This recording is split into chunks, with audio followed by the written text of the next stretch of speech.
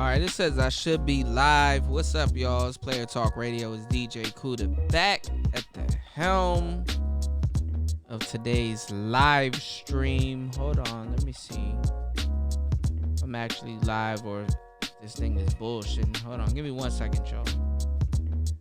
What is up? Happy New Year, man. Happy New Year to everybody. Hold up. Check this shit out real quick. Because I can't see a damn thing. Hold up.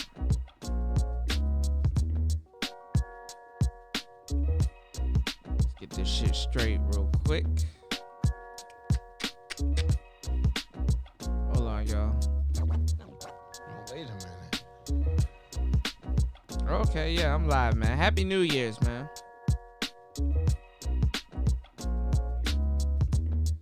Get my levels right real quick.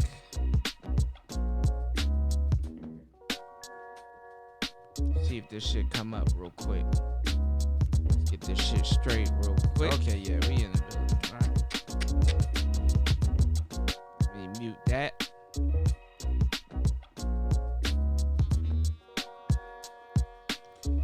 All right, so look, we should be good. I think my levels are good. Let me lower that real quick.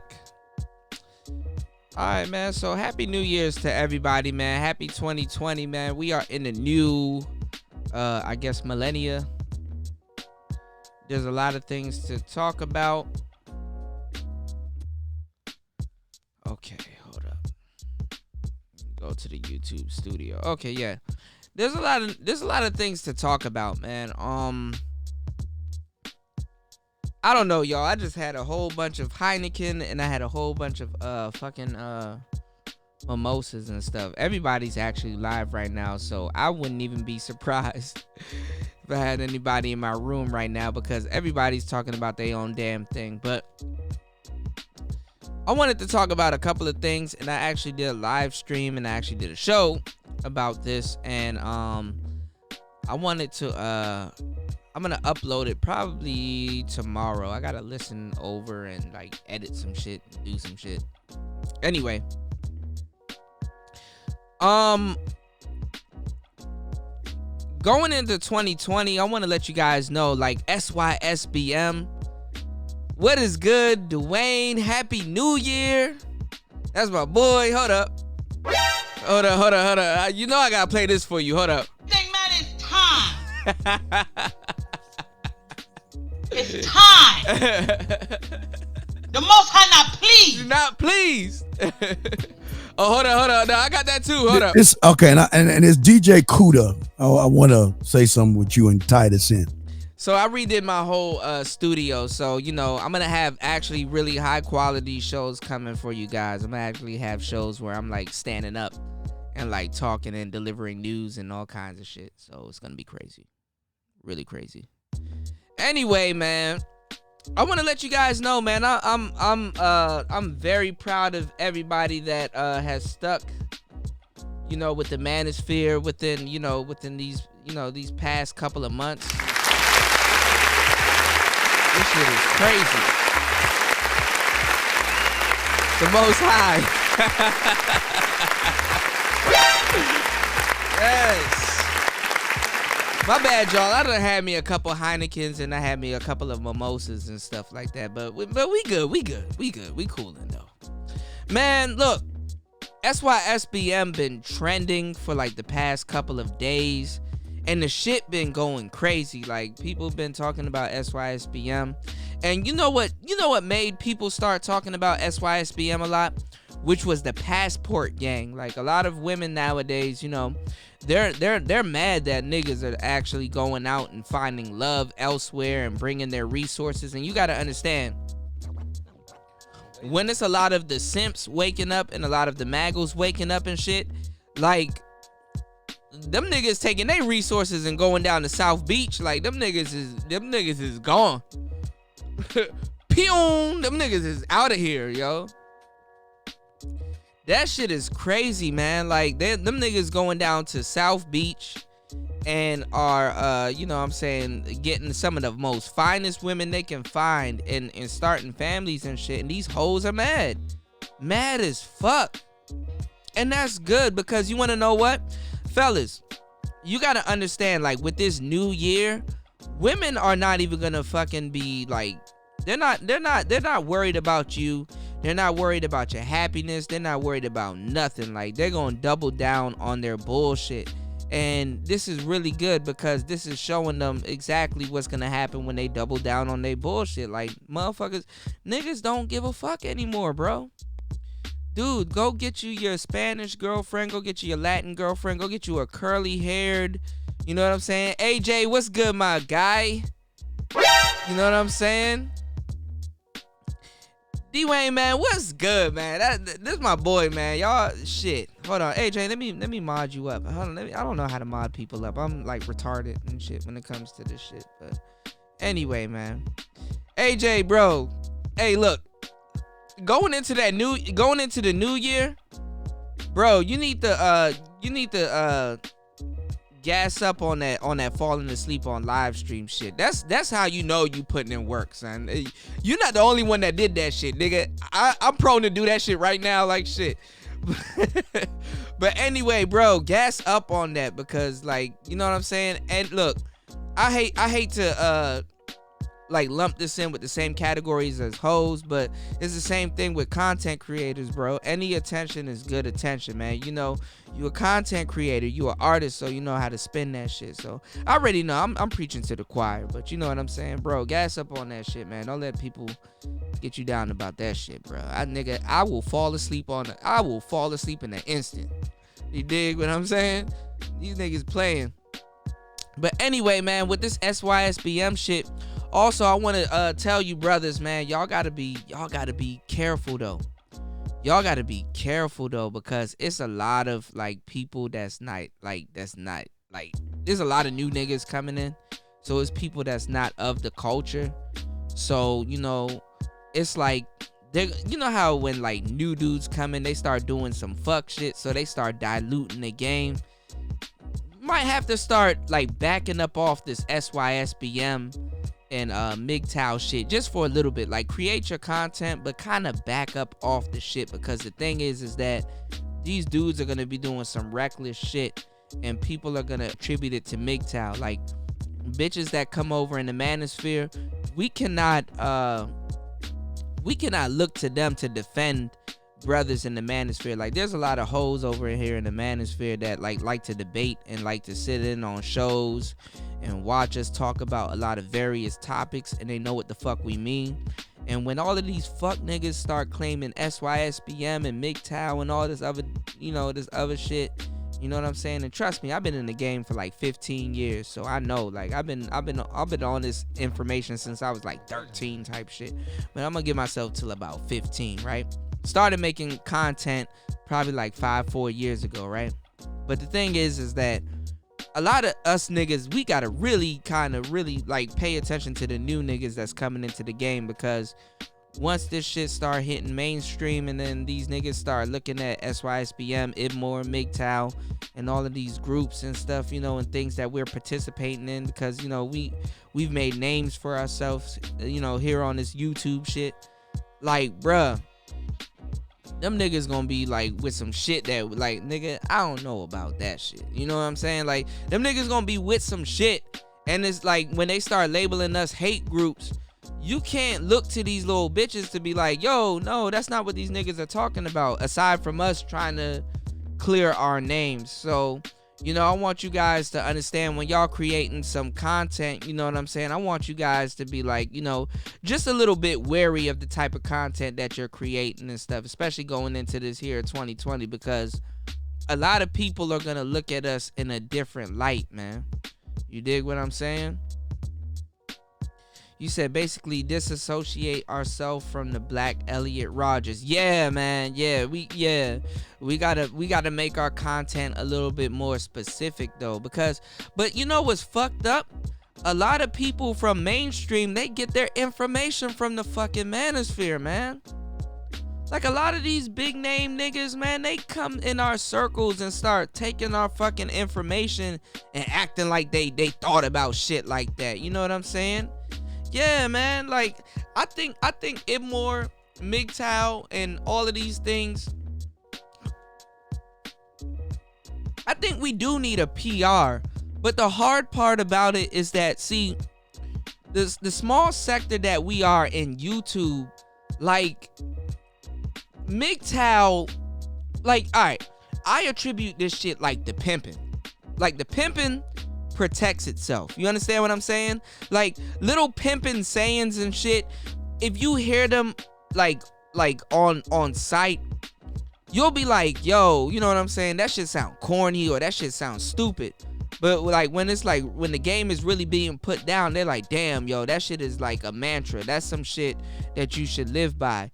MGTOW, Ibmore, SYSBM is the same exact thing. And it's a good thing that people don't really understand it until a couple months into ingesting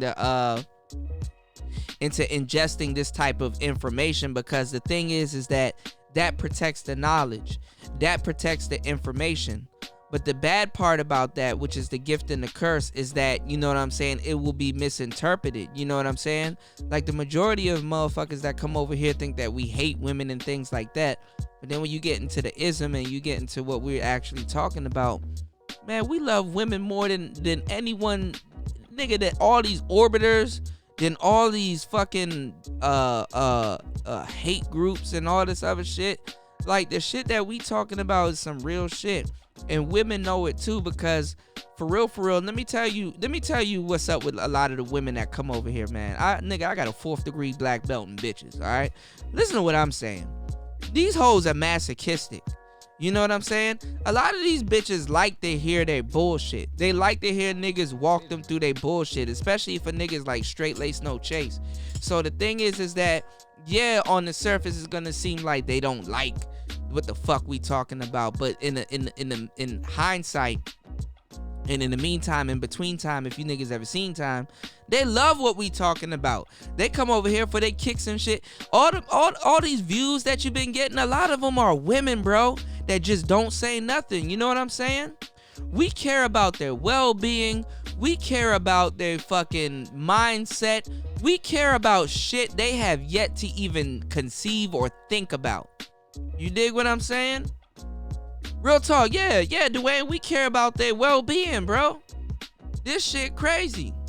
More than anybody else, and we show them more tough love. Like, to tell you the truth, it's actually a sanctuary for women to come over into the manosphere and actually get her game and don't even say nothing. You know what I'm saying? You know, it's actually a sanctuary for myself to go over to a She-Ra 7 channel and just sit up there and just analyze and study what women are going to be doing, because this just connects the dots from what I personally know and what a lot of dudes know, but just haven't gotten a chance to go over there and really, you know what I'm saying? Like, it connects the dots. It gives you game, and it shows you how to move forward with your next coming steps, because you already know her steps, because she's not making moves off of a logical standpoint. She's making moves off an emotional standpoint. You dig what I'm saying? You said the thing about this red pill is that we actually know the truth about their capabilities, which is fucking true. See, you know what I like to attribute this game to? A lot of motherfuckers play pool. You know what we playing here over in this manosphere? We playing billiards, bro. We playing billiards, you know what I'm saying? When you apply the game, you don't care about making a wrong decision, because the thing is that you can take a couple steps back and find where she at. You know what I'm saying? You said, yo, check out MGTOW Universe last stream. Okay, yeah, I gotta check that out. Cause going forward here in 2020, Player Talk Radio is going to another new level. I'm about to get some, I already ordered them. I got some sound pads, y'all. I'm about to pad this whole room up. Then I'm about to get a bigger green screen, and I'm about to do some videos where I'm like actually like standing up doing the game and shit like that. So, you know, this shit about to be a little bit crazy over here. I'm about to get some more cameras and shit like that. Bro, I'm about to level the fuck up. You said you gonna laugh when we put an interview. Oh yeah, I got the interview right. I got the interview with James. I got her bro. let me tell y'all something. And I said this on a couple of shows, and I don't mean to be talking about no one's children because I don't have a children, and I said I don't have a children. I don't have children, but I know like people get defensive about their children. These women out here where they talk about hooking up with these older niggas, they don't tell these bitches that, okay, if you're gonna settle down with this nigga and have kids with him because he's supplying the bag and he giving you the lifestyle that you want. They don't tell these girls that they child gonna have that old face and shit. She-Ra 7's first child, she got an old ass face. She's a cute little girl, but she look just like James. Nigga.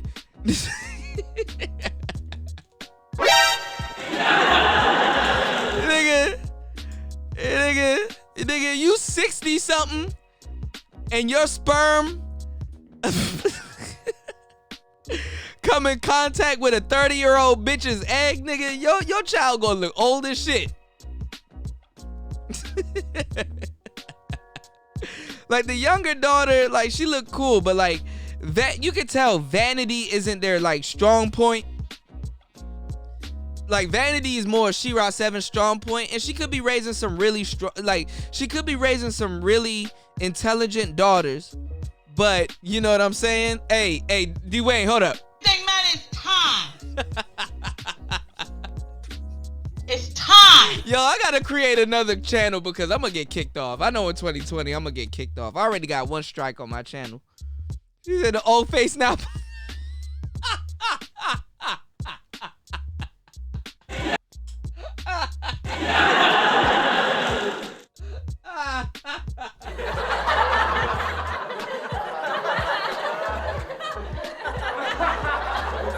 Woo! Nigga, they be having some old ass faces, man. How you, nigga, first of all, let me tell you something. Cause y'all motherfuckers don't be thinking before y'all do shit. How you gonna explain to your daughter why she got an old ass face? How, nigga, explain to me how does that work? All right, you got an old ass face because look, I like older men because I like sugar daddies and shit like that. Like, how do you explain this to her? But you know what I did? Before I closed out last year, I did a show about the the generational gaps and stuff, and about how She-Ra 7, because She-Ra 7, I would think that she's Generation X. I think She-Ra 7, she's giving you said, babe, She-Ra said 30 years ago she need, yeah, of course. There's a gap though. There's a gap between the game that She-Ra 7 is giving today's woman, and cause a lot of Zillennials like her, and a lot of tail end millennials like myself, they like her. But like the tail end millennials, let me tell y'all something. One thing that I wanted to tell you guys, like when it came down to the game, is that like women aren't getting courted no more. So the girls in my generation, like the tail end millennials, like Dwayne, like the girls in our generation, you know what they go like when they reach back and they do that little Stella got her groove back shit and start dating these little younger niggas and shit like that, because they want to date the young boys too. Don't get it twisted. These older bitches, they want to date these young niggas too.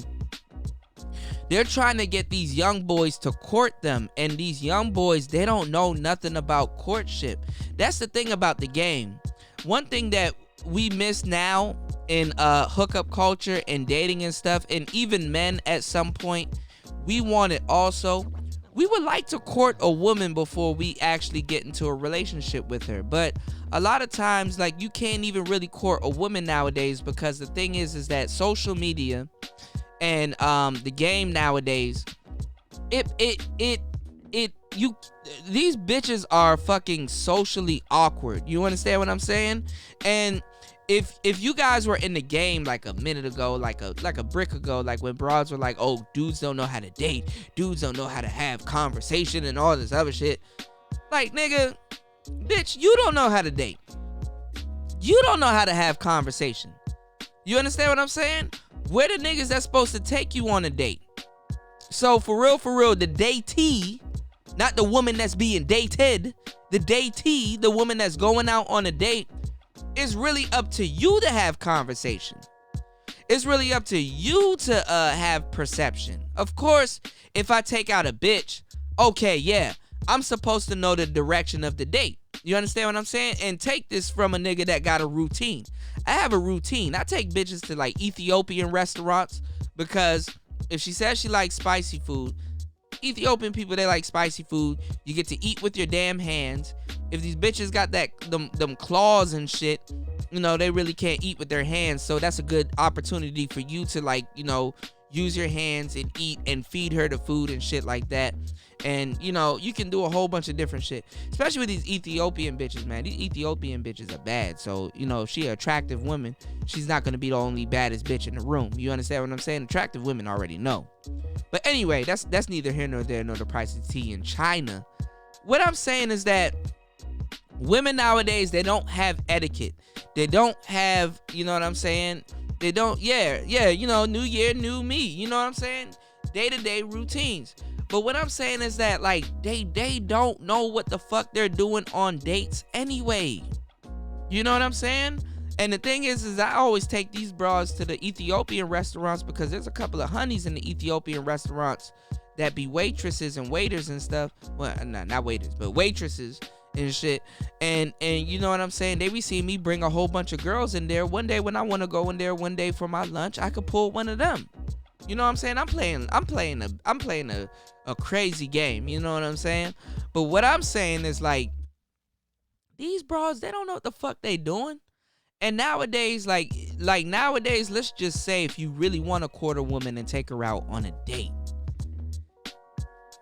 nigga, you giving off trick vibes nowadays. So, you know, it's really evident, especially going into 2020, how women are gonna double down on their bullshit.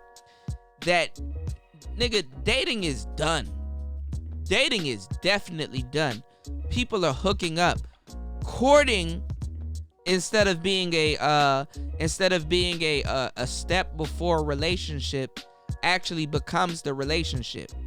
So what I want you guys to know and realize, that when you're dealing with a woman today and she talked about she had a relationship, for real, do not take her seriously. What she is doing is courting. You understand what I'm saying? A lot of women, when they realize the type of nigga that they're actually dating, is after they done got pregnant by the nigga, is after they done, you know, because women don't really even know the type of dudes that they dating and the type of dudes that they're letting into their body. You gotta understand, today's woman is blue pilled. You know what I'm saying? I gotta do a response to my boy Black Ram 313, where he asked the question of what type of pill do you think these women are? Like, what are their nature, bro? And their nature always starts off with the blue pill. But what I'm gonna say on that live on that show is, you know, their nature starts off as pseudo blue pilled, because these girls, they want a monogamous relationship, but they're not really too clear on the type of relationship that they want until the type of dude that they're dealing with come in. So their blue pill is pseudo. She has a relationship in her head that she wants, and then when it comes down to what she's actually attracted to, that would dictate the type of relationship that she's trying to get out of that. So what you have to say is that, you said basically you saying throw logic out of the window with these bitches. Yes, you got to throw logic out of the window, but the thing is that you have to find a method to the madness. If you understand what type of relationship, if you understand what type of emotions that she's dealing with, then you know how to paint the relationship around it. But you have to learn how to paint the relationship around it into bringing it back to the type of shit that you talking about. You understand what I'm saying? That's the beginning way to mold the bitch into what you want to do. You understand what I'm saying? And if she's not with that, then you gotta bounce. You understand what I'm saying? So that shit is crazy. You know, they are blue pilled in the beginning, but the thing is that they can either be red pilled on the back end or they can either be black pilled. And the type of girls that you want to get with is she starts off as blue pilled and she's purple pilled. That's how you get the relationship that you want. You got to get the blue pilled, purple pilled women. You know what I'm saying? So the thing is that, you know, I would say like a blue pilled, black pilled bitch is like a woman that's trying to get out the game. So let's say she's a diesel and she's trying to get out the game. She's blue pilled, black pilled. She wants the square lifestyle, but she's in another lifestyle because she's fucking a whole bunch of niggas. You know what I'm saying? Then the blue pilled, red pilled girl, which is a magnet, she wants a good relationship, but she's hip. She's hip to the game. You understand what I'm saying? She's been around some niggas, which really, if you ain't manosphere, you ain't nowhere. You understand what I'm saying? She ain't been around no official niggas. Cause we talk about these niggas, you know what I'm saying? What these niggas call a lifestyle, we call it game. You understand what I'm saying? And it's the raw reality that what people would call lifestyle is a fucking game. That's just the black pill of the situation. What you would call your lifestyle, what you're doing right now, what you think that's life, it's a damn game. Accept it. That's the best thing I can tell you to do going into 2020. What you think is your life is a fucking game. But it's up to you to be aware of what you're doing in your lifestyle right now, and you can play the game accordingly and get the type of things that you want out of this lifetime. Because we don't live for long, nigga. By the time you turn 60, you done. Nigga, I'm already 30. If I do another lifetime of what I've already done, dog, nigga, my eggs are cooked. You dig? And it's the same thing with a bitch. Her lifestyle is very fucking short. Like a bitch only got a shelf life of 15 years. A bitch only got a shelf life of 15 years. If you've been crushing on this girl since you're 15, by the time she's 25, you tired of her shit because you done been through a decade of her shit. And this is just real talk. So what I'm saying is that, you know, you got to understand the type of women that you're choosing. You know, if you want to break it down to a pill system, you really want a girl that's blue pilled, purple pilled. And that's fucking rare. But you can settle for a little broad that's like, oh, you 32? Yeah, see? So you know. Nigga, I'm about to be 31 in a week from today. So if you can get a girl that's blue pilled, red pilled, there's nothing wrong with that. Actually, the majority of the girls that you get is blue pilled, red pill. You know what I'm saying? But what you don't want, unless you're not ready for it and you don't understand the game, you can get a blue pilled, black pilled bitch. You know, you can get a girl that's getting out the game, because that's gonna actually be more prevalent going into 2020. And I would like to give you guys a lot of game to navigate those type of situations, because a lot of these bitches out here, let's just be serious, they selling pussy, bro. They selling pussy on the side. Remember I told you there's no courtship within these relationships with women? So you know what they're doing? Because there's nobody really out here to take them out on dates.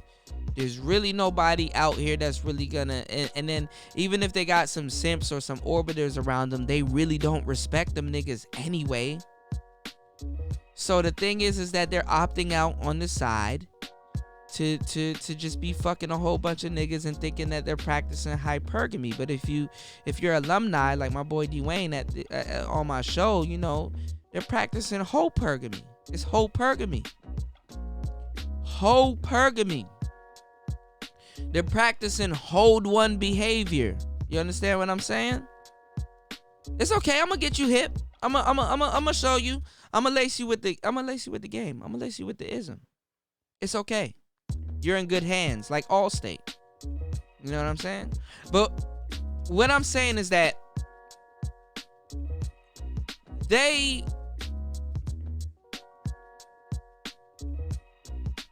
are being beta tested right now. Nigga, Trump about to get 4 more years going into this new millennium, and he about to cut all of this shit. All of them twerk videos, all of them nudes on Instagram and all of that shit they're trying to sell you niggas, all of that shit is gonna come into play. And when all of that shit comes into play, don't say DJ Kuda did not warn you.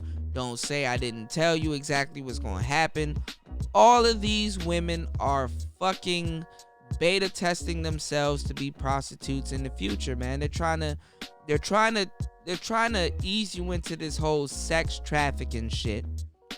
And after they're trying to ease you into this whole sex trafficking shit, they're trying to tell you, you know what I'm saying? They're trying to tell you that, oh, well, we're scared of sex trafficking and all this other shit, but on the back end, they're trying to be prostitutes. And the thing is that they got to figure out how can and the government also is trying to figure out, okay, how can we legalize prostitutes and how can we make some money off of this and at the same time keep these hoes protected while they're out here selling pussy, which they're already out here selling pussy. So ultimately the government will become their pimps, and ultimately the niggas that they deal with will become pseudo pimps. You know what I'm saying? Because a lot of these bitches, man, I already talked about this on a past live stream, that, you know what I'm saying, that you know, a lot of these bitches, man, there's a whole bunch of dumb shit that they can spend their money on that is worth a lot, like makeup. Nigga, go to Sephora one day and just walk around and go look at the prices of some of the shit that's in Sephora. And that's just a fucking makeup place. You understand what I'm saying? Where they wear makeup, they get a little bit of clothes and a whole bunch of just dumb shit that you would not buy. You understand what I'm saying? A bitch spent $800 on a fucking lace front to impress a nigga that don't have shit. You understand what I'm saying? These hoes are out here smoking all kinds of weed, drinking up the use. Look, this is the fucked up part. Ain't this fucked up? Check this out. These bitches are smoking more weed than ever, drinking more Douce than ever, and they still not happy. What type of shit, nigga? What? Bitch! That's a huge bitch! What type of shit? That's a huge bitch! What type of shit is this? Nigga, you smoking up all the weed. Go look at these hoes' pages, bro. They in their car lighting up big blunts, smoking on live stream in front of their kids. They get to twerk in front of dog. And YouTube, I play one little song. YouTube, oh man, you fucked up, Kuda. We gotta cut your stream. You done played that song, you done fucked up. But these bitches, they can crack their whole asshole open. They can fucking, dog. Come on, son. What the fuck?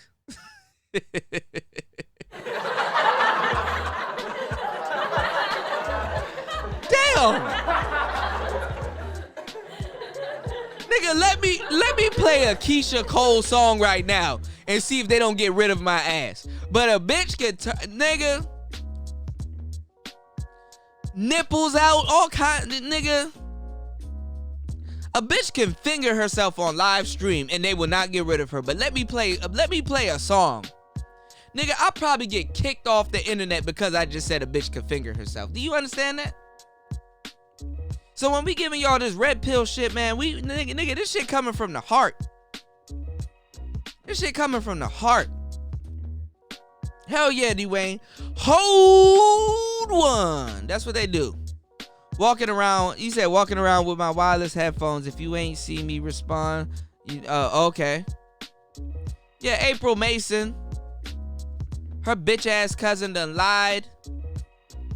She done doubled down on her bullshit. And look, they're gonna double down on their bullshit, fellas.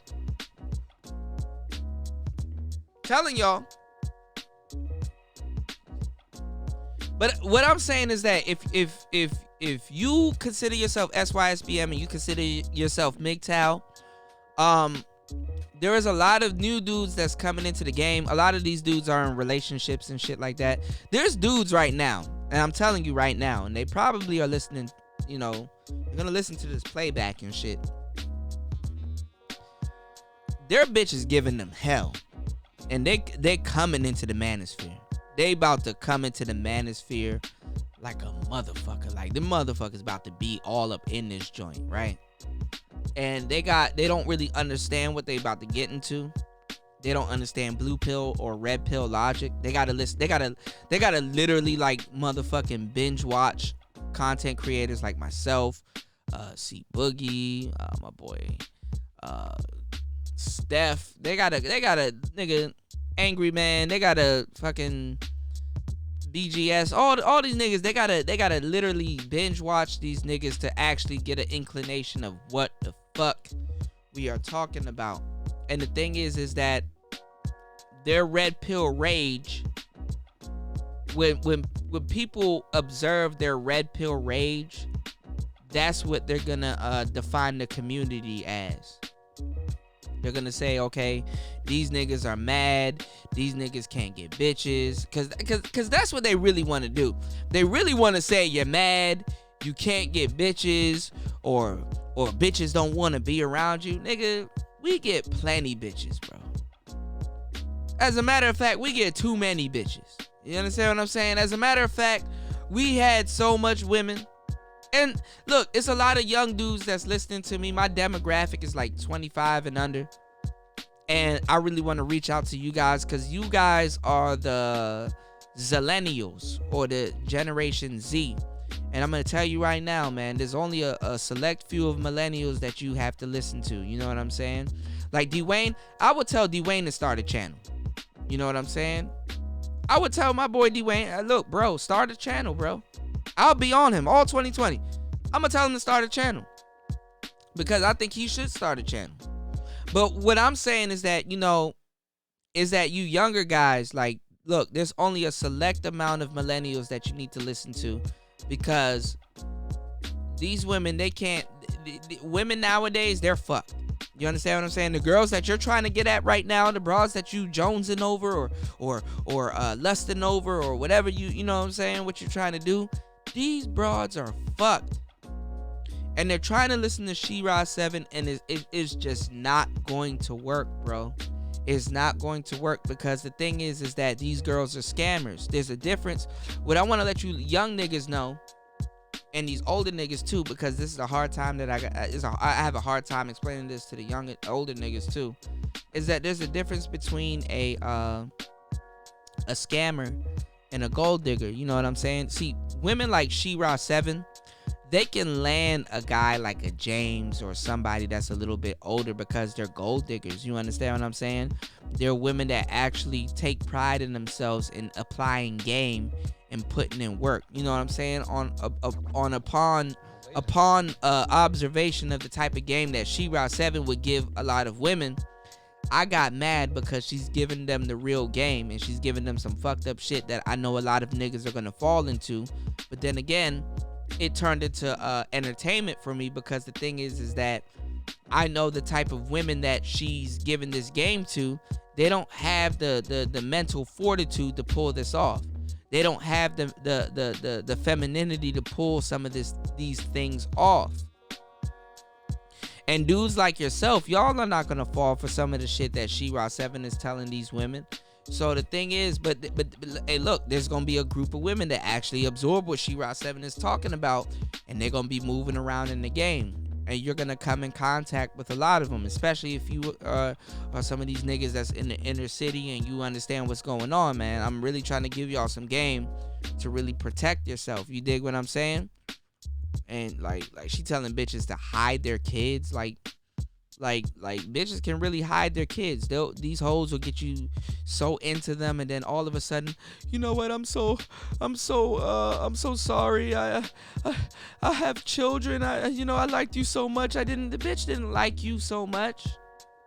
You like the bitch so much. She gonna guilt trip you into accepting her kids and all kinds of shit. And then again, you gonna find yourself at square one.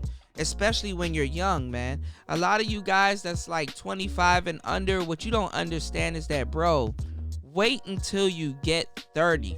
Wait until you get 30. Oh my God, nigga, your dating pool opens up so much. You can date a little young bitch. You can date an older bitch. You can date broads that's in your age range. You can date broads that's in the 20s and 25 and all kinds of shit. And you know, 30 and 40 is when a nigga really grows up. You know what I'm saying? He really starts seeing shit for what it is. But if you're absorbing this manosphere content, I'm letting you know that you are a very lucky motherfucker, because the thing is that, you know, you're cutting that time off, you know? And that type of game is very valuable. You know what I'm saying? There's people that will pay millions of dollars for some of the things that we talk about, because there's nothing different between what you're going through and what a millionaire is going through. You see, a lot of millionaires, what they're going through is that they want to live in the past, because the thing is that they've already done spent a whole bunch of money on this bitch, bro. If you done spent $20 on a bitch, bro, you can lose that 20, because that 20 can easily become 200, 2 million. You know what I'm saying? Buying this whole Birkin bags, cars, and all types of shit, and you would never believe the type of things that she would do to you. You know what I'm saying? And as a man, this knowledge is fucking valuable, bro. Going into 2020, bro, I'm about to lace y'all with so much fucking game, man. Hit that Cash App, bro. I'm about to lace y'all with so much fucking game. So, look, let me stop rambling and let me stop ranting. I did a show ending on the last show of 2019. I didn't get a chance to actually put it out type shit.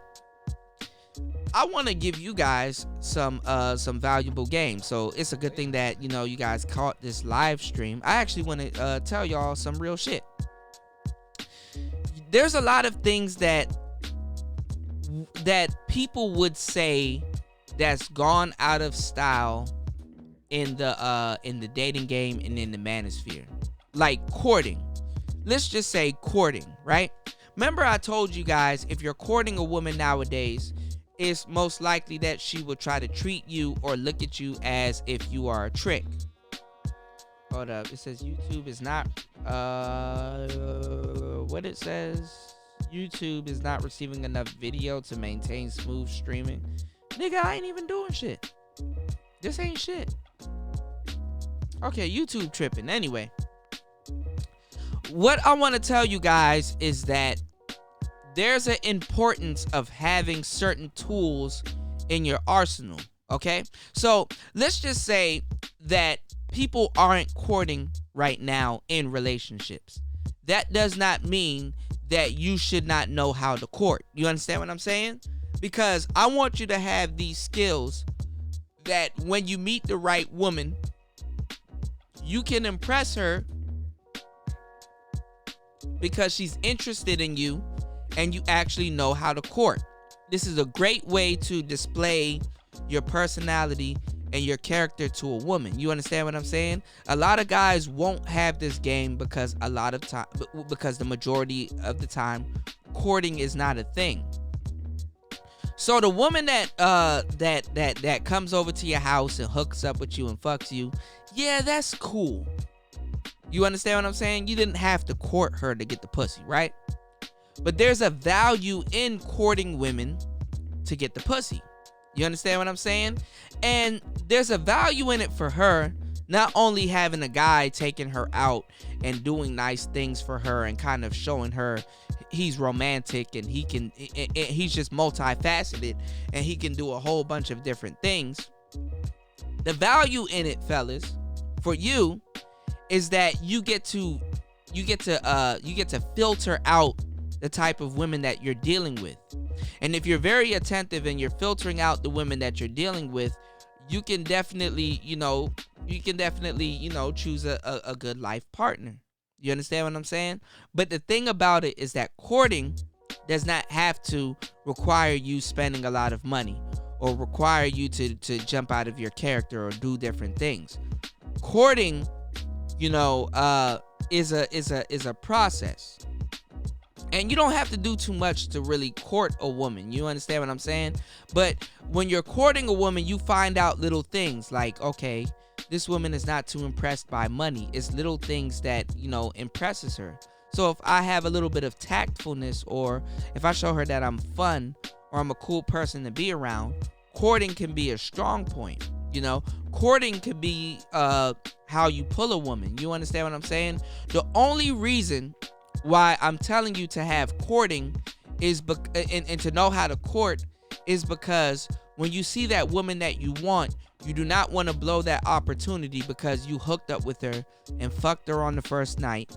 And then now you get to a side of her personality where you really can't display to her that you're this type of dude. Because the thing is that, you know, after your first impression that you make with women, you can change their impression of you, but that plays on how you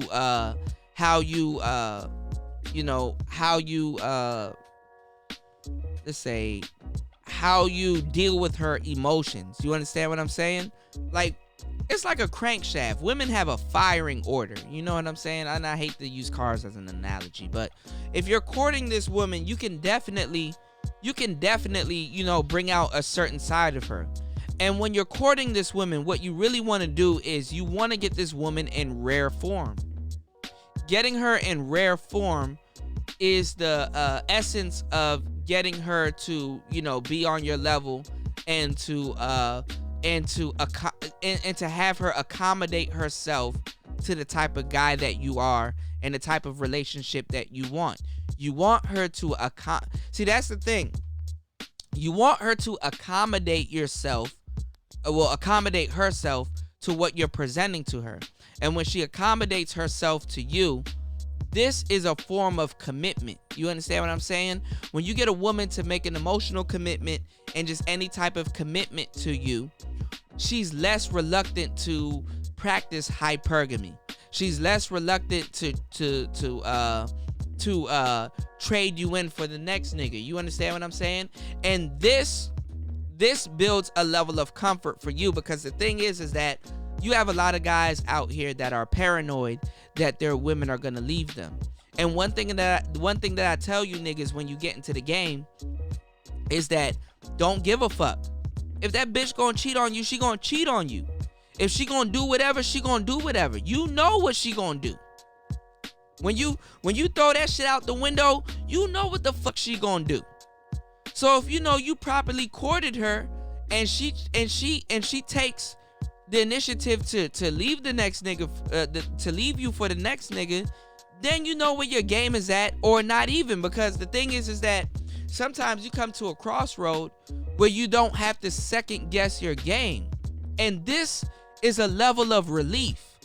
You have to be okay with that bitch giving up pussy to the next nigga, because you don't give a fuck. Fuck it. It don't mean shit. Bitch, you can give your pussy to anybody who you fucking want to give your pussy to. It don't matter. But she know you gonna do what you gonna do, which is leave. Right?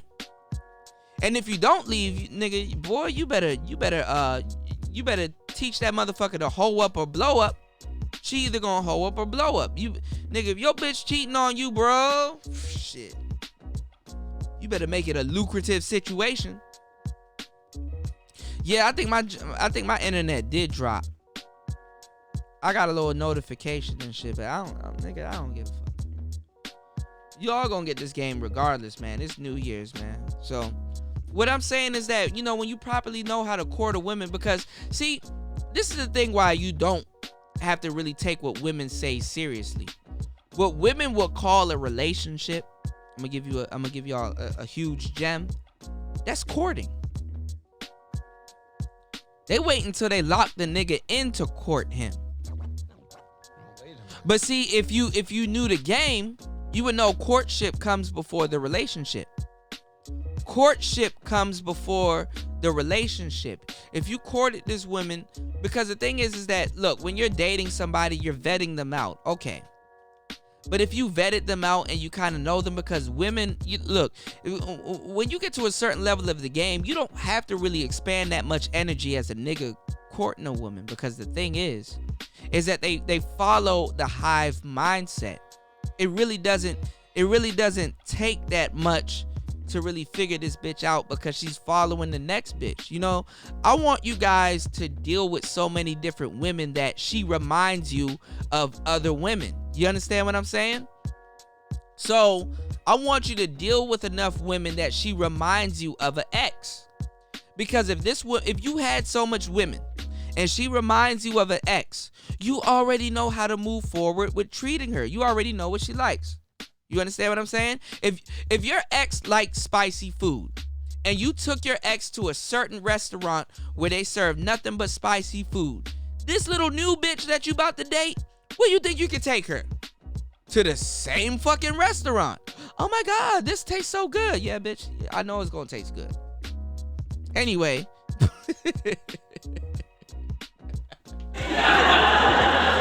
Nigga. So it's important for you to have a routine. Because on the routine, it's not new to you, but it's new to her. And the thing about dating and stuff is it's about dragging this woman into your world. Because see, as a nigga, unless she's an entertainer and you really want to rise to the occasion, like if I dated Rihanna right now, yes, I would drag Rihanna into my world, but I know for a fact her world trumps my world. So if I was to date a Rihanna, dragging her into my world, I would have her respect where I'm coming from. That's all you really want. You want her to respect where you're coming from. Because let's just say it's New Year's right now, and you go out to a club and you didn't know this motherfucker was going to be there, and you end up brushing shoulders with her, and you end up in a situation where you can attract her, right? Even though you know her world is a little bit more exciting, she still gotta respect your world. And you know, to a certain degree, you gotta prove yourself to her. So if I was to prove myself to a quote unquote Rihanna, I would let her know, okay, yeah, I live a respectable life, but dealing with her, I'm gonna be tactful. I'm gonna eliminate certain things that she would have to worry about with other niggas. I'm gonna stand the fuck out. You understand what I'm saying? So if you're dealing with a Rihanna, yeah, to a certain degree, you know what I'm saying? You gotta move a little bit different. You know what I'm saying? Because her world trumps your world. But that doesn't mean that she's not interested in you. You know, her world can get boring to her because guess what? That's what she calls work. That's what she calls life. Any nigga that's fucking a Rihanna, you gotta realize they fucking for survival. Wait a minute. You dig? They fucking for nigga. They gonna fuck her like it's the last motherfucker on the planet. Rihanna can get the business from any nigga. So what is your plan to stand out from that? And at the same time, any woman that's dating you, what is her plan to stand out from the last woman that you date? She don't know how much women you dated.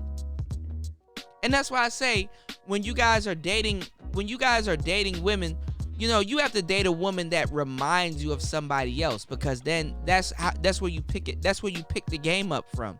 You got to pick the game up from. Oh, okay, she reminds me of this ex that I dated 2 years ago. Let me kind of treat her the same way. And a lot of them are, you know, they're responsive to that. You understand what I'm saying? They're responsive to that. Dwayne said, my nigga said, rise to the occasion. Yeah, you got to rise to the occasion when you dating a type of woman like that. Bernard Riley, what's good, bro?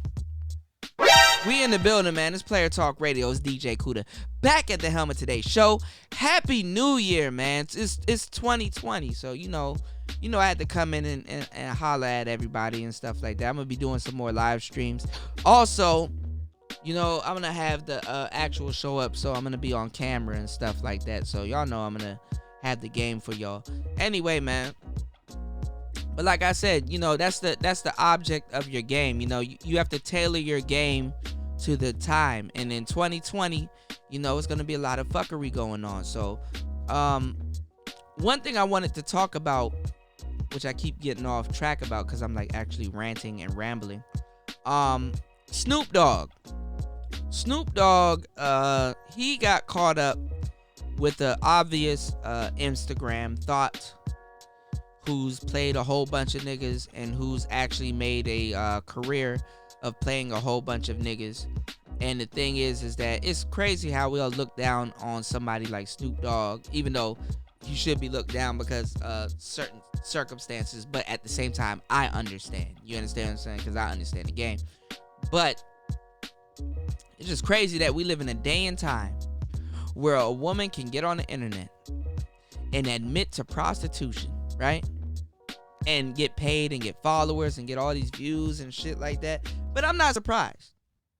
I'm really not surprised. You know what I'm saying? But what I'm saying is a tool that I want you guys to have, and I'm gonna do a live. I'm gonna do a whole show on it with Game. You know what I'm saying? You niggas need to know when to sell. You niggas need to sell these bitches dreams. That type of tool needs to be in your arsenal aside from courting, because you need to have all of these tools, because if you come across the type of woman that you want and the type of woman that will get you out the game, that's where you need to start using these things. You know what I'm saying? You said Selena bagged Snoop for wanting to cuddle. Yeah, man. You said you're mad at Selena for calling him weird because he wanted to cuddle. Yeah, because she's a prostitute. She knows she's not worthy of that behavior. You know what I'm saying? And I explained it on one of the live streams that I did, but I'm gonna do a whole show about it, and I'm gonna play her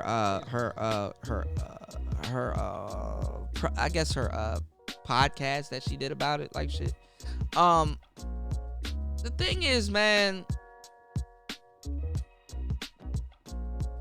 she blew an opportunity, man. She definitely blew an opportunity. But at the same time, like with Snoop, let me tell y'all something, man. You can have so much game to the point, like, and I've hit this crossroad a lot of times, man. Like, if a bitch selling pussy, bro, sometimes it's just better to crack open that wallet. But the thing is that you got a lot of blue-pilled hoes out here. Like a real Diesel, a real red pill hoe, she wouldn't have fucking rat you out, because the thing is she's ratting herself out.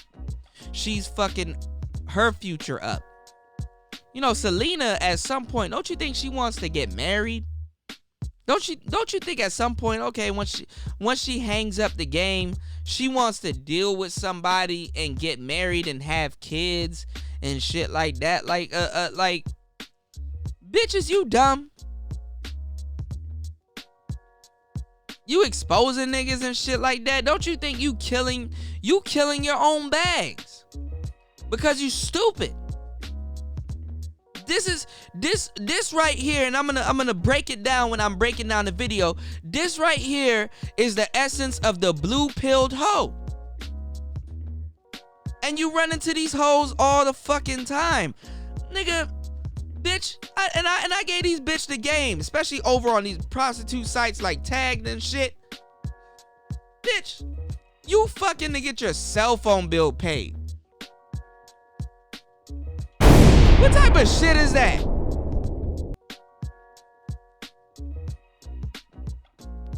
You have to fuck niggas to get your cell phone bill paid? Oh, you a special type of hoe. Nigga, you get $100 a month on accident. And you fucking to get your cell phone bill paid. You fucking to put groceries in your fridge. You have the audacity to call these niggas a square? You a secretary hoe. You sit in hotel rooms and you wait around for niggas to pay you to do whatever. You a secretary hoe. You ain't no real woman in the game. You out here wasting your damn time. Bitch, if you don't go get a goddamn job. You a secretary. All you bitches that's following She-Ra 7 and listening to April Mason and the Pink Pill and all of these dumb hoes, Chrissy and all this other shit, thinking that you're gonna apply logic to whatever information that you got by yourself without a nigga, you a dummy. And you a secretary hoe. And you the type of bitch that will fuck to get your cell phone bill paid. Nigga, if you don't go get a job and go get you a boyfriend, and get the fuck up out the game, you a secretary hoe.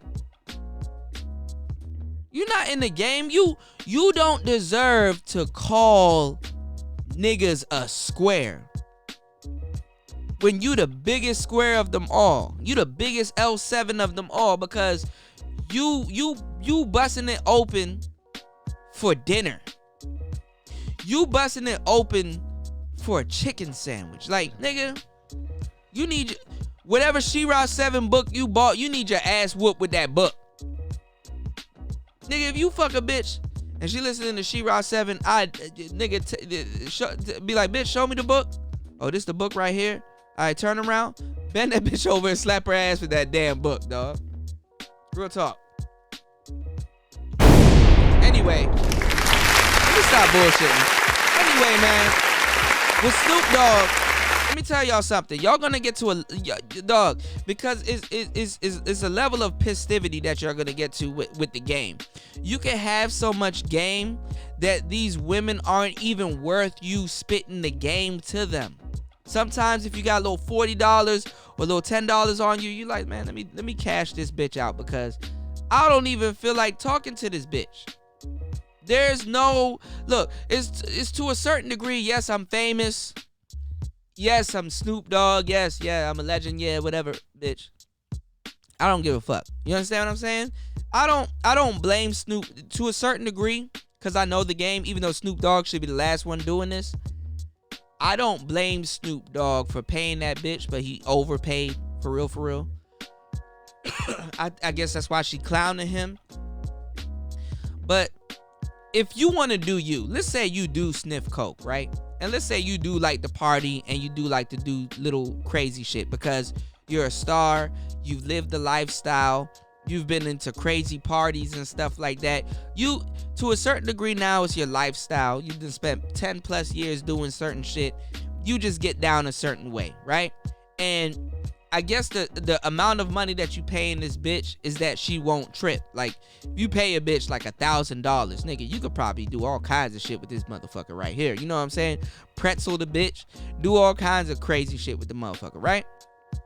So really, what you're paying for is the insurance on top of what you about to do, right? Like, don't no nigga come out of nowhere and just give you 20 racks to sniff some cocaine off your titties, which is some shit that like lasts like what, 5 minutes, 2 minutes and shit like that. You know what I'm saying? So Snoop basically was paying to do him. You know what I'm saying? If Snoop does sniff cocaine or do whatever he wants on top of the weed, you know, sometimes you smoke so much weed, it's like, dog, man, there's music out there that says my weed habit is so close to doing coke or some shit. You know what I'm saying? Some of these niggas, they turn the fuck up. They've been in these Hollywood parties. They in LA 1 minute, they somewhere else 1 minute, they turn up. So some of these hoes that they come in contact with, they want to pay for the price to do them. And they don't give a fuck if they tricking. Okay, you a trick. Okay, whatever, bitch, I'm rich. I can pay to be a trick. Okay? Even though Snoop Dogg, you know, he has the pimp persona, he professes the game and all this other shit. After a while, it's entertainment, nigga. All of these niggas pay. And shame on you niggas for thinking that, okay, well, he has to be a pimp at all times. No, nigga. If you have a quick flight somewhere and you like, damn, dog, I want me some pussy. I done came off a stage. I done did a whole bunch of other shit. I'm really not trying to hear no bitch's mouth. I'm not trying to talk to a bitch.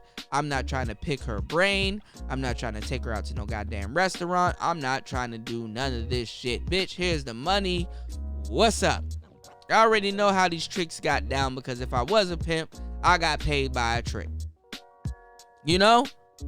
So to a certain degree, you have to understand when you get to a certain level of the game that tricking is a casualty of the game. You understand what I'm saying?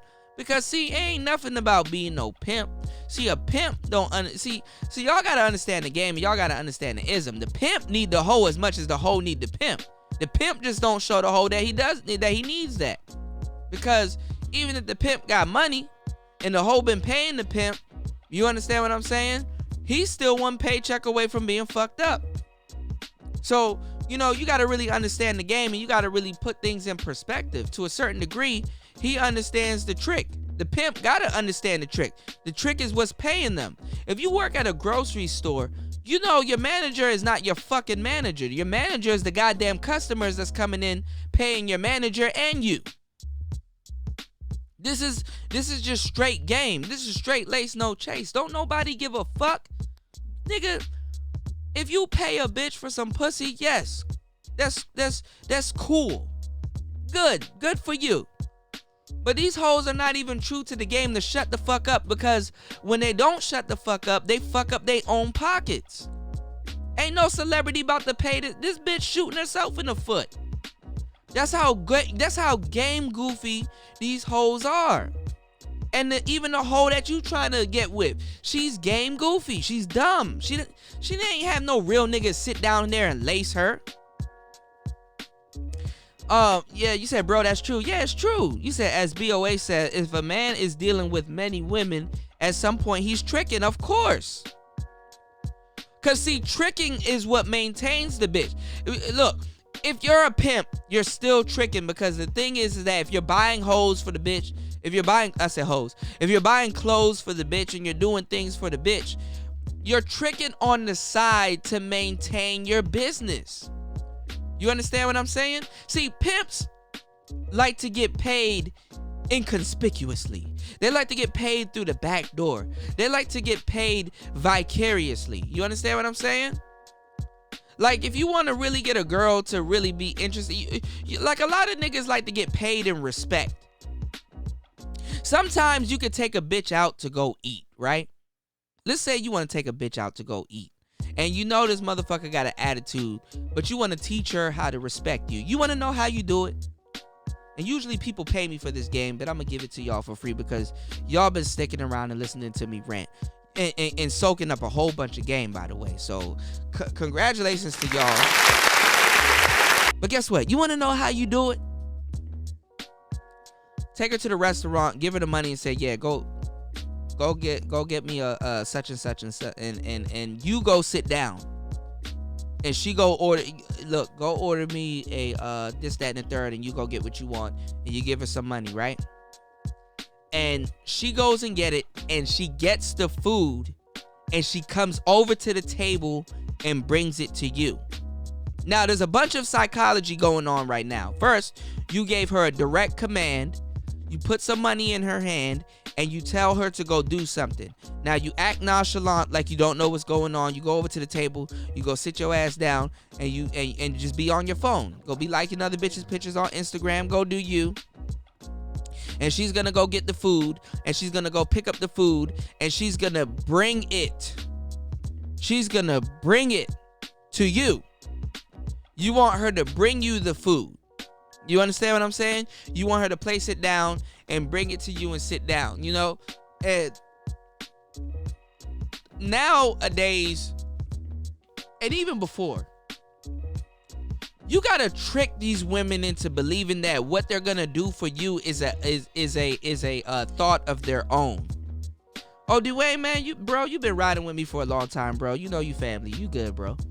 But the thing is that you gotta trick these women into believing that the type of things that they're doing is something that they came up with on their own, because this the type of shit that they brag about.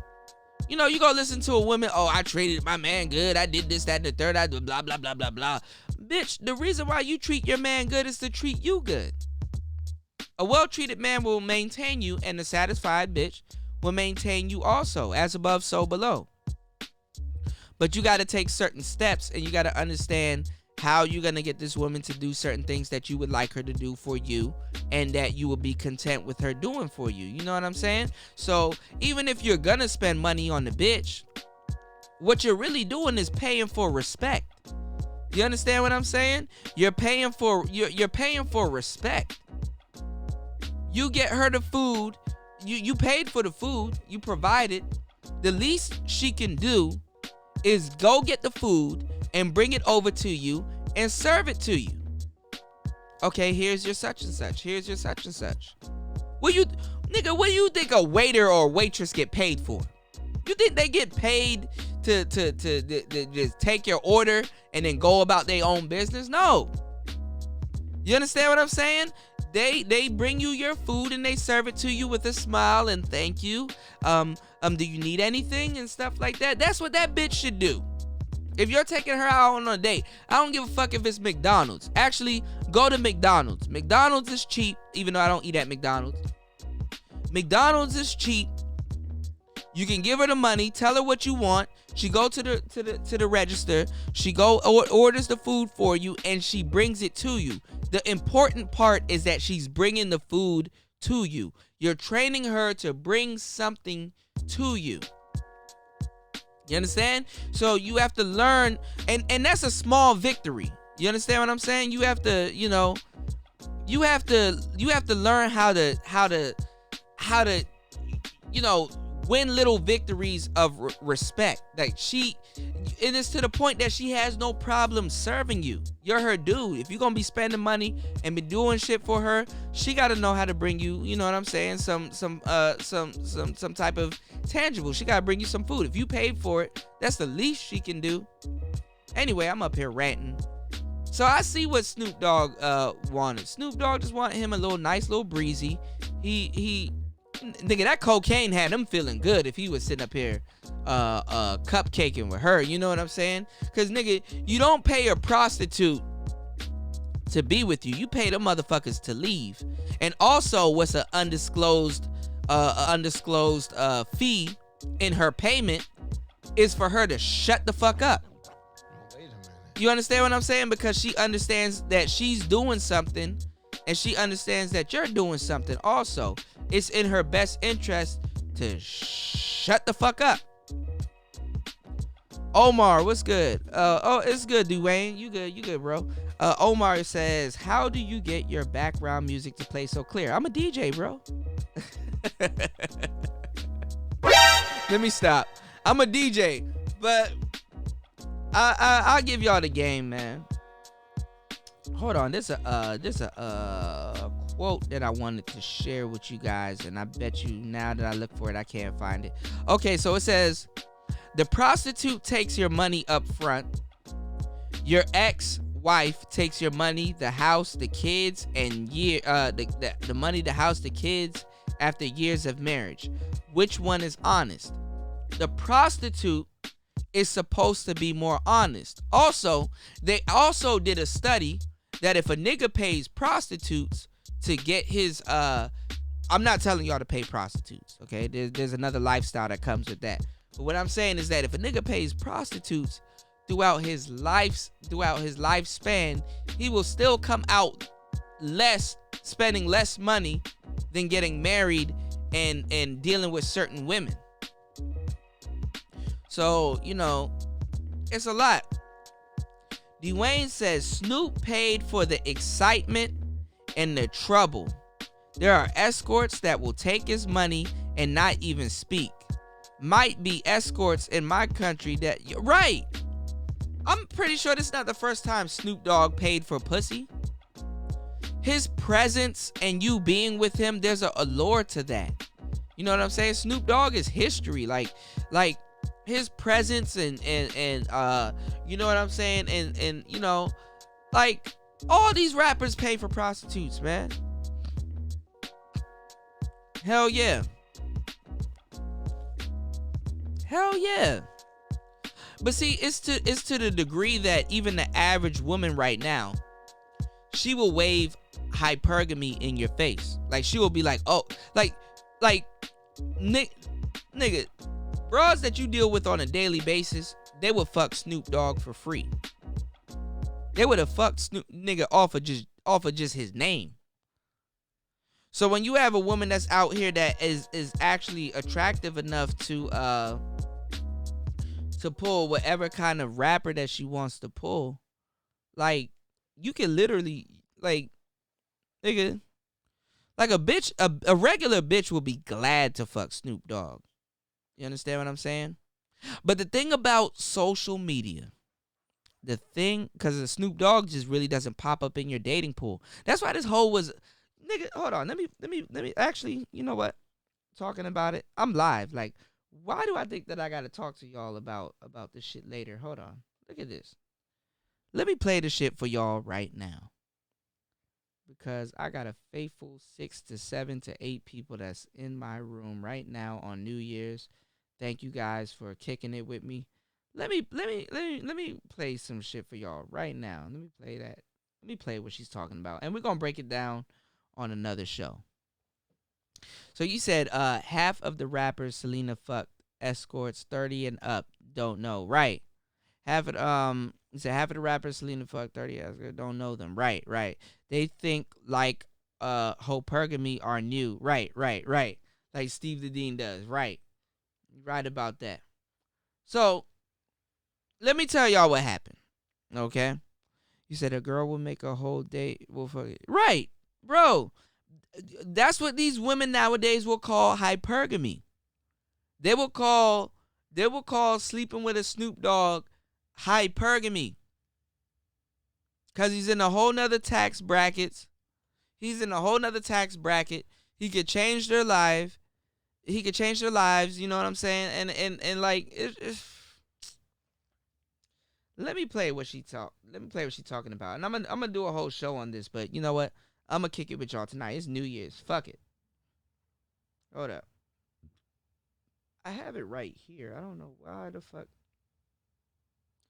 So, Little Duval. Hold up. This for D Wayne. Hold up. Think, man, it's time. It's time. It's time. The Most High not pleased. The Most High not pleased. Let me stop. The Most High not pleased. Girl, he got money. He got money. Omar says, and I have no game. I think it's really about personality and character. If you lack that, you're probably paying. Yeah. I can see that. Yeah. Hey, but listen, man. There is on the back end. There is a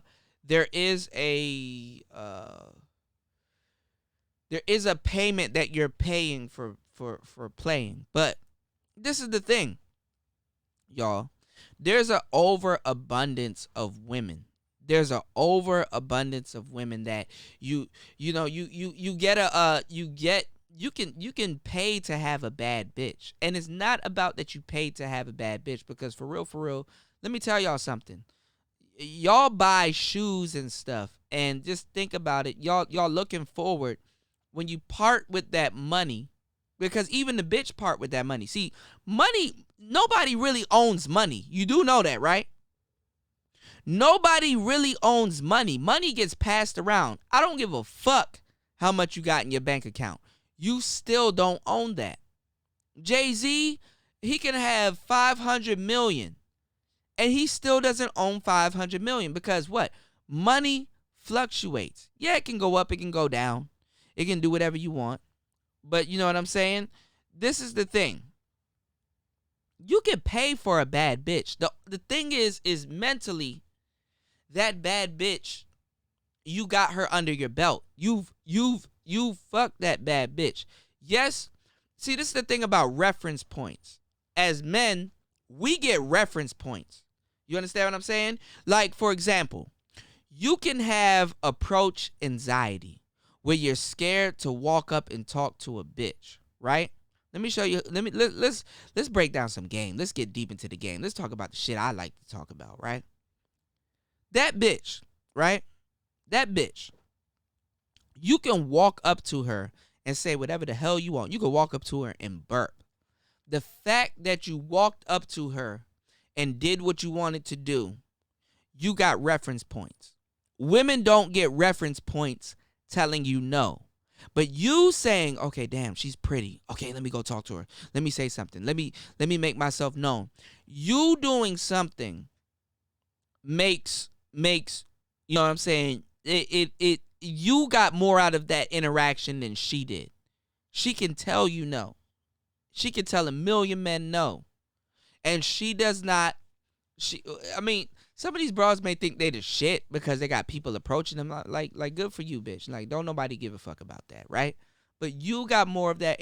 You got more out of that interaction than she did. So the thing is that even if you done paid for some pussy, You don't give a fuck about the money that you parted with. Hopefully it ain't your last. You understand what I'm saying? But you don't give the fuck about the money that you parted with, because really think about it. If you spent 40, 50, 60, 70, maybe $100 on a bitch. If you were to meet that bitch and you were to take that bitch out and you were to impress her and show her that you're funny and you can do all of these things and she should take you seriously, guess what? Stoic, what's good, bro? Guess what? Hold on, I'm gonna answer your question, Omar. And Dwayne. If you were to meet this motherfucker and take her out on a date and try to impress her and do a whole bunch of different shit, nigga, you gonna spend way more than $100, bro. And I'm not telling y'all the trick, but what I'm saying is that look how pretty she is, and you can get this bitch for $100. Because look, this is the game. Once a nigga done paid $100 for some pussy, that pussy ain't worth $100 no more. You understand that? Once you paid $100 for some pussy, that pussy ain't worth $100 no more. And then you really got to think about it in hindsight, like, damn, you know what I'm saying? I paid a little bit of money, you smashed the joint, but damn, there's a nigga out there that's actually taking this bitch seriously. That's actually putting groceries in her fridge. That's actually taking care of her. That's actually housing her. That's actually, and I'm lucky enough to have got in and got out. Can say I got a bad bitch. You know I pay for the shit. I don't give a fuck.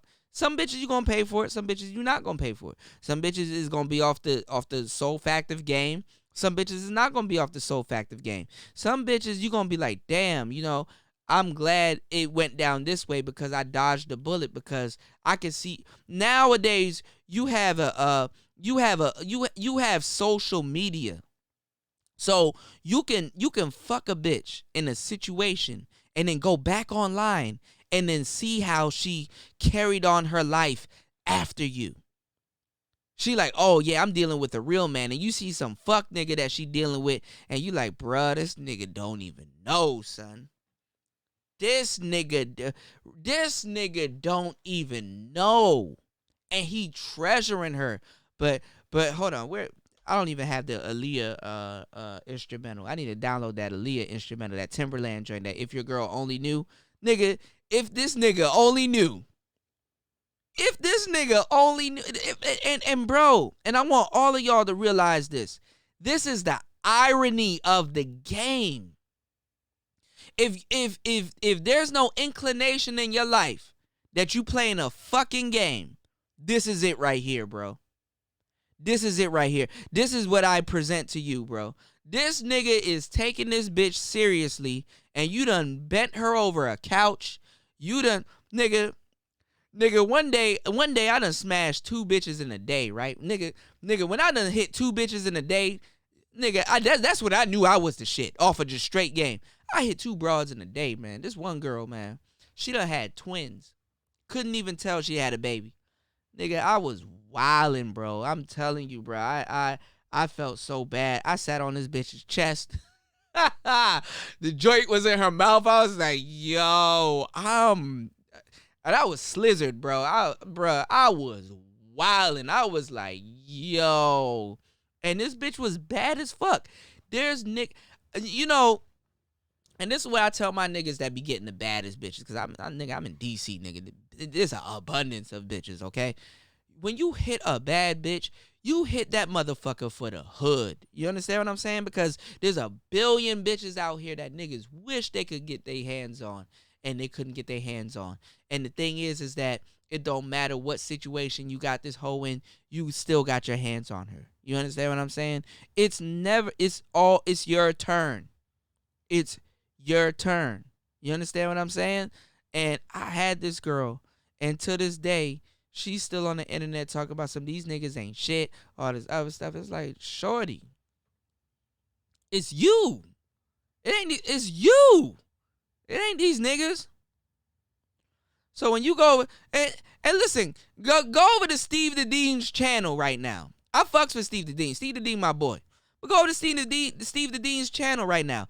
This nigga talking about the red pill mindset. Whoa, whoa, whoa, whoa, whoa, whoa, whoa, whoa, whoa, whoa, whoa, whoa, whoa. Hold on, Mr. Steve. Hold on. Weren't you talking all of this shit about MGTOW? Do not talk about no red pill, because if you talk about the red pill, then you're one step away from talking about some goddamn MGTOW. So what are we talking about? Dwayne said, go check her tweets after. Yeah. These niggas taking her seriously. And it's like, bruh, you don't know what you don't know what this bitch doing? And it be the hood niggas. It be the Pookies and Ray Rays. It be the these niggas, the tattoos on their face and their knuckles and shit like that. It's like, bitch, I knew you would pick somebody like that. These hoes are predictable. They're predictable.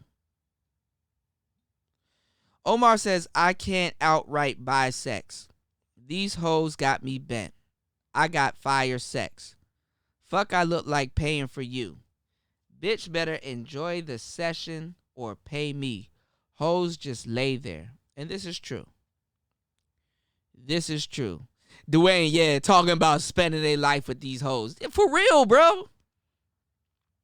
Now, Omar, let me I'm gonna reply to that, and I'm gonna reply to your next drink because I'm actually reading the comments. I got fire sex also. But I'm gonna tell you right now, save that for your wife. And save that exclusiveness for women that you are in a relationship with. That gotta be gear 2. You understand what I'm saying? And I hope you niggas nowadays don't be eating no damn pussy. Do not eat no motherfucking pussy. I don't give a fuck if you're good at it. I don't give a fuck if you make her legs lock up and she go crazy and acting stupid. Unless you know the bitch clean and it's a power play and it's a play move. Do not be out here eating no bitch pussy. That's why I feel bad for these lesbians. I really feel bad for these lesbians, bro. These lesbians are licking a damn disaster site. You understand what I'm saying? Like, lesbians are getting way crappier deals than niggas, bro. I'm giving. Hold up. Oh, Omar, you 17? Damn, I didn't even know you that young. Shit. Damn, this need to be PG-13. Damn.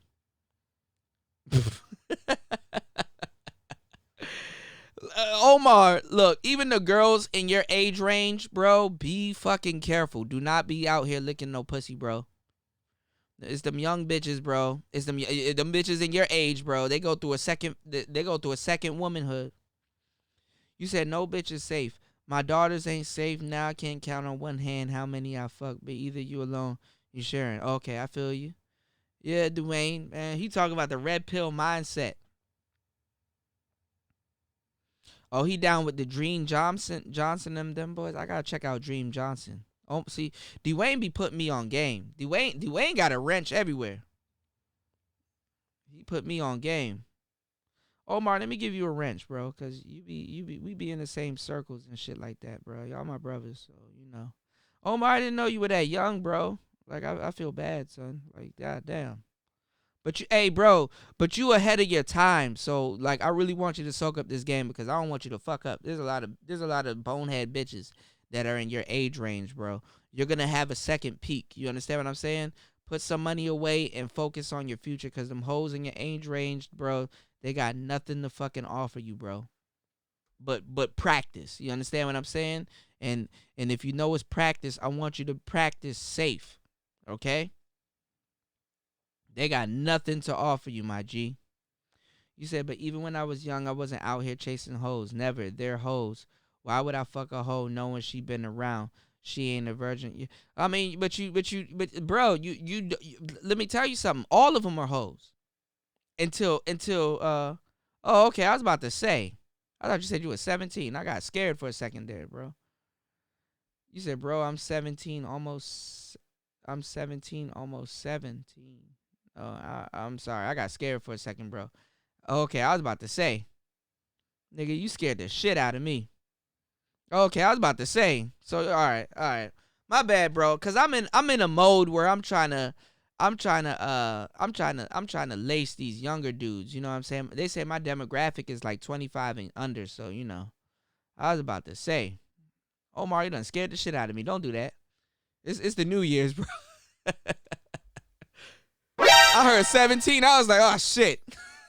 Hold up. But yeah, man. Oh, you said 17 years with a damn. Yeah, the most I spent with a woman is like 4 years. That seemed like forever. You said when I was young, I wasn't out here chasing hoes. Never. They're hoes, right? Right, but see, you don't. The thing is, you got to assume all of them are hoes because you never know, bro. You never know, bro. A woman's number is a woman's. All these hoes, their numbers is a question mark. There is no number. It's a question mark. He said, let me give you a joke before Steve knew Rolo. He was like, why? Yeah, you know what?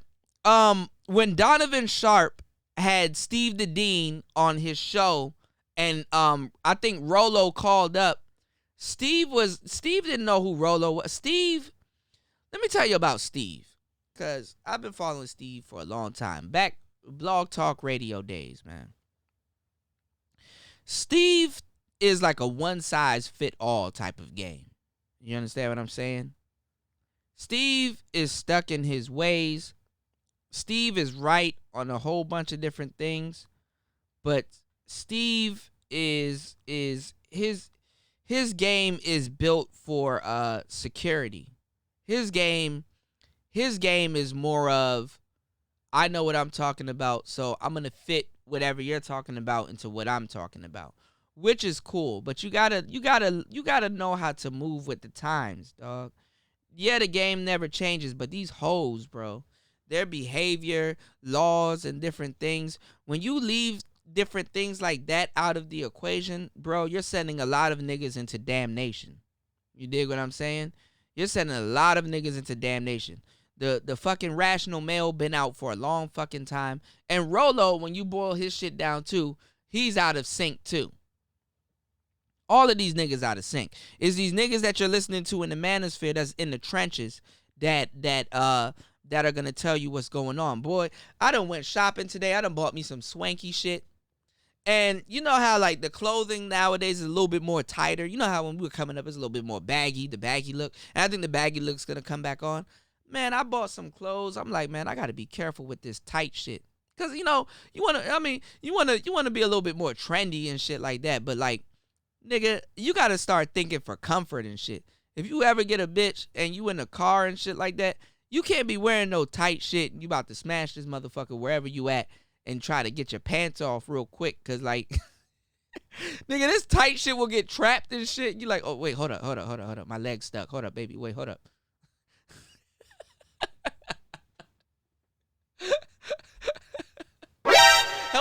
Help me get my leg out real quick, cause my leg is stuck in this. Yeah, it's all right. Yeah. Unzip that. Yeah, all right. Yeah, cause these pants, like, you can't even buy no nice shit, boy. You better buy some practical shit, cause these bitches, these motherfuckers, dog. You can't even. Nigga, keep thinking you gonna fuck bitches wearing black pants and shit. Nigga, pussy juice be all over your damn.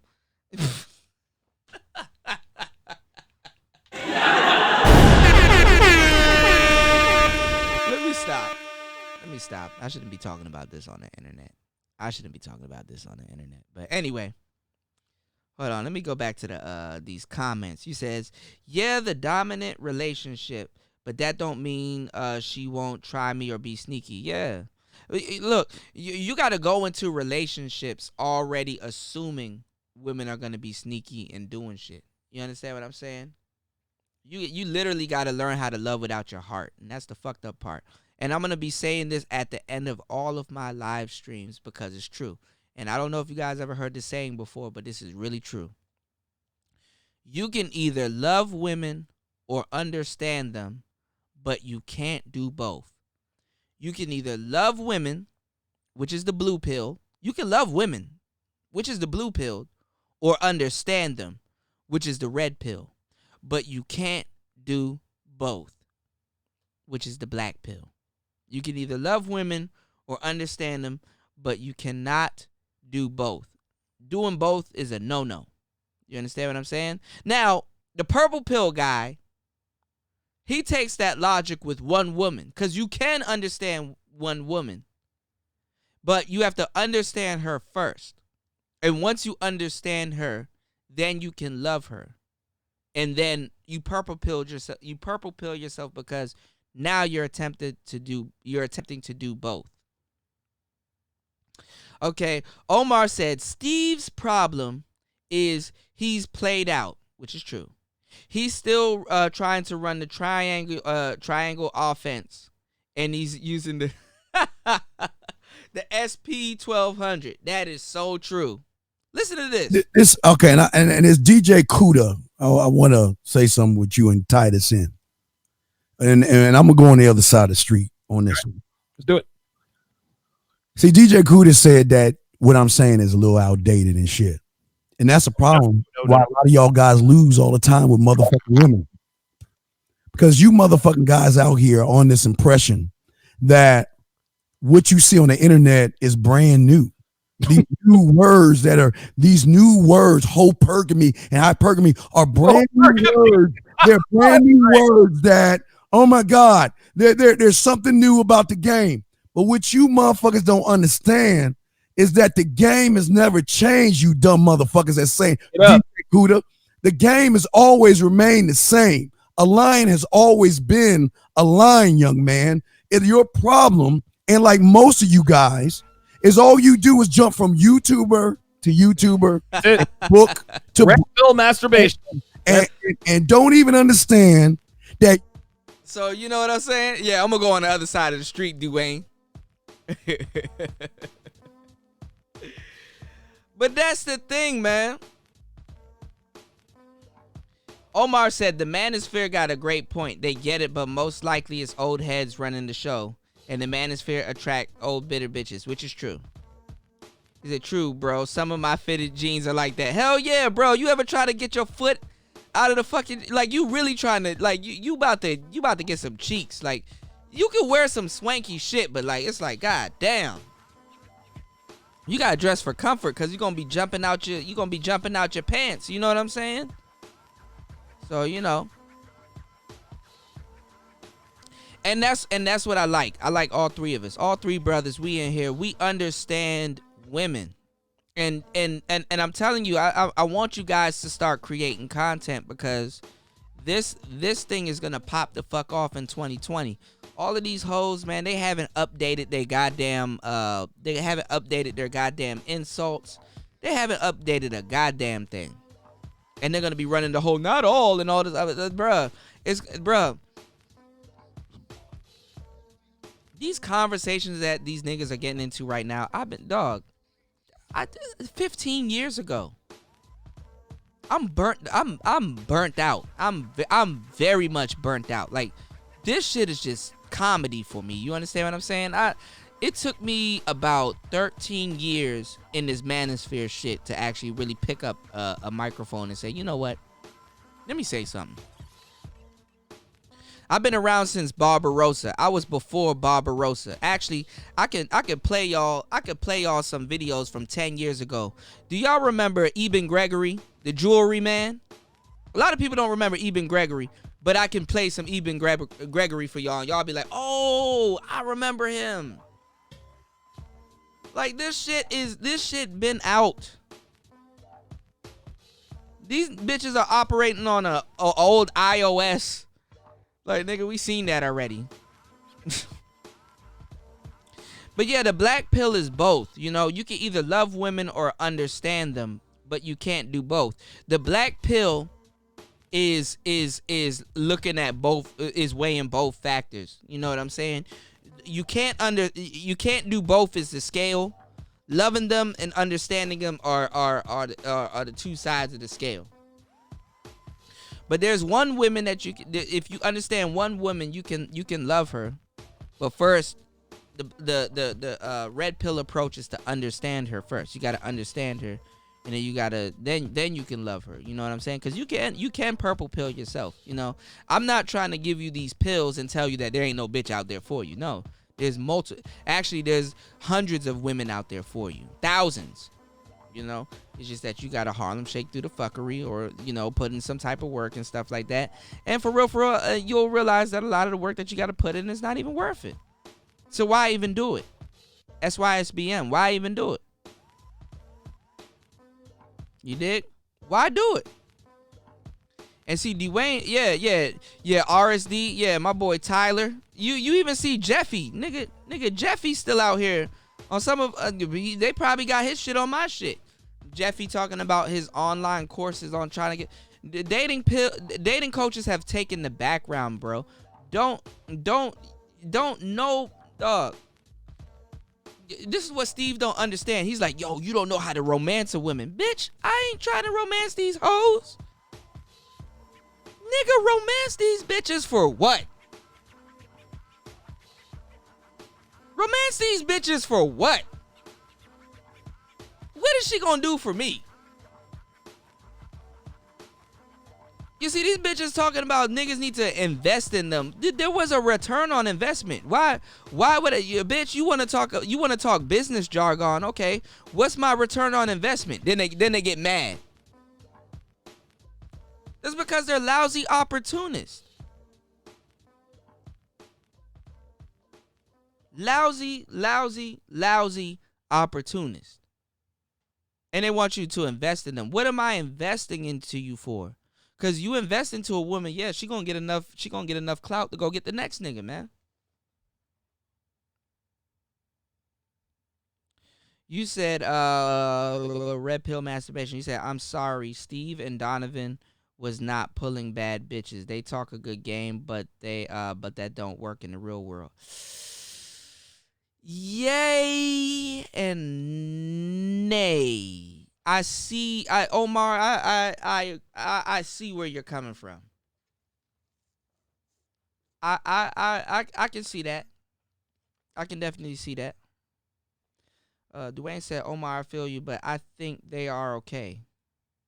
Yeah, we still haven't seen Steve's wife yet, but I mean, I don't even want to see Steve's wife. You dig? And Devon, she's cool. That's my boy Donovan Sharp. That's his girl. She's cool. She wears heels and shit, and she's content. She likes Don. You dig? And Don is just having fun. Yeah, Eben Gregory was that boy. He said, Kuda, since I saw you, I started laughing at this shit. You don't, hold up. He said, you don't feed into the petty shit. You stay on the game. Yeah, man. I try to stay on the game, bro. I just try to bring it back to what it is. You dig what I'm saying? It's hard to do that. I said, big homie Steve back at it again. Eben Gregory was that boy. He stopped making content, though. He stopped making content, I think, back in, like, 2016, 2014, 2015. He said, yeah, I know they got some decent women in our day, but we're the back of the line. Didn't come off so bitter. Yeah. SYSBM, MGTOW, man. Shit.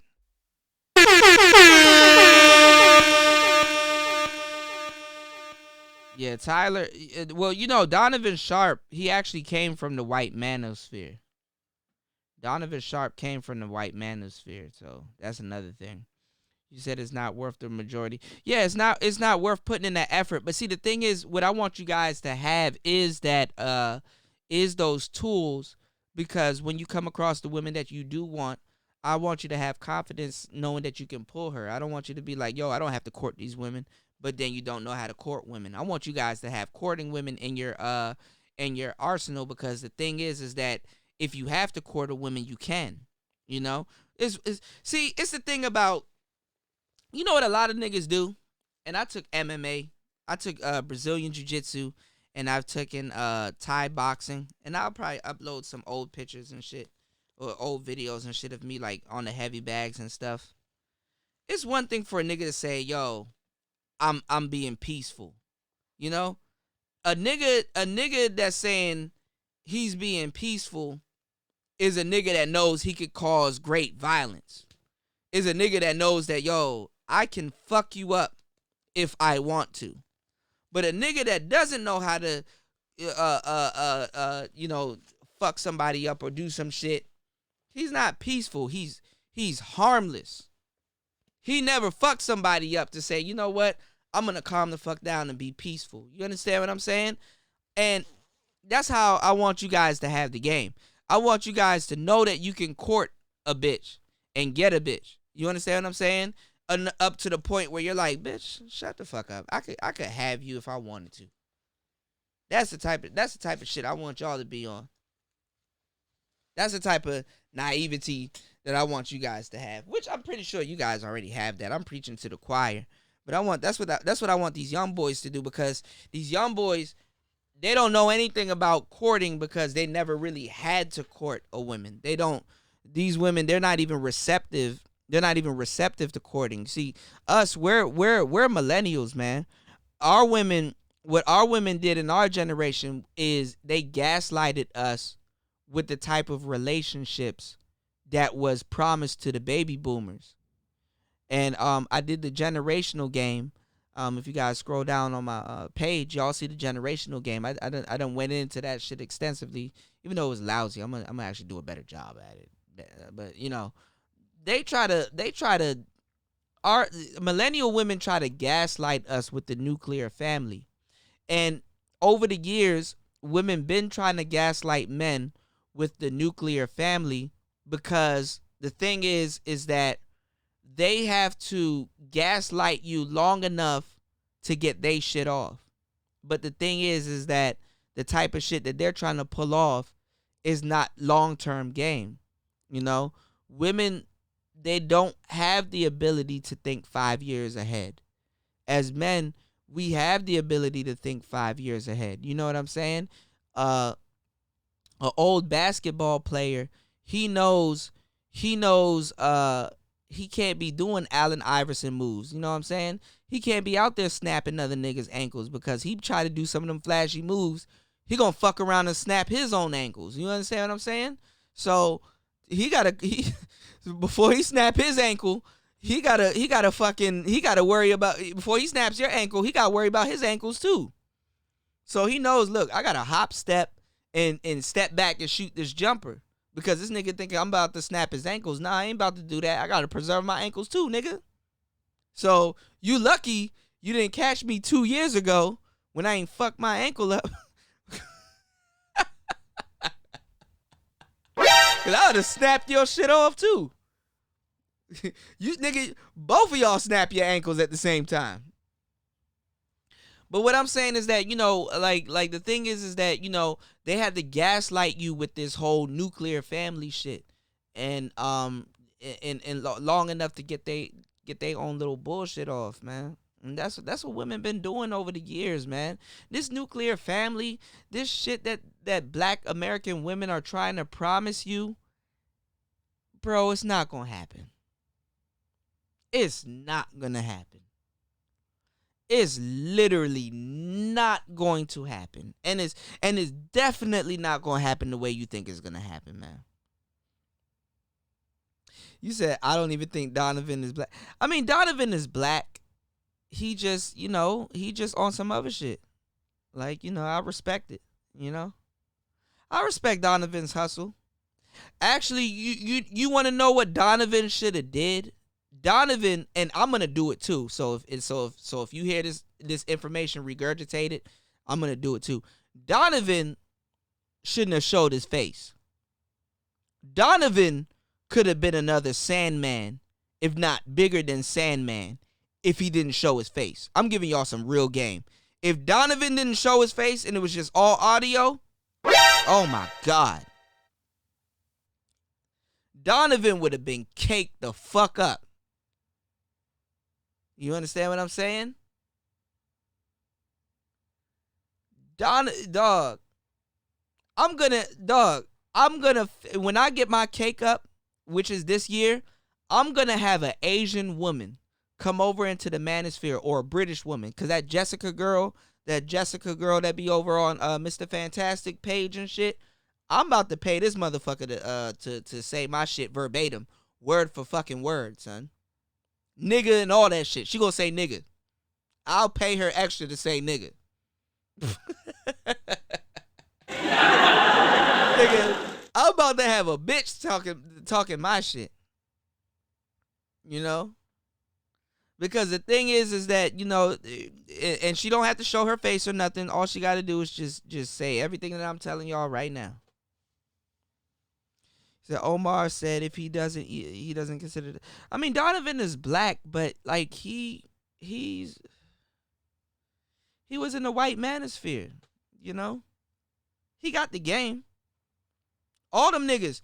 Y'all gonna, man, I did a show about it, but I'm gonna do another show about it, man. Y'all gonna learn to respect some of them pickup artists, bro. I've been around for the pickup artist wave. Like, I was in the manosphere before Mystery came into the actual manosphere. You dig? And like Mystery, he kind of changed the whole game. When the Mystery Method came out, yeah. A lot of what you niggas are hearing right now are chapters from the Mystery Method. Y'all got to go pick up the Mystery Method. You know? Cuz he talks about some real shit, and I talk about the same type of shit. Actually, a lot of the game that I tell you guys, a lot of that stuff too was information that was being passed around in the white manosphere, because the white manosphere bit off of the black manosphere. Actually, the white manosphere was created from black information and created the white manosphere, and then black men kind of got on, black people, we kind of got on the bandwagon by creating the black manosphere, and then end up creating the Negro manosphere. Because if you notice, back in those days too, there was a lot of brothers talking about game and how to attract women and things like that. And then when women start getting into technology and they got their cell phones and things like that, because there was a time where women were like, oh, y'all some internet niggas. I don't fuck with internet niggas. And you know what I'm saying? A real man gonna approach me in person. He not gonna be in my DMs trying to talk to me. He gonna come up to me like a man and approach me in person. Now, when you look at it now, women are so super invested in the internet and in Instagram, and they prefer to be talked to in their DMs. And they were talking about, oh, niggas don't text me, they call. They want to do stuff like that, you know, because women are audio creatures, man. They like to hear things. That's why looks don't matter, man. You can look like whatever, but if your voice is a certain type of way and you're saying certain things to women, they'll be receptive to it. That's why a lot of times, y'all know, back in the day, bitches like, oh, I wanted to hear your voice. I like your voice. That's the only thing they can cling to is your damn voice. That's why, because see, women are receptive to audio. Dudes are receptive to looks. That's why women wear makeup and niggas tell lies, bro. You can sell the bitch a dream, and that's the next show that I'm gonna do for y'all. That the importance of selling bitches dreams. Cause if Snoop Dogg had sold that Selena Powell bitch, or Selena, I don't know if her last name is Powell. I don't know why Powell came out of nowhere, but anyway, if Snoop Dogg would have sold that bitch a dream, he wouldn't have got caught up in the shit that he got caught up in. If he had made it seem like he wanted a relationship with her, she wouldn't have been exposing him like that. Or the exposing would have been in a different manner. You understand what I'm saying? She would have been off some, you know what I'm saying? He was trying to get with me and wanted to take things seriously. But the thing is she a goofy bitch. She about her bag. She not about her bag. Like, this bitch, her elevator don't even go to the goddamn top floor. So what the fuck would he was gonna talk about with her? Why would you expand your energy and give this motherfucker some game when you could have just paid the bitch? Just certain bitches, just look, bitch, take this $10 and do this. Take this $10 and do this. You dig? He said, Stoic says, you'll know her quality after asking her a few probing questions. Right. And the questions that you want to ask these women are open-ended questions. And the questions are questions that can't easily be answered with a no or a yes. You understand what I'm saying? So ask these women questions like, if you were to go to sleep tonight and wake up anywhere else in the world, where would it be? You understand what I'm saying? Some of these bitches would be like, oh, I wake up in Dubai. Bitch. You can't even spell Dubai. You dig? Ask her some questions. You know what I'm saying? What's the best thing about your personality? And then after you ask her what's the best thing about your personality, act like you're interested. Be like, okay, I see. I've done this a billion times, y'all. What's the best thing about your personality? Okay, all right. Okay, what's the worst thing? Okay. Oh, for real, that's the worst thing. Okay, if you had to give the worst thing about your personality, if she was her own character and you had to give her a name, what would you name her? You know what I'm saying? Like, you gotta, some bitches, they're like, I don't know, or some bitches they'll be into it. Like, everything that was funny in the second grade is now conversational material for these hoes. You know, I do gambits. I got hella gambits. I used to do gambits like the pickup artists do. You get a pen and you play games with the girl. Like, you like, okay, listen, look, you all right if I write on you? Cause some bitches, it takes them it takes trust for you to sit up there and write on this motherfucker with a pen. Just be like, look, we're gonna have a rat race, okay? And look, we're gonna play. You tell her, you have to give her a rollout. You be like, okay, look, we're gonna play a game. We're gonna have a rat race, okay? And I'm gonna draw on you. You're gonna tell me when to stop, and she'll be like, oh, okay, right? You get your pen and you draw on her. You say, okay, all right, one rat is dumb, okay? So this is the dumb rat, and you draw on her line. Tell me when to stop. She'll be like, stop, because she don't want the ink on her skin for a long time. Then you be like, okay, all right, this rat is the this rat is the blind rat. And then you draw on her arm, and she says stop. And then you'll be like, okay, this is the deaf rat. And then you draw on her, and she's like, stop. And you keep going. She's like, stop. And like, no, he's deaf. And she'll be like, oh my God, yeah, he's deaf. Okay. And then, you know what I'm saying? And then you'll be like, okay, you know what? You're smart. I'm gonna induct you into the Pen 15 Club. And then you draw PEN, and then you draw 1 and 5. And then she looks at her hand and says penis. You dig? And then you could write penis on your hand and be like, somebody already got me earlier, so I had to get you. Like, you gotta play little games with these hoes, man. These is like, there's another thing that I do with women. I'll be like, okay, are you a good driver? She'll be like, yay or nay. You know what I'm saying? Okay, I'm gonna ask you some questions. We're gonna see if you're a good driver. And she'll be like, okay. And then you'll be like, okay, let me see. All right, so I'm gonna spell out some words, and you're gonna tell me what they mean. So you say POP means, and she'll be like, because sometimes they try to play stupid. So that's why I do 4. So I'll be like, okay, POP means, and she'll be like pop. Okay. And I'm like, okay. MOP means mop. And she's like, okay. COP means cop. Okay. TOP means top. And when you come to a green light, and most of them will say stop. And then you'll be like, oh, you stop at a green light? And then she's like, oh, no, you go. You understand what I'm saying?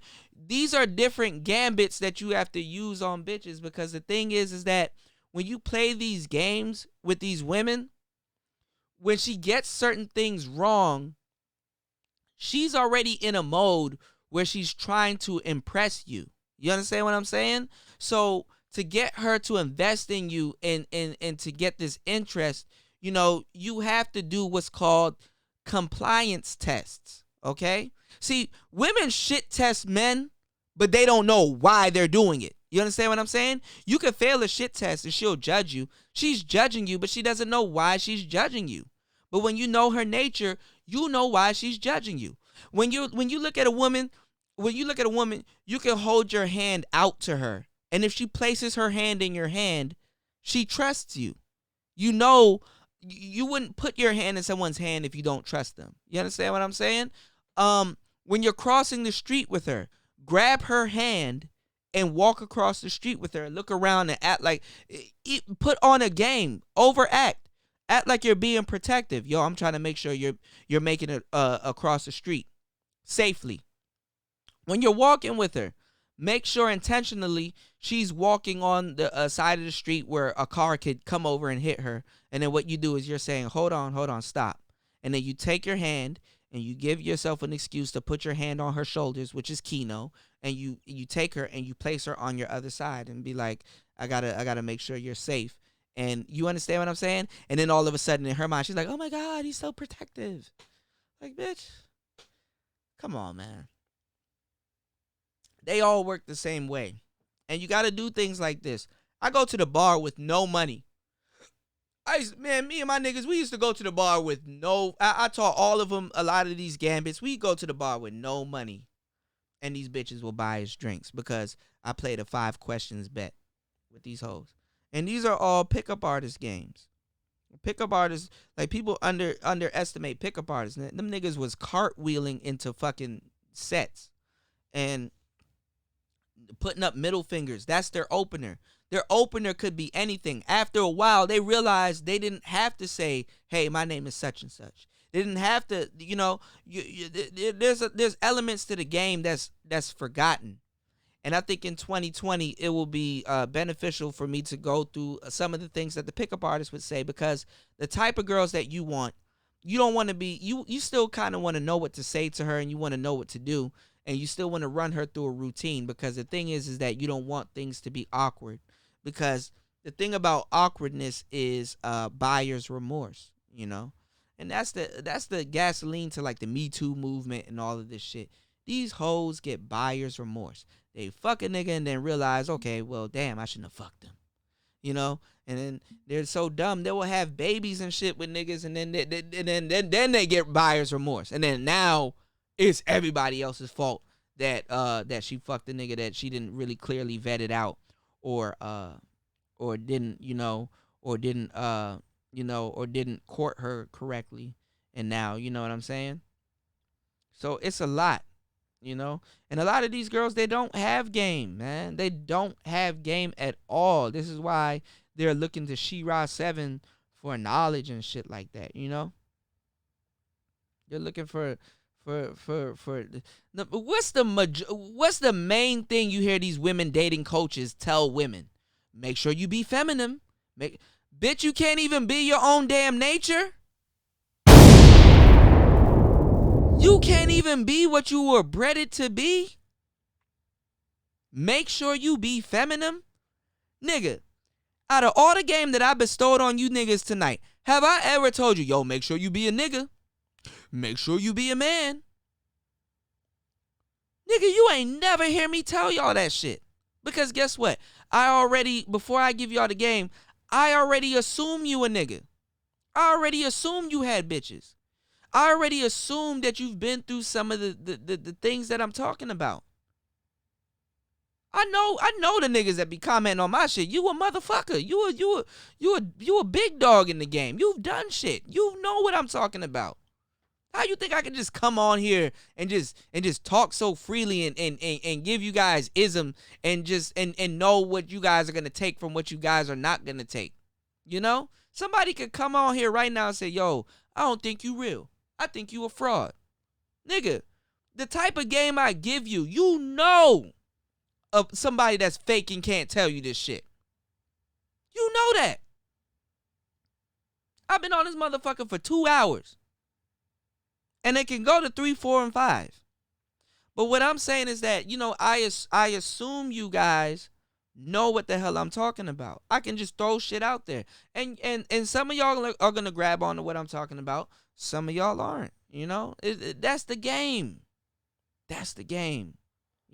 Some things you guys, you know more about that field.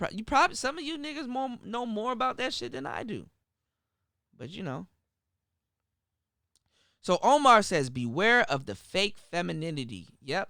And fake femininity is out here right now.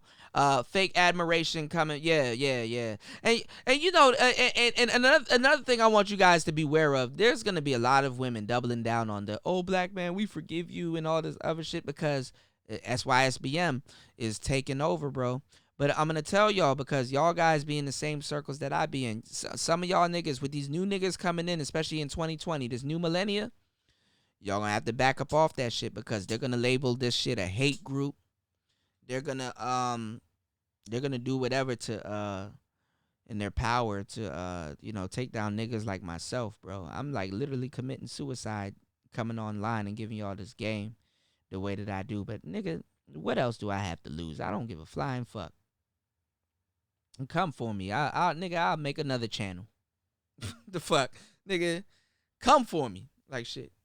Anyway, Omar says, don't be shocked when black women start claiming. Yeah, they're going to start claiming red pill. They're doing that now. Pink pill.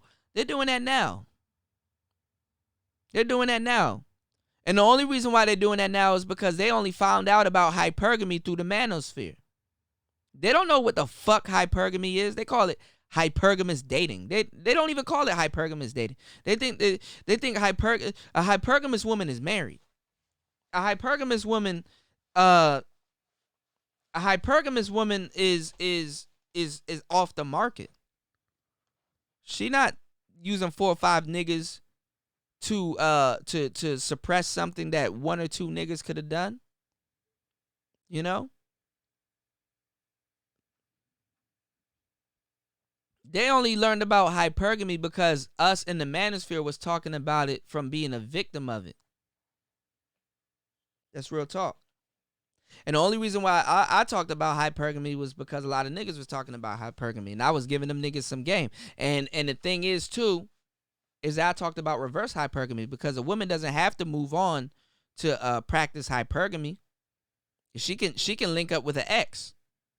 Women, you see, you gotta understand a woman's nature. Women periodically date their exes in between dating next niggas. They go back to their exes. Women love reassurance in a relationship and out of a relationship. The ex and what he could offer them is reassurance, because they don't have a barometer for what they want to do. See, as a nigga, when you practice and understand the game to a certain degree, you start to see the whole staircase. These hoes talking about a step. I see the staircase. Some hoes got a spiral staircase. Some hoes got a straight up staircase. Some, you know what I'm saying? You see you see the whole staircase. You know what's in store for that bitch. She don't know. She going off her emotion. So they use their ex niggas as a barometer for the next nigga. That's their reference point. Yeah, they're already claiming SYSBW. I told y'all niggas last year, they're claiming the Bwigtow. The Bwigtow is hilarious. Bwigtow. Black women going their own way. Yeah, it's passive and aggressive. They want to be taken care of and admired and even worshipped. Yeah. Hell yeah. They're only doing that because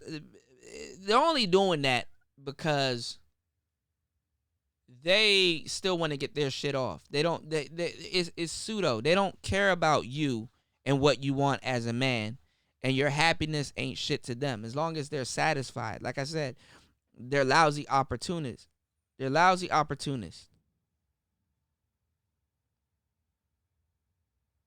I mean, Donovan, he could have stayed on the white side and made a killing. But the thing is that Donovan showed his face. So now you have a group of niggas that's not going to give Donovan a chance because he's going to come off as a bougie, light-skinned, uppity nigga. His skin tone kind of killed some of his followers because black people, we're still stigmatized. We haven't shook the stereotypes and stigmatisms. You said that's not a black man. Donovan is just a great value Obama. Oh man. Yeah, Jess X. Yeah, oh shit. I'm gonna pay her to narrate some of my shit. I'll write it down for her too. You said no shade, but ever heard him say my? Yeah, he'd be like niggas. I mean, Donovan got the, you know. I mean, Donovan can play both sides. Shit, I'll play both sides for a damn bag. Shit. But the thing is that Donovan Sharp, he showed his face, so now people are you know, they kind of, you know. Well, only on the black side. Donovan's more you know. I'm gonna play the Selena Powell joint for you guys, but I've been drinking champagne. I had some mimosas and shit. I'm gonna play a song for you guys while I go use the bathroom like shit, and then I'm gonna be back and I'm gonna break down the Selena Powell joint, and I gotta finish reading y'all comments. So give me 1 second, y'all. I'm gonna be back. I'm gonna play a joint for my boy Jay. Shout outs to my boy Jay. I gotta play some shit where they won't copyright me. So shout outs to my boy Jay.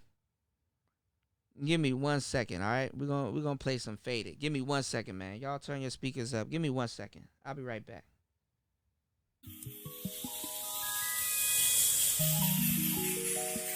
Let me make sure my levels is right and shit. Give me 1 second, y'all.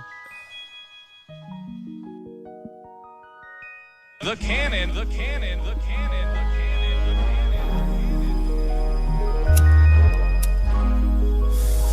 It's Player Talk Radio. We back in the building. Give me 1 second, y'all.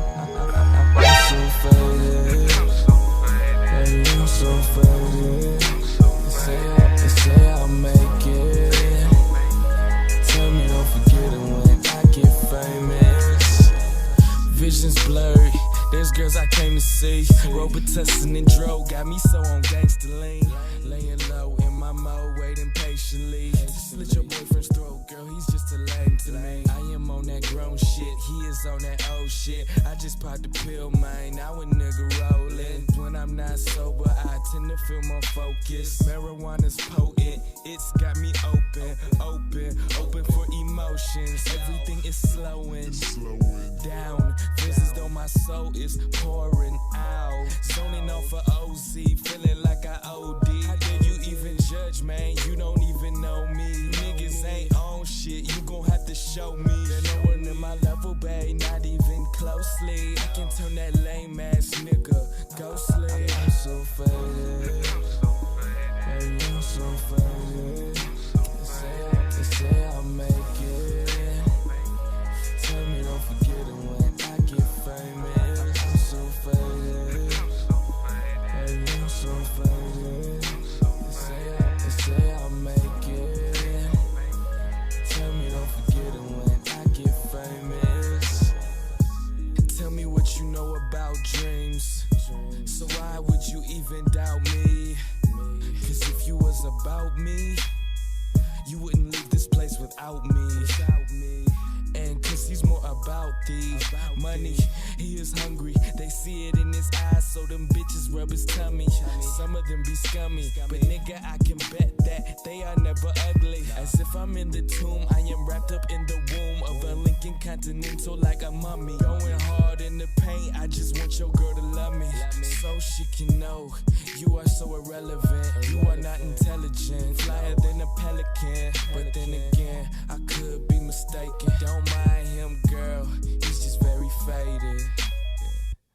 He's just very faded. I'm so faded. Baby, I'm so faded. They say I'll make it. Tell me don't forget it when I get famous. I'm so faded. Baby, I'm so faded. They say I'll make it. Tell me don't forget it when I get famous.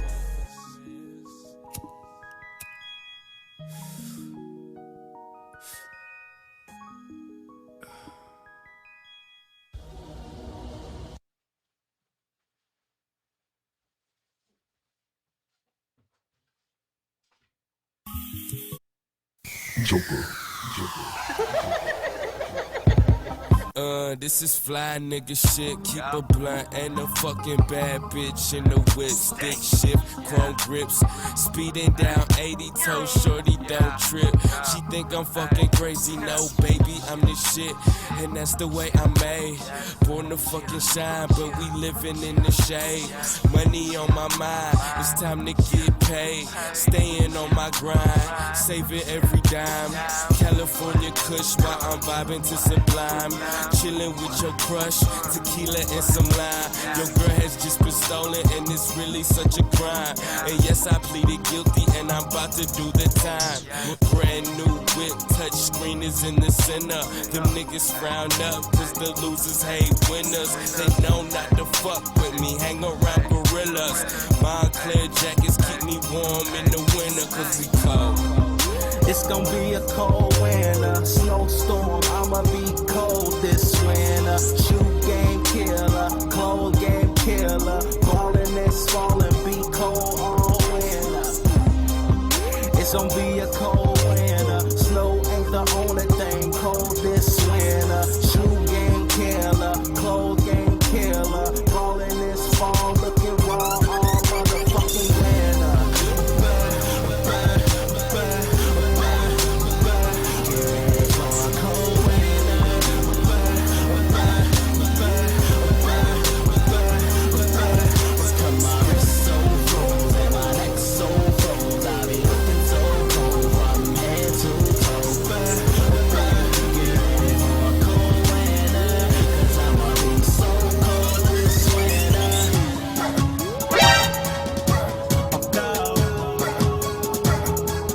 You're now in the mix with the young DJ Kuda. Tonight we gonna be going in. On the ones and twice and twos. Let's get it. On Player Talk Radio. Stupid nigga, I'm this shit. And I'm not just saying this because I'm probably gonna be rich. I'm probably gonna make you sick. But hating will get you lynched. And I ain't acting like I'm hard. You just acting like a bitch. If it don't sound like money, then to me it don't make sense. All we fucking do is party. We be steady getting bent. The boy is so heaven sent. How much flyer can I get? Met up with the boys and I've been ballin' ever since. The Most High not pleased. I'm a boss though on the low. Some people don't even know how hard that this nigga go. Alright, we They get back. smaller while I grow. All my niggas throwing bows. And my pockets getting swole. All the girlies wanna roll. Cause getting money is the goal. Stupid ass niggas, what you wanna do? If you think that you can beat me, then the joke is on you. The fucking day you cross me is the day that you were rude. I'm loved by many people, only hated by a few. It's gonna be a cold winter, snowstorm, I'ma be cold this winter. Shoe game killer, clothes game killer, ballin' this falling, be cold all winter. It's gonna be a cold winter, snow ain't the only thing cold this winter. Shoe game killer, clothes game killer, ballin' this fall, looking raw.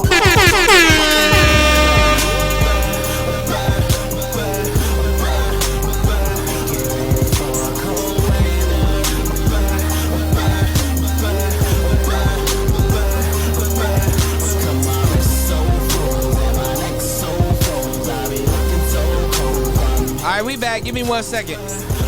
We back in the game. Hold up.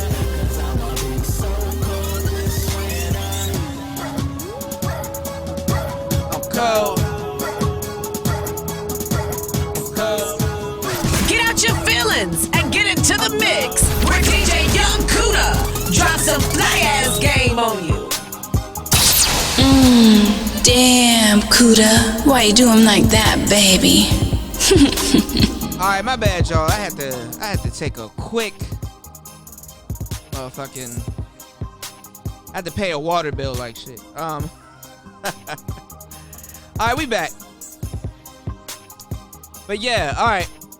So all right, I'm quickly reading y'all stuff. My bad. I was in the mode. Hold on. Get this shit together real quick.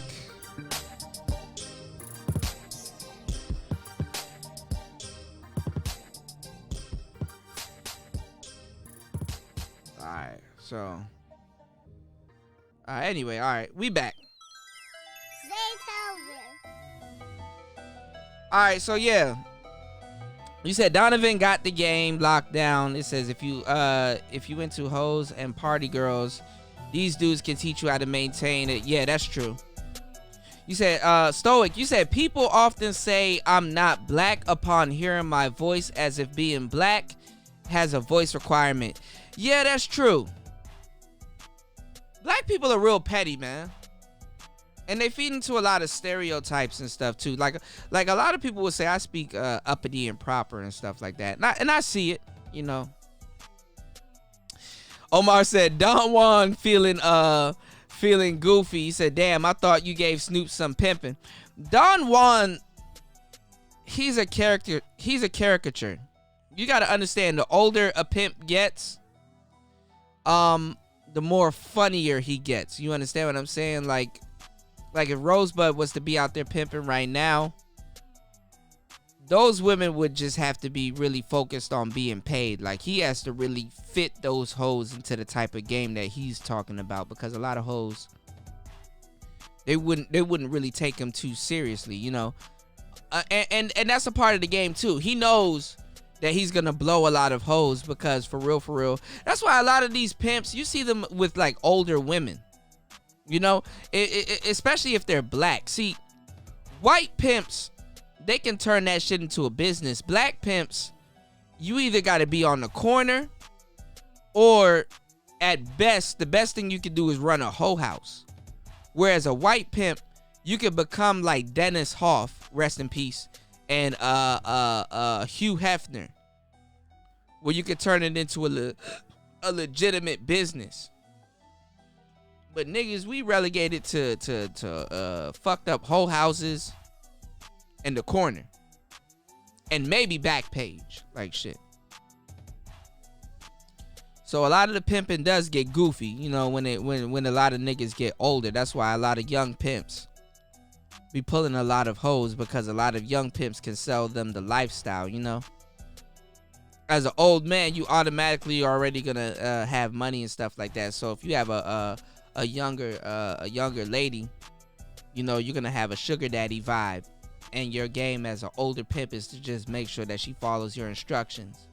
And that's why a lot of older pimps that, you know, that learn the business, they end up getting madams. You know, the madams are women that will break other women, because women are, you know, more receptive to other women. You know, if another woman sees that you have an attractive woman, she will be more reluctant to listen to you, because they're like, okay, well, how you got her? You know what I'm saying? So they listen to the madams and stuff like that. They don't necessarily listen to the older pimps, because they know the older pimps are just some old nigga rambling with a top hat wearing cheetah print and shit. Anyway, you said, in other words, play mind games. Yes, you have to play mind games. Women will put you through mental gymnastics. You know, you have to play back a little bit. You gotta have some type of fire in you. You know what I'm saying? You said, I definitely keep her on her toes by keeping her mentally stimulated. Gotta learn how to fuck her mind. Yeah, like sometimes, you know, if you want to take your girl out on a nice date, you know, you're going to Ruby Tuesdays or some shit, tell her you're going to Red Lobster, right? And you know Red Lobster's on the way to Ruby Tuesdays, right? Just be like, don't even tell her you're going to Red Lobster. Just be like, you know what, we're going out on a date. And she'll be like, okay, where we're going? Don't worry about that. Now she's intrigued. You know, women are like cats. If you want to learn how to get a woman, go get a cat. That's why they like cats. They're like cats. When you tell a cat to come here, it doesn't automatically come when you want it to come. You understand what I'm saying? But you know, you can do little things to get it to come to you. Like, all right, you little motherfucker. All right, you don't want to come here. All right, I ain't gonna feed you. Or you could clack his little food box, and they're like, oh shit. Then they'll come over to you. They're like cats, bro. You dig? Yeah, just tell her, look, we're going out to go eat. Where we're going? Don't worry about it. Boom, that's the hook. The don't worry about it. That's the hook. Don't worry about it. Where are we going to eat? You know, what if I don't like it? You know, they're dumb. They're stupid. They think the same. And then sometimes you might break down to her in the car. All right, we're going to Red Lobster. Oh, okay, I got a coupon, bitch. Then you drive past Red Lobster and shit. Oh, we drove past Red Lobster. Don't worry about it. What's going on? Where we going? You know, that shit cute when you her nigga though. But if it's an Uber driver, yeah, you might wanna yeah. Let me stop. Anyway, yeah, they get buyer's remorse. That's true. The government has to fix buyer's remorse, which they can't, because they will find a way around that, because women want to be victims, and they need that victim status, because that works with their dual mind. So yeah, they'll find a way around it, and yeah. Femininity cannot be taught. You are absolutely right. You know, usually women are projected to be more mature than guys, and it's not that they're more mature, it's because they realize they realize about themselves more than men. That's why they're more a little bit selfish than men. See, men, we wanna give to the world. We're natural givers. Women are natural receivers. You know, women are looking at what can the world bring to me. And men, we give so much, we don't sit back and be like, you know what?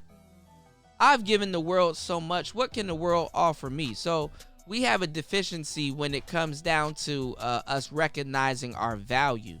We have to put in enough work to realize, okay, nigga, I should get something back now, bro. I done did so much, bro. Damn, I'm due for something. You understand what I'm saying? That's how we work. Women, they don't really have to give shit and they will get some shit back. So, you know, who knows the value of something a little bit more? You understand what I'm saying? We're natural givers. And a lot of times we don't realize it. Look at your private parts. When you fucking a bitch, what are you doing? You're thrusting forward. You're giving. You're giving. Give. Your strokes. When you stroke, you're giving. What does a pussy do? It just sits there and receives. It takes. But it needs to give back. You know what I'm saying? It needs to give back. Anyway, man. We're not going to go into that territory. But femininity cannot be taught. And the femininity that they have right now with black women are GMO femininity. You know? Black women has practiced a numerous amount of freedom that the most feminine women don't even want to practice. Like, black women have so much freedom. Like, black women shows other women that freedom ain't all it's cracked up to be. You understand what I'm saying?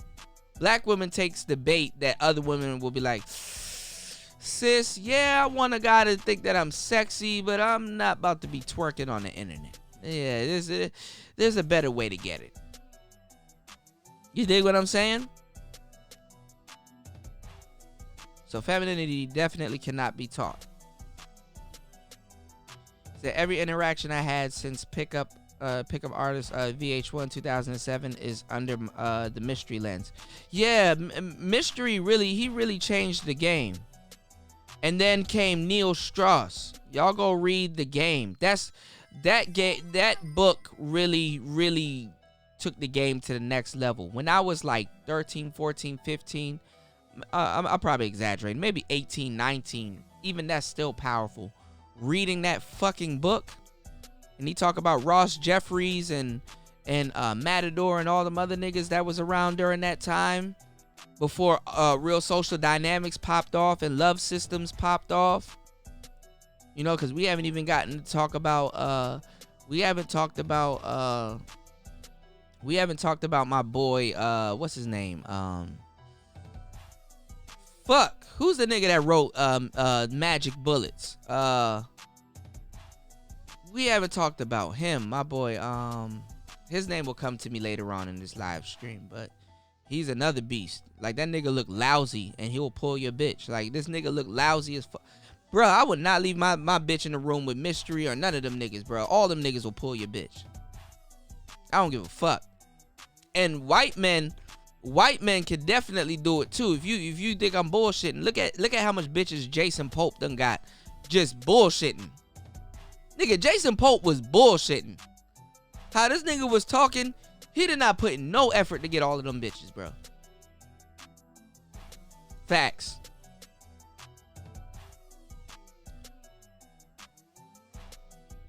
Nick Savoy, that's his name. His name is Nick Savoy.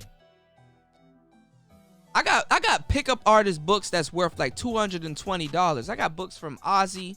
I got Magic Bullets, which was like $300 back in the day. I got hella, dog. I was up on it, bro. Like, all my little paychecks that I had from my little fast food jobs. Like when I give you the game, I'm literally talking to you straight up. Like, I'm giving you some raw information, bro. Like, niggas done paid thousands of dollars for the shit that I'm giving you guys for free.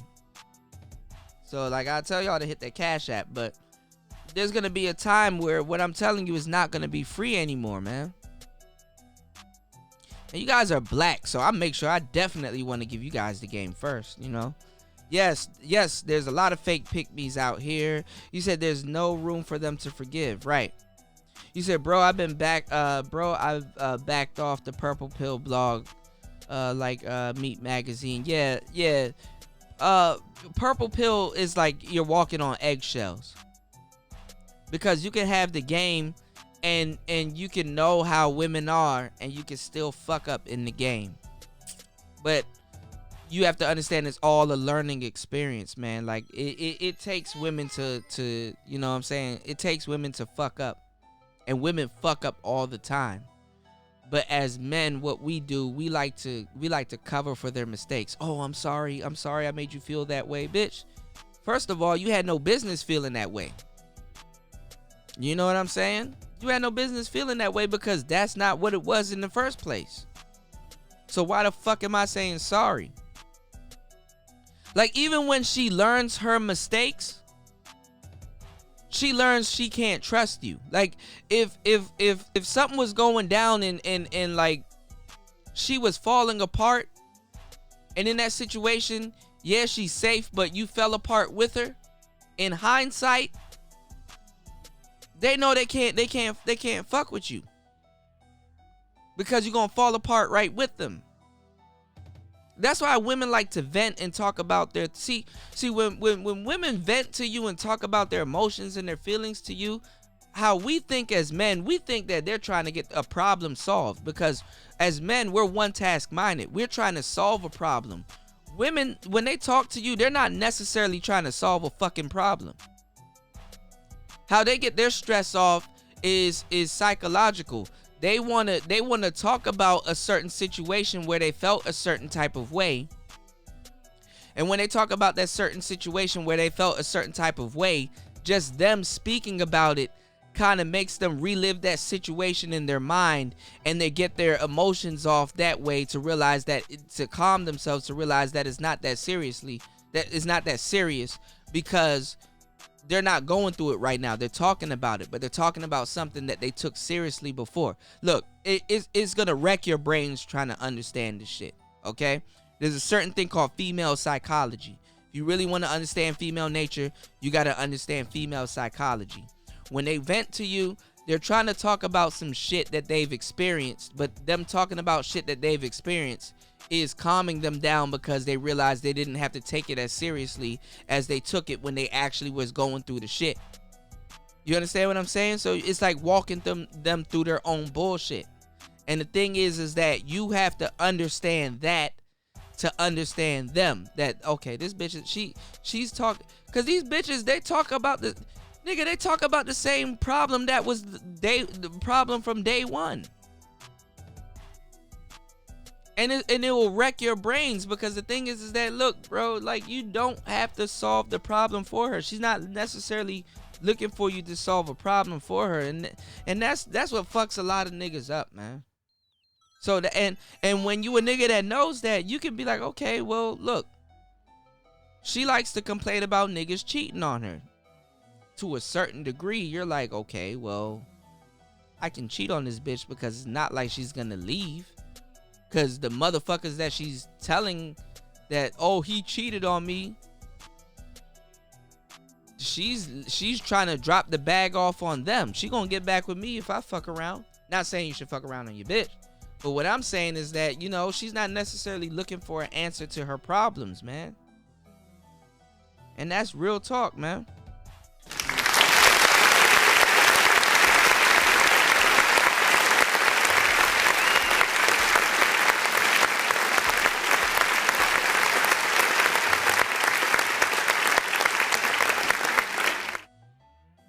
All right, Dwayne, you said I don't talk like Jada Black. I talk like DJ Smalls on my blog. Oh shit, I gotta shit. Link me, bro. I gotta promote your shit. Stoic says you don't owe them any sort of apologies, which is true. And be yourself, man, because they're already gonna label you an asshole. You said right. They've been learning from the manosphere, trying to readjust the bag scheme. That's exactly what they're doing, Omar.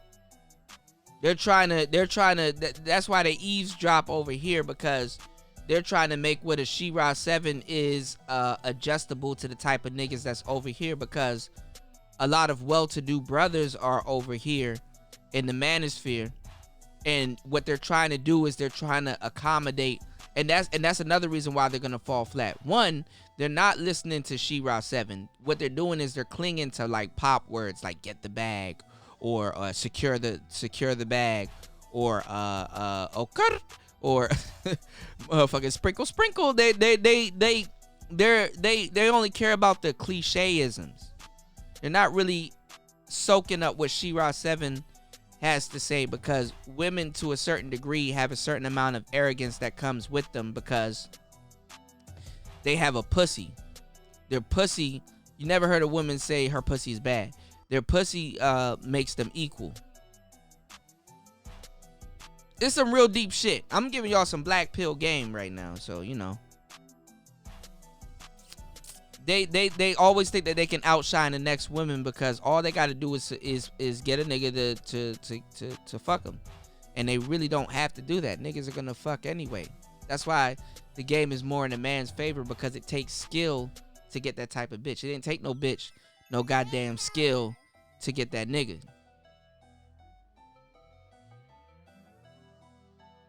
He said, Dwayne, yeah, I'm not feeling Jada Black.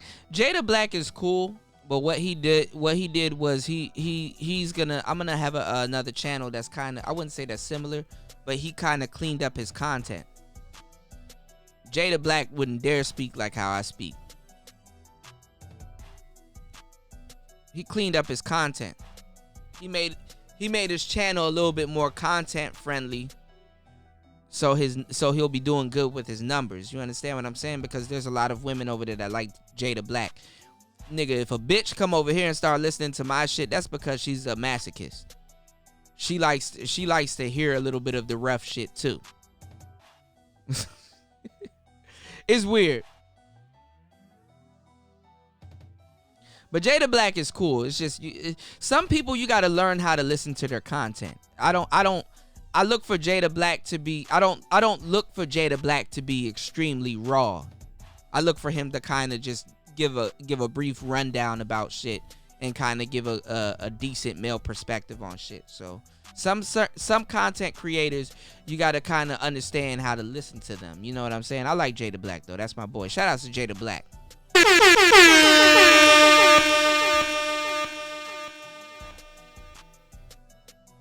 You said, I think a piece ass will flip him in. Oh yeah, Jada Black. All of us, nigga. All of us is one bitch away from saying some other shit. Trust me. You just probably hadn't ran into the right bitch yet. You dig? Somebody told me too. Okay, bet. I got your link. Let me scroll back up. Somebody told me too. What was I about to say? Damn, I got a lot of comments. Shit. My bad. I've been ranting, y'all. I'm very far. Damn, hold on. Let me just scroll through these contents. Give me 1 second, y'all. Hold on. I said contents, comments. Hold on. But yeah, what was I about to say? Yeah, we all one bitch away from saying some wild shit. Yeah, all right. Let's dissect the Selena Powell video. Give me 1 second though. Let me scroll through these comments real quick and catch up real quick.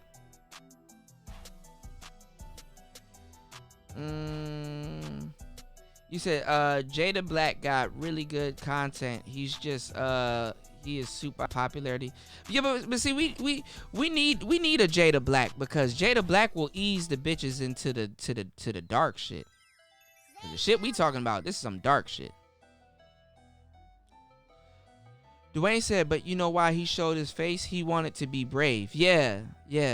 I mean, I don't fault Donovan for showing his face. And you know what? Donovan actually had made the correct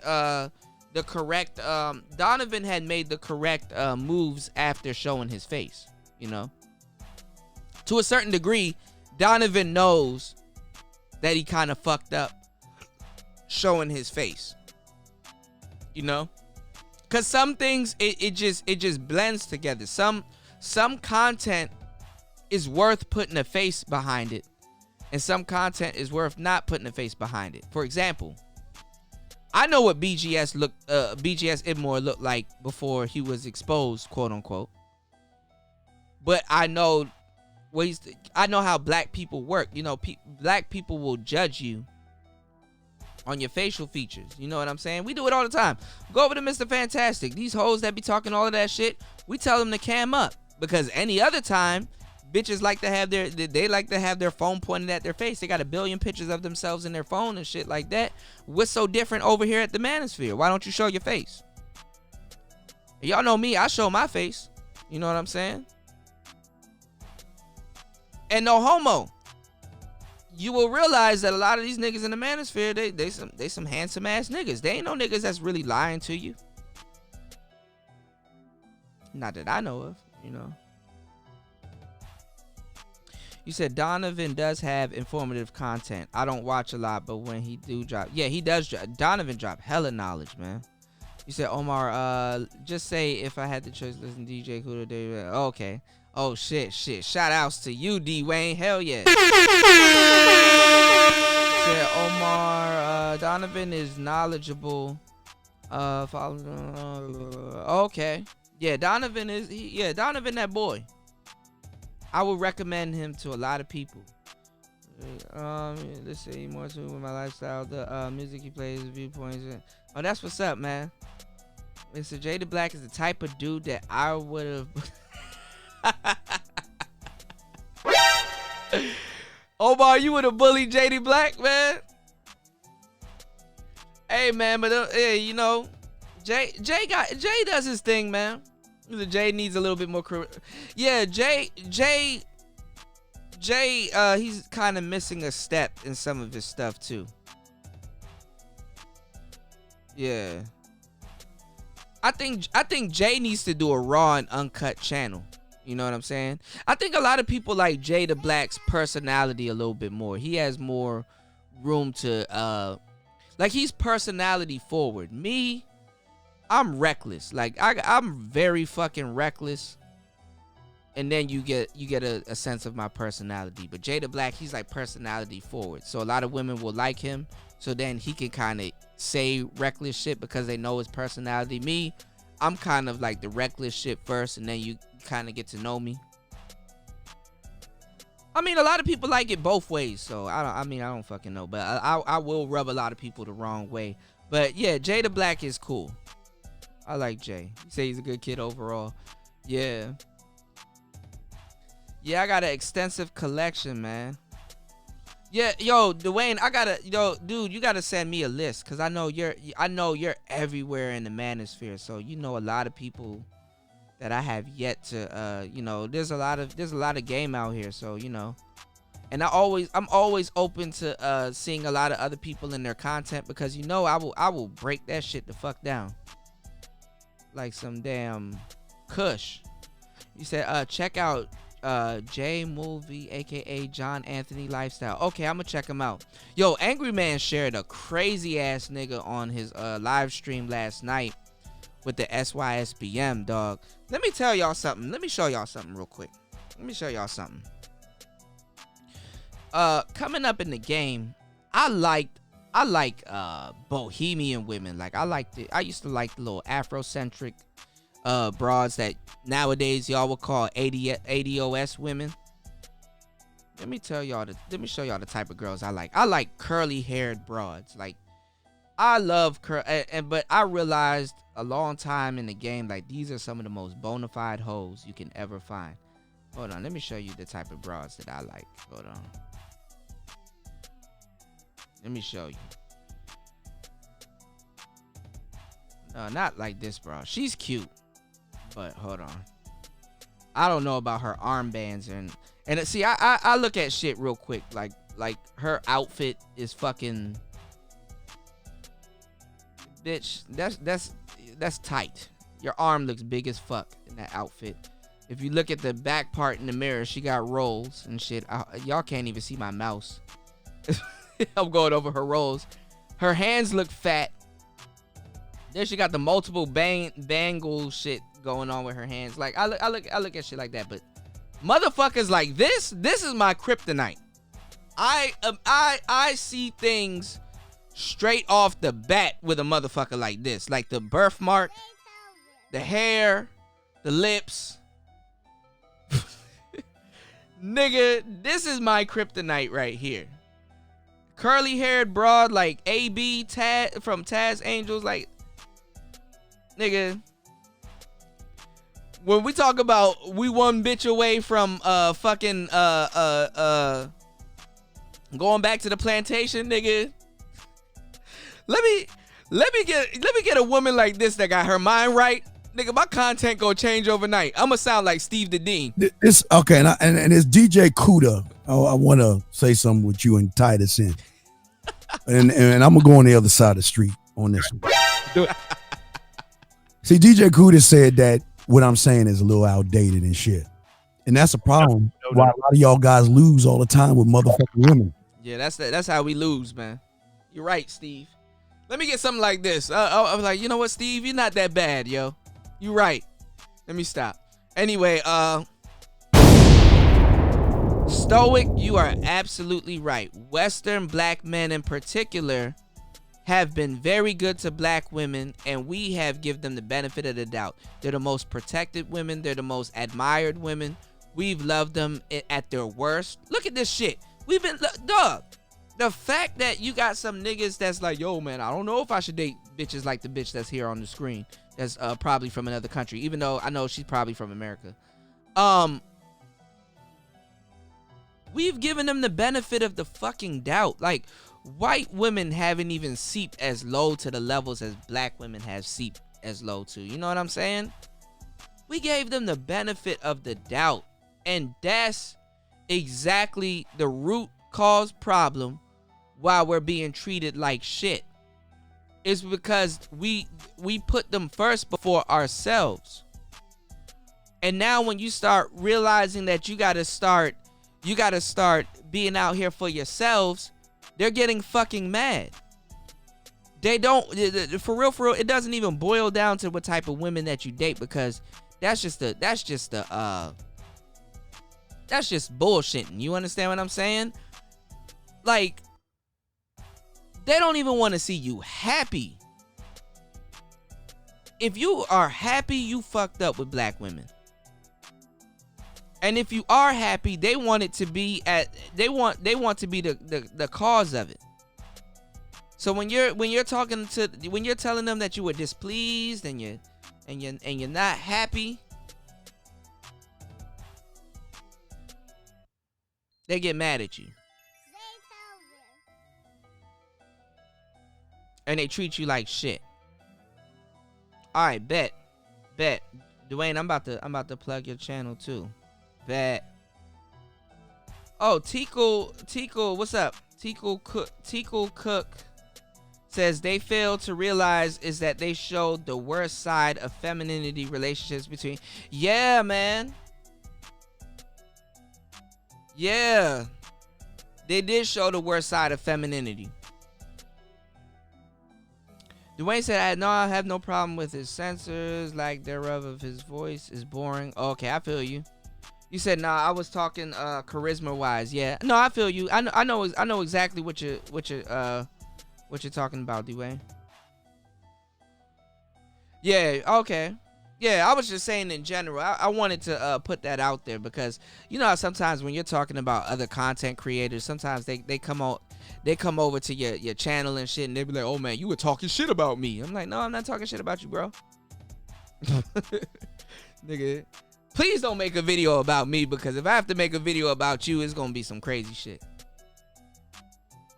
Yeah, Jay eases them. Yeah. Jay is kind of like, yo, look, I'm gonna ease you into my personality a little bit, and then once you like my stuff, you know, I'll start getting you on the Rocky shit. I start off with the Rocky shit.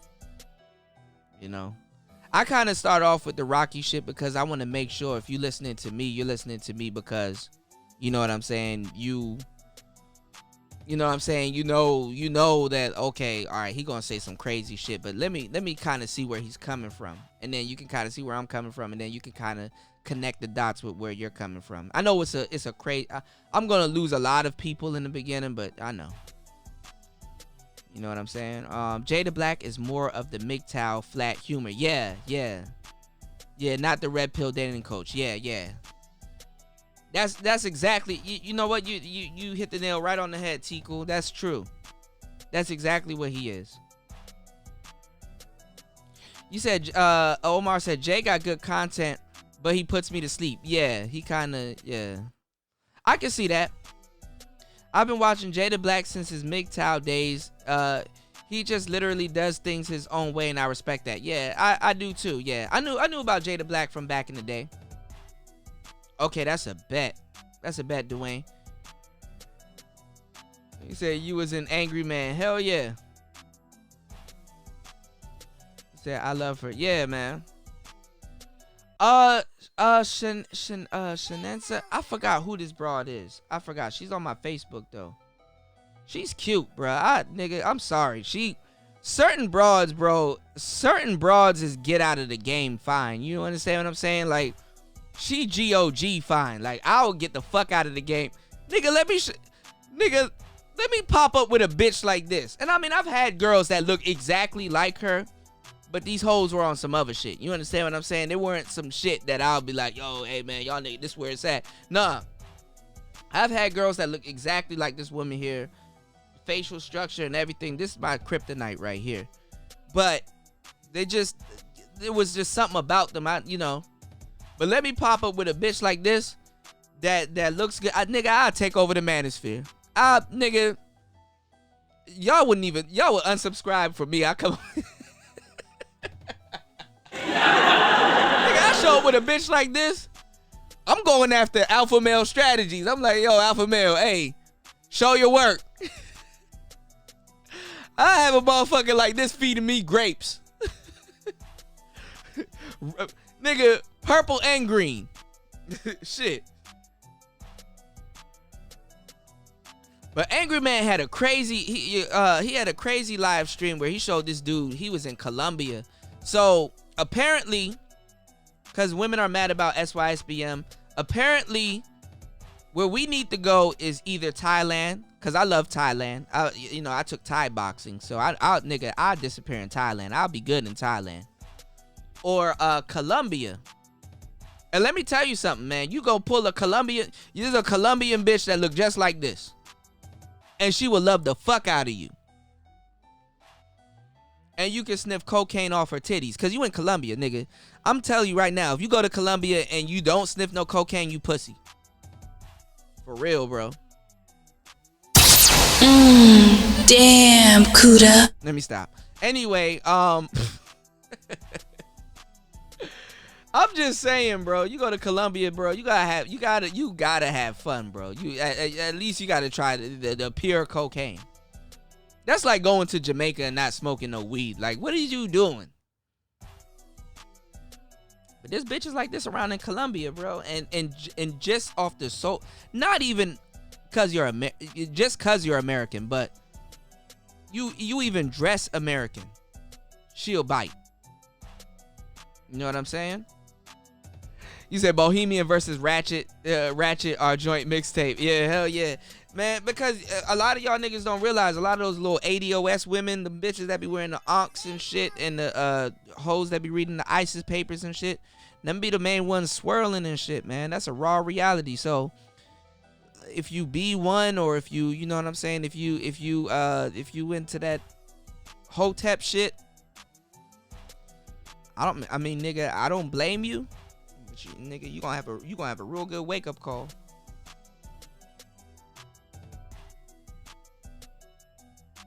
You said, bro, that first Ratchet is taking me to the blue pill. For real? Oh, you liked her? Let me see if I can pull it back up. She had some big ass hands, my nigga. Like, goddamn. This girl, she's cute, but look at her hands, bro. How the fuck she get them bangles over her hands? She got some beef. She got some goddamn Vienna sausage fingers, bro. And her shirt's a little small, but I mean, she thick. Like she top heavy. You know what I'm saying? She cute though. And she look, you know, that might be her real hair. So, you know.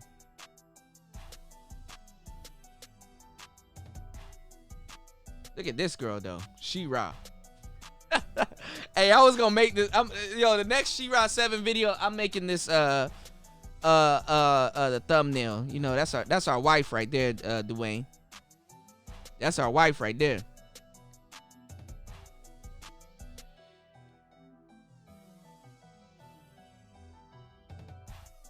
He said, yo, bro, I wouldn't go that far with the cocaine. Nah, nigga. I go to Colombia, son, something gonna get sniffed.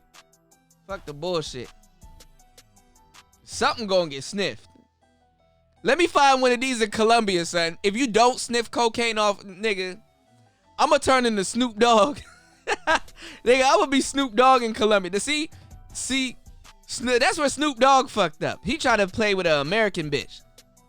Nigga, if you want to sniff all that cocaine, take your ass over to Colombia. Oh, you know what? Look, all right. I kind of went too far. For manosphere reasons. No. That's what we don't do. We don't sniff cocaine over here. Wink, wink, nudge, nudge. Don't sniff no cocaine over here. Do not fuck with no bitch. If she tells you to do it, you kick her out your apartment. Bad bitch. Bad bitch. Leave. Get the fuck out. Shit. You said black women be holding that pussy hostage. Of course. That's their only bargaining chip. Yeah, nobody, you know what I'm saying? But that's what you gotta tell a bitch. If you handsome, pay my ransom. You know what I'm saying? Oh, yeah, man. Shout outs to King Sigma. Hold up. Tico Coke telling me. That's my boy. I was on the panel with King Sigma. That's the boy. King Sigma exposed their hypocrisy for interracial dating on Twitter. Yeah, that's true. You said, I've been to Pattaya Beach twice. Oh, shit. Omar, man. You got to share your story, bro. Come on, man. You know, my mother been to like the Bahamas and shit. Like, she's Jamaican and shit, so she's pushing me to get my renew my cocaine. I said my cocaine. She's pushing me to I'm reading y'all comments and shit. She's pushing me to renew my my damn passport and shit. So I might be going to Colombia and Thailand really soon, y'all.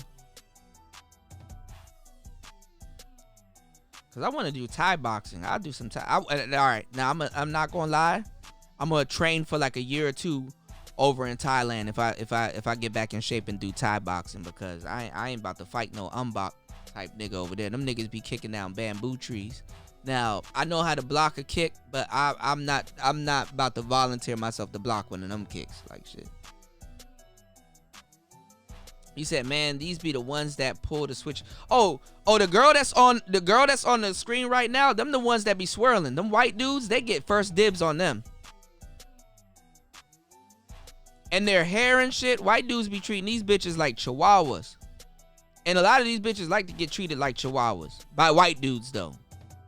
Notice I said by white dudes. Because if a nigga be like, oh, man, your hair and all this other shit.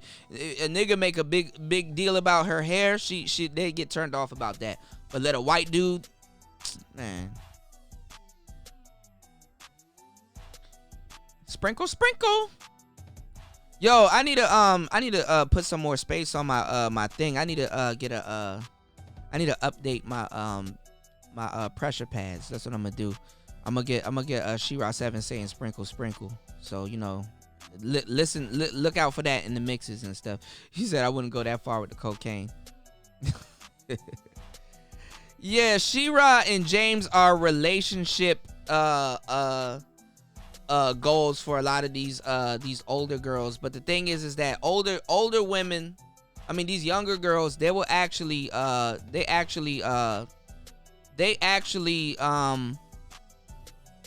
envy She-Ra 7 for her relationship with James.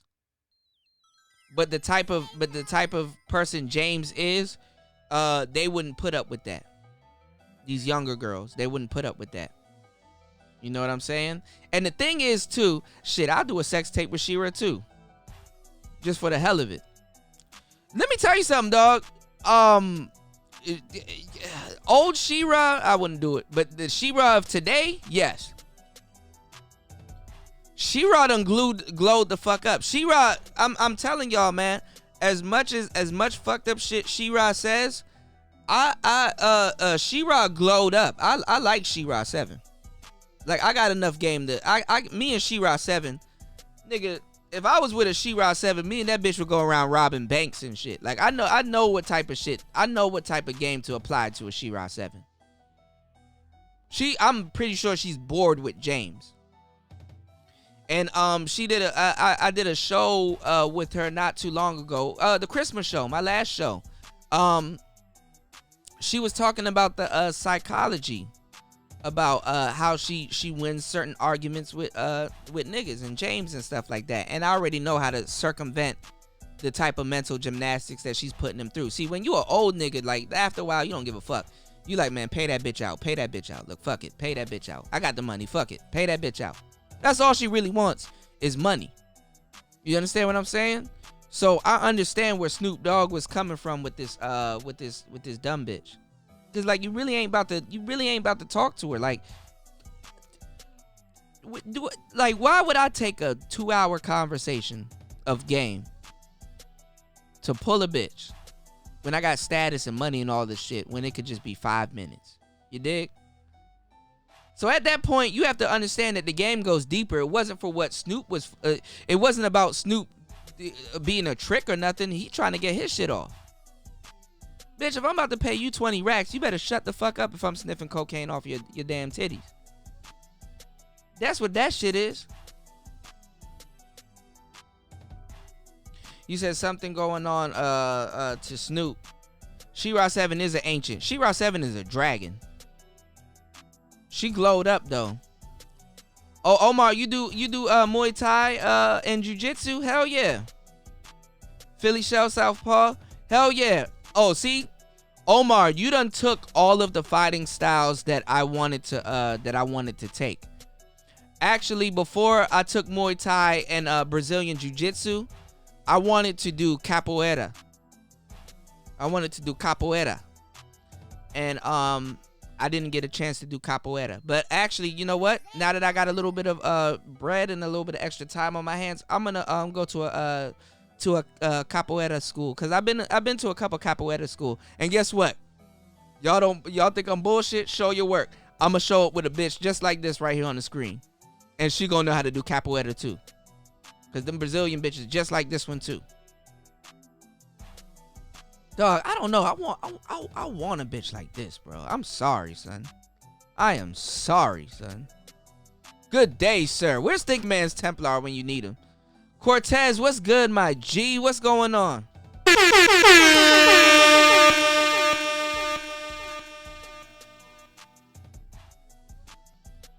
Omar said I did some competition in Thai. They hella small. I'm 6'4".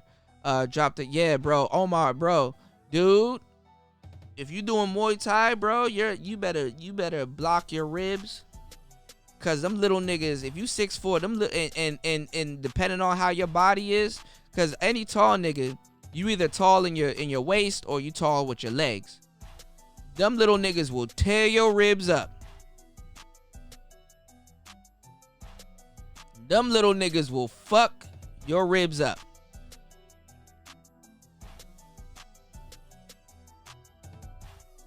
Yeah, I'm not about to start with the ADOS stuff because all of that shit is bullshit. And I don't take no bitch or no nigga for real with ADOS pretty seriously, because I got talking points that I had them niggas, you know, rethinking that shit. So yeah, yo, bro, I ain't about to start with that ADOS shit. But them ADOS bitches, them the most sellout bitches you can never think of, and that's the irony of it.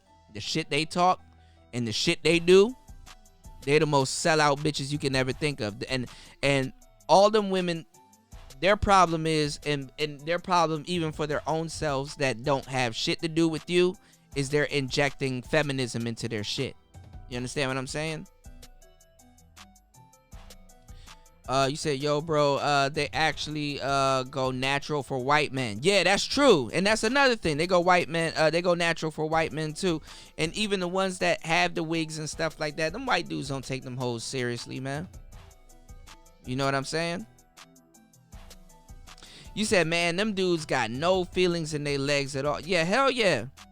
Because them niggas be kicking them bamboos. You know what happens when they be kicking them bamboos and like they use the Wing Chun dolls, like how Bruce Lee used to use like the Wing Chun dolls when he does Jeet Kune Do.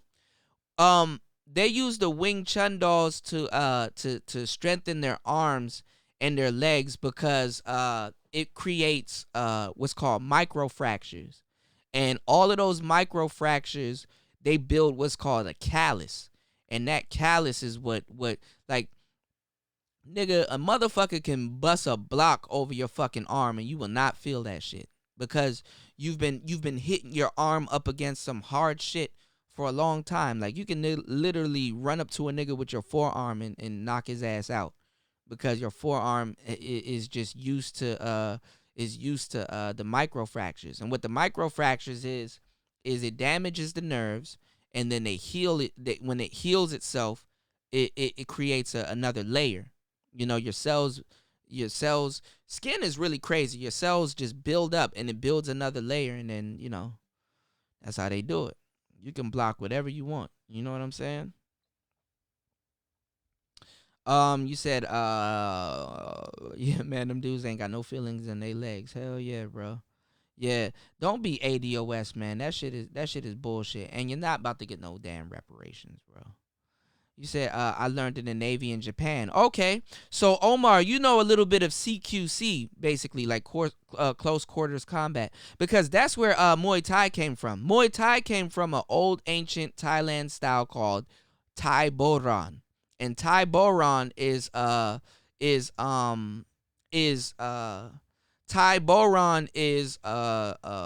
Thailand's military CQC of unarmed fighting. So that's where Muay Thai came from before it became a sport, because they had to learn how to use all their, you know, Muay Thai is the art of 7 joints, you know, the art of seven joints and stuff. Them niggas, man, when we talk about the clinch, we talk about under over, like, Muay Thai is just you can't beat it. It's effective striking. I want to go to Japan too. And if you learn karate, go to Okinawa. Yeah, Stoic, capoeira is very good. Capoeira actually came from Angola, and Brazil kind of revolutionized it. Same thing like jiu-jitsu. Jiu-jitsu, I think, came from Japan, and then Brazil revolutionized it also, because capoeira was practiced amongst the slaves. They would dance in a circle and play their instruments and stuff, and the slave masters would be like, oh, my slaves are happy, they dancing and shit like that. But when that nigga went in the house, them niggas were throwing kicks. Them niggas were backflipping and doing all kinds of stuff. You know, them niggas was fighting, you know. The only reason why I wanted to do capoeira is because they got the strongest kick in the game. And then second is Muay Thai. And then and the kick from capoeira comes from the stance called coconia. And coconia, bro, they put their whole body into the kick. And the only thing that's supporting your whole body is your arm and your hand on the. I'll show you guys that shit later on. So we could talk about like fighting styles and stuff. The best person I've seen that's utilized the Philly shell fighting style was Floyd Mayweather. Floyd Mayweather has an uncanny, tight Philly shell, which is like unmatchable. Philly shell is like, bro, Philly shell is where it's at when it comes to boxing. But my logic with capoeira is like the majority of people learn how to fight people right side up. You don't know what to do when somebody's upside down. And then them niggas are comfortable being upside down. You know what I'm saying? So, you know. But capoeira is dope. I like capoeira. You said, homie said he'll pull up on AMS and say, show your work. Yeah, hell yeah, I'll pull up on AMS. AMS be getting some bad bitches. AMS is smart. If you go look at his books, AMS, he kind of capitalized on a side of the game that Donovan Sharp didn't get a chance to capitalize, which was capturing the white audience, you know? And AMS, he doesn't write his books because his books aren't his books aren't how he speaks. He got somebody else to you know, write and narrate his books. Also, I'm on ACX, so I know about this stuff. I actually I got all of these expensive microphones, and I actually have my own studio and stuff like that. So I narrate books.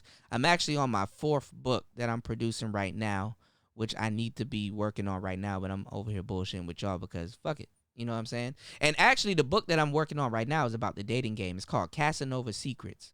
So once I'm done with that book, I will share the link with you guys, and hopefully the book got some good information in it. I just took the job not too long ago, so I'll keep y'all updated on that. So I do ACX on the side, and I narrate audio books. I've been hollering at Sean James. I'm like, bro, if you need a narrator, let me know. I'm gonna reach out to Grinch, and hopefully if I get better at narrating books, I can narrate Ratchet's Rouge. That'll be dope as fuck. So, you know, I'm making my moves, bro. Y'all know what I do. But you said, yeah, Thinking Man's Templar. Good day, sir. Yeah, niggas chopping trees with their legs, bro. That shit is crazy. Buckard was that nigga, bro. That nigga was no joke. You know? Yeah, all the micro fractures and stuff, man. And them niggas stay having bandages around their ribs because niggas be kicking they. Bruh, ain't nothing. You want to talk about air leaving your dog? I'm not gonna lie. When I did martial arts, bro, especially jujitsu, and I always end up fighting fat niggas for some reason. I'm not gonna lie, bro. When a nigga kicks you and his foot, because sometimes you literally see the shit. When you see his foot leave the ground, come all the way up, and this is not no random kick. Like this is a real kick. When his foot comes up and gets under your arms, right? And gets you dead into your ribs, like where your heart is. Like, nigga, that kick made your heart skip a beat. And it bow, like it hits you in your rib, and you you know what I'm saying? You didn't expect it coming, but you seen it. Nigga, that had you thinking about life. You know? And like what boxing coaches say, you better move your head or somebody's gonna move it for you. You do not want nobody to move your head for you. And it's the same thing with Thai boxing, bro. You better move your ass or somebody gonna move it for you. You know? You said ADOS chicks, blackness is a way to play on your emotions. Right. Yeah, that ADOS shit and broads that promote that shit, that's all gaslighting. That's all gaslighting. Yeah, CQC, close quarters combat. ADOS hoes equals pro-black hoes from the same cloth. Yep. And them hoes, they always want to be naked. They always trying to show you their body and, oh, look at my body. Like all of these hoes. Go look at Instagram. All of these hoes, they do this little thing where they tilt their little faces, and then they kind of, you know what I'm saying? And the more I keep this little bitch up on the screen, y'all getting attracted to her. Anyway, they tilt their little heads and shit, and they do the same shit, pan the camera around. They got to show you their titties and their ass and all this other shit. They all do the same shit. They all do the same shit. Like if their beauty is the pinnacle of existence. You understand what I'm saying? Bitch, your beauty is not the pinnacle of existence. You are an idiot. Okay? How about you go live and show us what you're cooking? And talk to us and chop up game and be like, the reason why I cook my greens this way is because like niggas want to hear about some other shit. Like, I mean, okay. I mean, and if you're just attracted to a woman because how she looks, then I don't know what to tell you.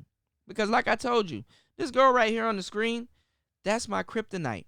But I've had this before and then some. And there's a personality and a character that comes with this. And ultimately, I'm very picky.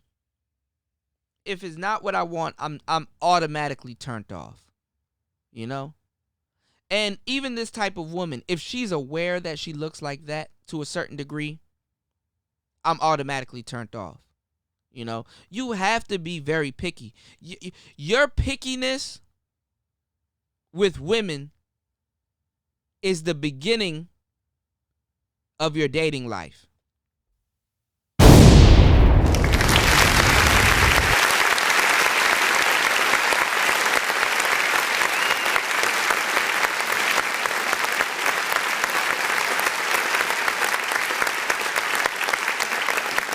Your pickiness with women is the beginning of your dating life. You know what taught me this? I used to look at bad joints and I used to be like, let me quickly find the flaw within this woman. Hurry up as fast as possible. Find the flaw within that woman, because that will ground you. That will stop you from pedestalizing her and putting her on a pedestal and making her believe, or not even just making her, but even to yourself, making, over pedestalizing her.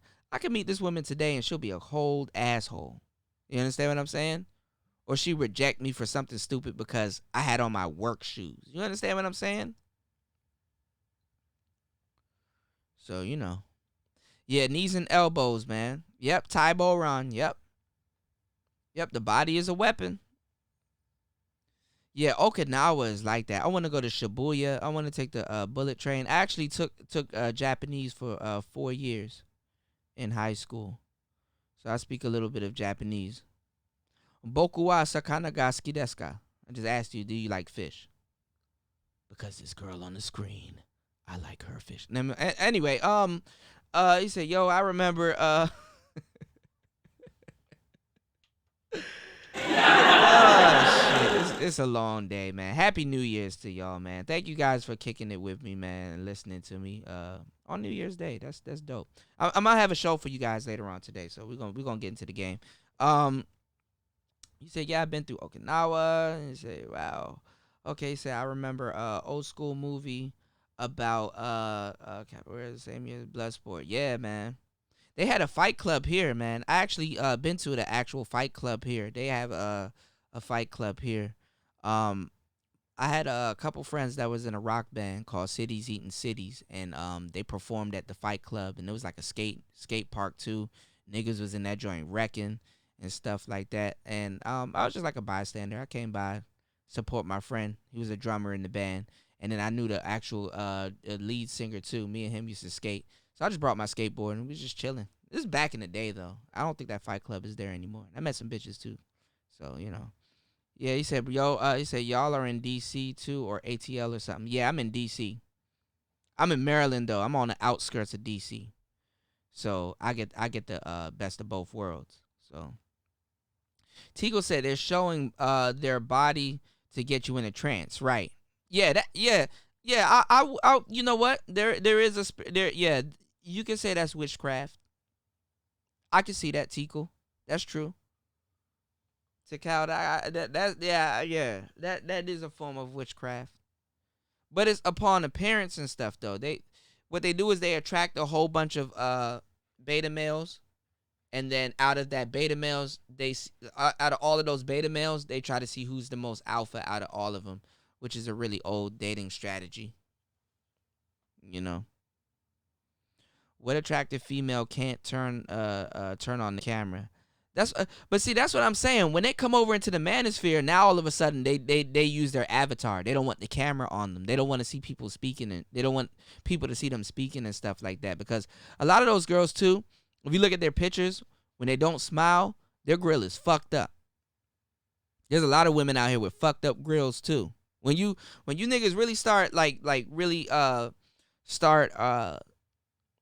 when you really start, exercising some of your standards, you'll know exactly what I'm talking about. And it may seem like you're being petty. I get it. It'll come off like you're being petty or choosy and stuff like that, but you're not. For real, it's important for her to choose, but to a certain degree, as a man, it's just as important for you to choose also. That's how that works. And that's why you see they got the little rabbit ears and the little shit to hide their edges and shit like that. And a lot of them, what they do is they they do little things like they only show their top half, but they're fat and shit like that. They don't show their top half. You're like, okay, she's fat. You could just really just go down your timeline and be like, okay, she's fat. Okay, she got a baby daddy. Okay, she got boyfriend problems. Okay, she's single. She don't know what she's talking about. This, you know, you gotta listen to that intuition, man. You really do. Cortez says all these woke ass, and that's another thing, Cortez. Oh look, BGS just went live 27 minutes ago about SYSBM. Anyway, you have to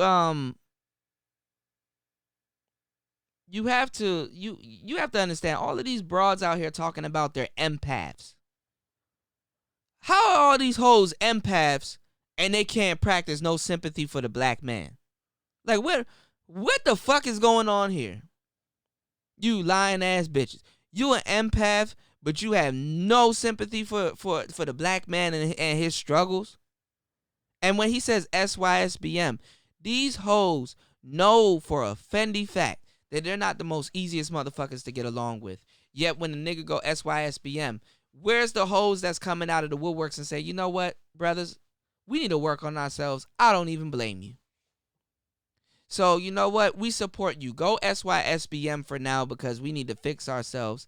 Then once we fix ourselves, please come back. Please come back.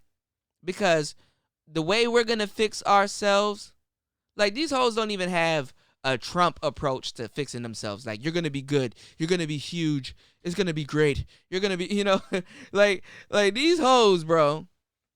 Because I know y'all come over here for the whole shit. Y'all like to hear me talk about hoes. But, like, these hoes, bro, they don't even sit up there. It don't even cross their mind to say, you know what? When you come back, we're going to be the best females you can, you know, we're black women. We dropped the ball. Okay, cool. But when you guys come back to the community, we're going to be the best females on the fucking market, period.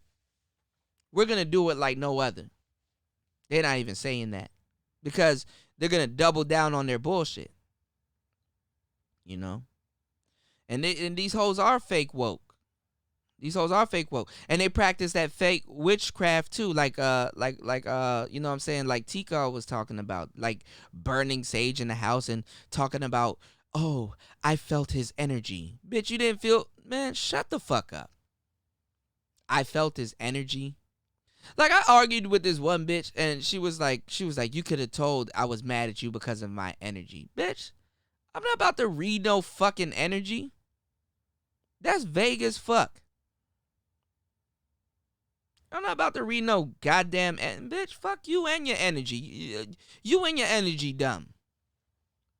That's what I'm reading. You said, all these fake woke hoes half naked and free. Yeah, and the half naked shit is just to get attention, cause she can't get attention doing anything else other than showing off her little body and shit. Yeah, and they try to. Yep. That's how they sneak the feminism. Right, Cortez, spot on. Yeah, pro-black and feminism is oxymoron because they would be the same one calling white people devils and crackers and all this other shit, but fail to realize that they've been sold they've been put on a fool's errand, that they've been sold you know bullshit. You know what I'm saying? So they can keep that shit. Good for them. Like that ain't got shit to do with me. That baby girl, that sounds like a personal problem. You dig? That sounds like a personal fucking problem. But but they gaslight y'all. Every one of us brothers in this chat, we've been gaslighted because the type of relationships that they're trying to sell you, it never existed. It never existed. And when it did exist, you know, that was before the silent era. You know? Black women have never ever faced black male patriarchy. Never. You said you're in a fight club now, crazy ass white boy group. Oh yeah, they be mosh pitting and all kinds of shit. You said I've always had badly aligned teeth, but I accept it. Hey man, look, put in the mouth guard and just go for it. You know that shit. Lets you that's a plus. You know. I mean, you could be fickle. You could be, as a man, you could be fickle. You know, you could be fickle with looks. Fuck these hoes. Like, women try to act like they don't judge niggas. Women do something that's worse than judging niggas. They will judge you because your shoes. You understand what I'm saying? They will judge you because you're not a certain height. They do something way worse than judging. You know? Yeah, they want to believe they're sapiosexual, but if you're a smart dude, they don't like that shit. They don't, because women don't like they're like a smart guy, but they don't like to believe that they don't like to believe that you're smarter than them, because the average woman believes that she's way smarter than you. You understand what I'm saying? Like if you guys are into cars, let's just say you have a Mustang and you have a Camaro, right? You know this other motherfucker got a Mustang. You know this person got a Camaro. Now, both of y'all just see each other on the street. Y'all could have tuned your cars. You could have had a sleeper car and stuff like that. If you were a Camaro and you were racing a Mustang and you didn't tune your car and he didn't tune his car, you know that, yeah, this Mustang is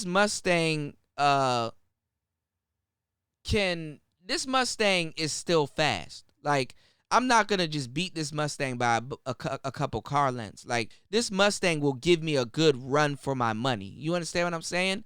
Even though I think that this Camaro is faster than that Mustang, which a lot of Camaros are, this Mustang still will give me a good run. Or this Mustang could impress me. Women believe that they're smarter than you by light years, that they will blow you out of the water, that you don't even know what you're talking about. They don't even give you the benefit of the doubt to say that, hey, man, you could know what you're talking about. They come into the equation saying, hey, you automatically don't know what you're talking about, and I'm here to correct. They believe that that their intellect supersedes anything that you're talking about. That's why they're so busy to tell you that, oh, I got a college degree, I'm this, that, and the third. See, women, they try to recreate what they're attracted to. You know, a woman is attracted to somebody that's college educated because she thinks that means that they're smart. The college education does not mean intelligence. In college, they want to be a boss. And this is, look, because you guys are here, this is the irony of the shit. College does not teach you how to be a boss. It teaches you how to be an employee. College says, listen, we're going to train you to be an employee and you're going to make this amount of money. Okay? You can go to college for business management. It still doesn't really teach you how to run a business because you have to go out on your own merit and try to run a business.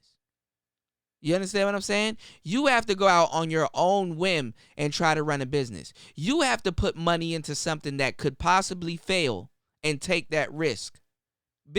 You can learn as much business as you want, but you have to take you have to take that risk to go do something to further yourself. And a lot of women just simply don't want to take risks.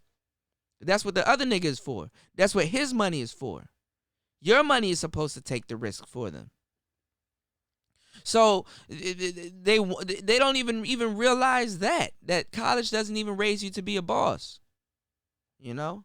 And if you go to college, then if they do realize that to a certain degree within their lifestyle, because certain women's lifestyle will show them that, okay, college doesn't necessarily make you a boss. At best, you become blue-pilled. You become what they call a square. And that's the allure of the Pookies and the Ray Ray and the street nigga, because even if he's running his own drug operation, he still gives off vibes that he's a boss. He calls shots. He doesn't have to adhere to anybody, degree or not. And also, you know, the day you graduate college is the day you have to pay that shit back. Is the day you are definitely in debt. You know, not discouraging anybody from going to college or anything like that, or learning a trade or anything like that. But that's how women think. And nigga, you don't even have to really do that much. You can supersede anything she's talking about. Okay, you're college educated. Okay, since all of y'all are college educated and y'all are running the community, what have y'all built? Have you built anything? What have y'all built? The money is in y'all hands. When the money's in the black man's hand, y'all really want to line up his pockets and tell him what he should do and how he should carry himself and what he should do with his money. Build after school programs and things like that. What have y'all built? Y'all are the most educated, right?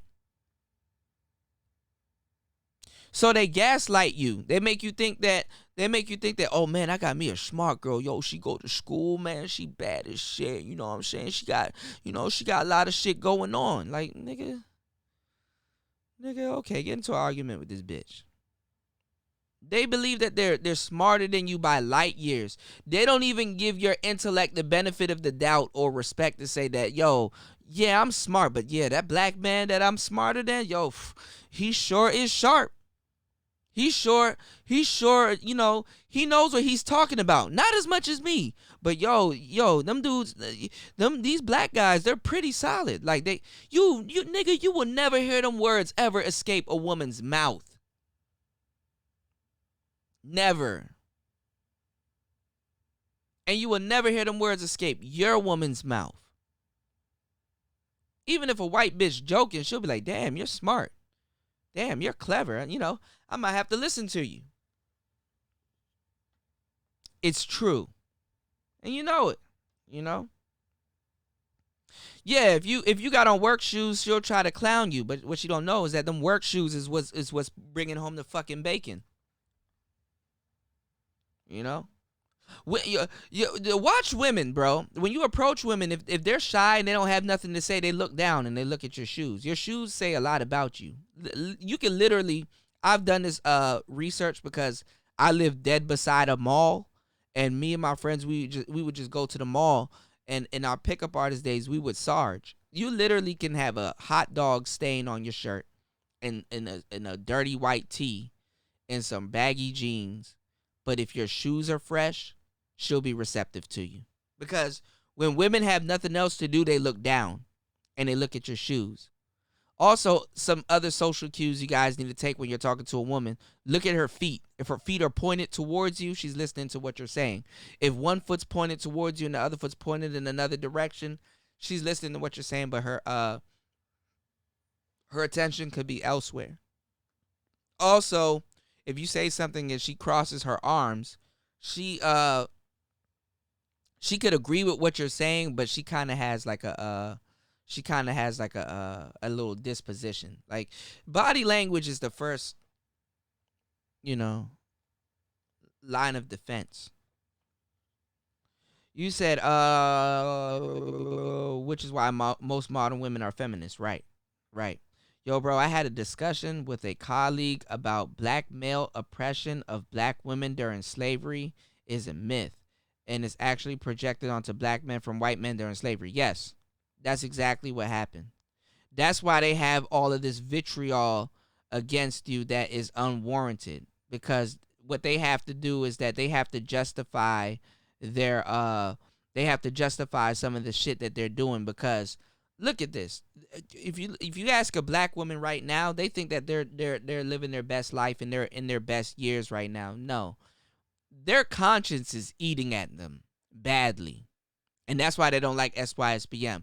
Their conscience is eating at them badly, but they express it in different things like get the bag culture and things like that.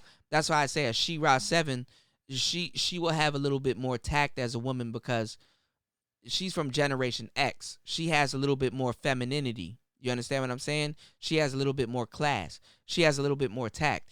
You have yet to see She-Ra 7's titties on live stream. Think about it. Think about what I'm telling you. Think about what I'm telling you. She-Ra 7, no matter I mean, she has her little hair and her little shit done, but you have yet to see this woman come on live stream with a bra. Just nothing but a bra on or something very, very revealing. She might show you might find a live stream or two. I might be wrong, but she's usually covered up. She's usually covered up. And women like her usually are silent and dangerous. Like if you look at a hoe's natural uniform is to be pierced up. Like she has a whole bunch of holes in her body because she pierced everything or tatted up and stuff like that. Because, you know, those things, especially if she has 3 or more visible tattoos, those things are trinkets of a hoe. Like I tell you guys, I could give you guys game with impunity. If a bitch got a tattoo on her side, she's a hoe. She got tattoos on her thigh, she's a hoe. And she got some hoeing in her. But you got the silent, deadly type of women. And I've encountered this hoe many of times. You know, I'm a hoe connoisseur. The hoe that her body's a virgin. She doesn't have no tattoos. She doesn't have no piercings. And she doesn't have none of that stuff. Because, see, the tattoos and the piercings are telltale signs of self-mutilation. You understand what I'm saying? They're a woman that has a story to tell. And she uses her body as the canvas for whatever story she has to tell. That's why tramp stamps and all these things. A tattoo is a commitment. You understand what I'm saying? And if she has 3 to more visible tattoos, she's made a commitment. That's how pimps be picking off these bitches, bro. They can play to her intellect. Bitch, you got 3 or more visible tattoos. Okay. You want attention. What hoe doesn't want attention? You know? Omar says, I've never had an intellectual conversation about Queen Nanny Malachi. Oh, yeah. Malachi York or with a conscious chick. Yeah, because they don't know. That's why conscious chicks get preyed upon. They don't know. Speaking of Malachi York, if you know who I am, because I got different flavors and sides to me. I was the first person to do an exposed video on Nature Boy. If you guys know who Nature Boy is, go do your homework. I was one of the first people to do a exposed video on Nature Boy. And I actually saved a couple of black women over there. That's why if a bitch come over here and talk about you don't like black women, bitch, shut the fuck up. I done saved black women from going over there to Nature Boy. I done saved Yaya. I done saved Serenity and all them other little hoes that was over there and did extensive work on the Nature Boy series. And bitches are still going over there. I just jumped out of I just stopped. I just stopped. It's a conscious decision. Sinetta and all them dudes, they know about me. Go, nigga, ask Polite and all them Yada, all them niggas. Nigga, a fucking Young Pharaoh. Go ask Ase Divine about me. Go ask her name is Jazzy with the strap. Go ask Black Ink and Digital Pit Boss and all them niggas. Go ask them niggas about me. Suge and all them niggas, man. Niggas know me or heard of me. You know? Them bitches can't talk to you about shit. You talk to one of these little conscious bitches, you be the main one lacing them with game. But they got onks and all this shit tattooed on them. These bitches think onks are a fucking cross. It's a key. It's the alpha and the omega symbol put together. I could tell y'all from top to bottom about the whole conscious game. I'll pull a bunch of conscious bitches. I've done it.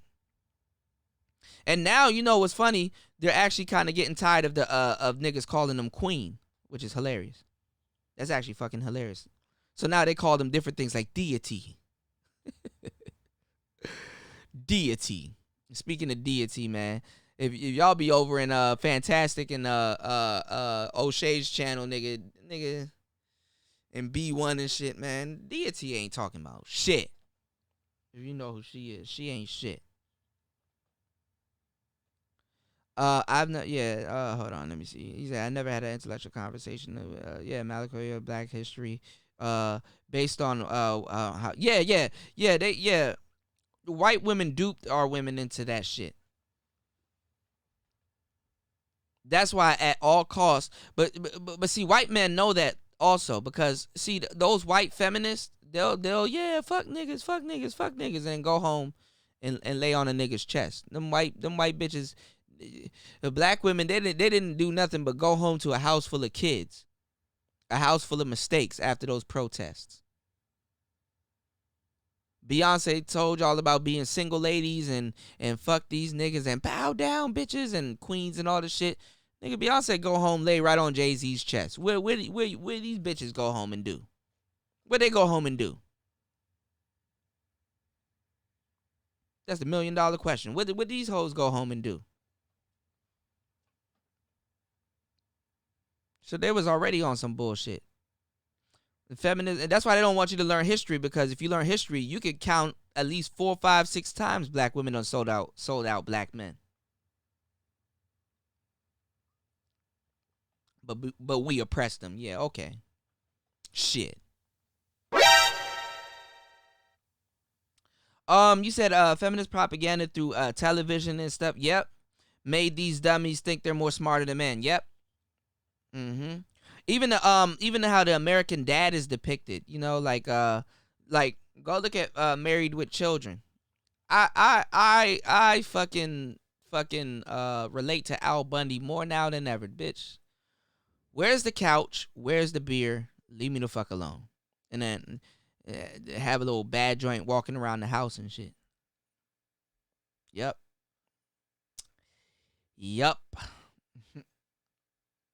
Omar says, I'm in nursing school. It's full of freaky hoes. Hell yeah, because they can't do that. Nigga, nurses are some of the most freakiest hoes. Them bitches will fuck you and then go get a warm towel and put that shit on your back. And clean you up. Bitch will clean you up. She'll dirty you up and then clean you up and shit. You dig? And nigga, don't find a girl that'll suck you off and then blow on your shit. Nigga, if there's some slob on your shit and she, no homo, and she blow on that shit, oh my God. Yeah, I done had me nigga. I got a nurse on my line right now. I done had me hella nurses. You know, when you done had a whole bunch of these women, you know how to talk to them. You know their jargon. You know, it's just, you know, you guys got to explore, you know. Yeah, they are dumb. He said they drop left and right, poor study habits, at like the instructors are plotting to fail them. Yeah, because the thing is that they don't base their education on really being truly interested in something. Their education, for real, the undertone, even if they are truly interested in something, their education is based on niggas not telling them what to do. You know, they only get their education shit in case all else fails. They can support themselves in case the nigga that they dealing with don't want to fuck with them or not. You know? You dig? That's what that shit is. That's what they base their education on, you know?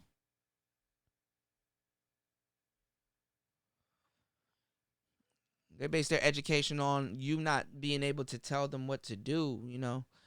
He said, Omar, I saw it when I was in school too. They go to nursing because it's a trend. Yeah, and then you know it's an easy degree to get. It's an easy degree. They don't even really want to do, you know, actually be taking care of old people. They want, who they really want to be is the bitch sitting at the desk doing the papers and stuff.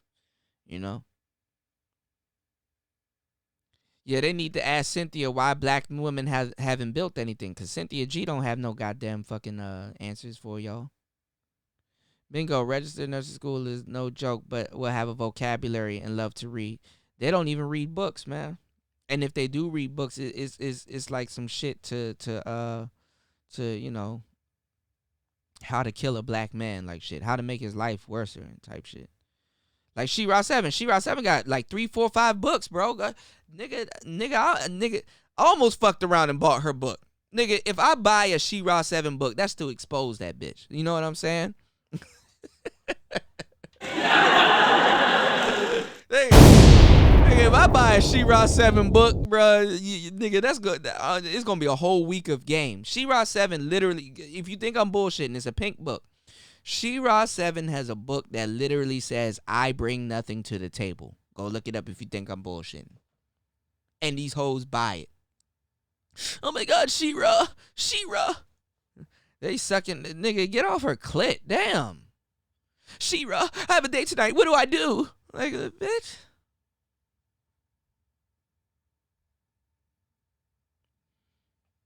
Yeah, they think nursing is easy, but it really isn't. But some of them, they do get through it. Some of them, they can, because they push women through education. Now, I hope y'all know that also. These women aren't really that smart like they tell you to. That's why they getting mad at these transsexuals whooping their ass in sports. These transsexuals are taking the scholarship of a lot of these quote unquote educated women. So a lot of these basketball bitches are dumb. These tennis, especially if she play a sport, these tennis bitches are dumb. Like a lot of them are dumb. Like they're playing the sport, they know what to do, but they're dumb. That's why they're over at She-Ra 7's channel. She-Ra, please help, help She-Ra.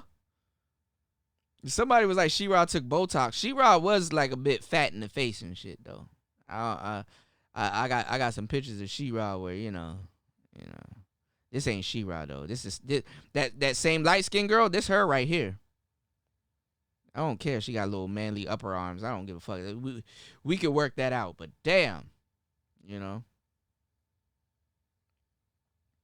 So anyway, actually, you know what? Because we getting into the game. Thank you guys for kicking it with me, man. Happy New Year's. You know what I'm saying? He said, so basically, they clown black men for almost everything that represents progress. That's the problem. Yeah, because when you're successful in the black community, you're almost literally labeled bougie. You're labeled bougie. And the counteract that is that you have to play a sport or be good at a sport. You know what I'm saying? You have to literally be good at a sport. So, Yeah, home health care aide, not a nurse. You're a housekeeper. Yeah, that's basically what you're a maid. And when you ask them to do something as a black man, they try to say, "Oh, well, I'm not your maid. I'm not your." But she'll go, and that's the irony of it. She'll go to work and do the same thing for another nigga. She rather benefit another nigga. Like if you ask her to be your secretary and say, "Yo, I'll pay you," and all this other shit, and put money in her pockets, you'll still get some lip out of this bitch. And you're paying her. She has to go to a white establishment that got nothing to do with you to do the same thing just to say that, okay, yeah, now I'm somebody. Because it's something that doesn't involve you, something that you don't know about. You don't have to know her finances. If you're paying her, you know how much she gets paid.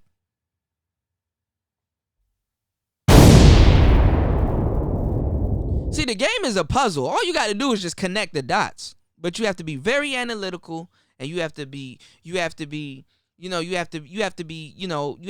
watching exactly what's going on to really connect the dots, Yo Bro says intelligence to a black woman is valued by white male supremacy standard.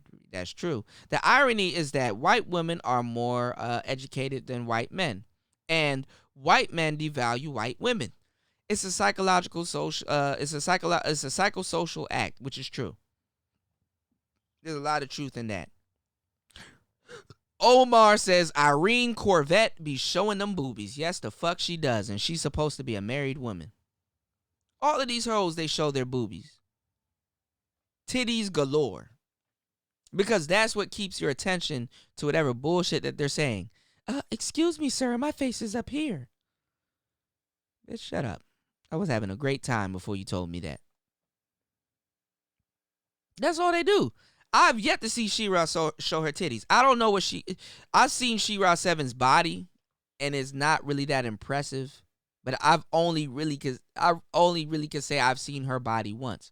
I've never seen a full picture of She-Ra 7. And speaking of Cynthia G, the shows that I did on Cynthia G like 2 years ago, I've actually had pictures and uploaded pictures of Cynthia G. Cynthia G actually has a body. She just chooses to show her face. I don't know how that works, but she actually has a body. The bald ego Bald Eagle actually has a body. You know, Cynthia P has a damn body. That's the crazy part. Or I would like to say had a body, and it probably looks even more fucked up because she had the baby and stuff. She tried to play games like she didn't and shit. Nigga Reg the bad guy went live. He was like, Cynthia, look, baby, I hear the baby in the background. Reg the bad guy is like that necessary evil, man. I fucks with Reg, man. Shout outs to Reg. Yeah, she's self-loathing. Yeah, Malachi York is a fraud. Nature Boy actually got his game from Malachi York. Yep, you're right, Dwayne. Nature Boy is the second coming of Malachi York. Yep, you're right. Yeah, Malachi was a pedo. Mm-hmm. Niggas in the manosphere has low standards. Irene is proof. That is true. Irene is bad, but looking at her for a long time, it's like, bitch, what are you talking about? I'd be done choked that bitch. I couldn't be her husband, bro. I'm sorry. Yeah, man, bro, like that shit is crazy, man. Mm-hmm. Sonetta is basically the Don King of the conscious community. He's just here to make a bag. He knows his shit too now, but he's just here to make a bag. So I can't knock his hustle. He just like, listen, bro, long as y'all motherfuckers keep me in the Benz, and I got me a Shure SM7B, and I'm, hey sister, and I don't know, brother. He does that shit. Sonetta know me. So, Yeah, I mean, Irene Yvette, if you're just somewhat beautiful and you somewhat got a brain, you know how that goes. Y'all know how that goes. And that's the plausible deniability, though. Because niggas know, okay, she's pretty and she got a brain. See, niggas, we compensational creatures, man. I done told y'all that multiple times, man. A girl doesn't have a face, but she got body, she do. She'll do. A girl doesn't have body, she got a face, she'll do. You know, we're compensational creatures. So, like, how much bad can you say to a girl that looks good and she's semi-talking the shit? Like, you can see where she's coming from. She don't even have to be smart.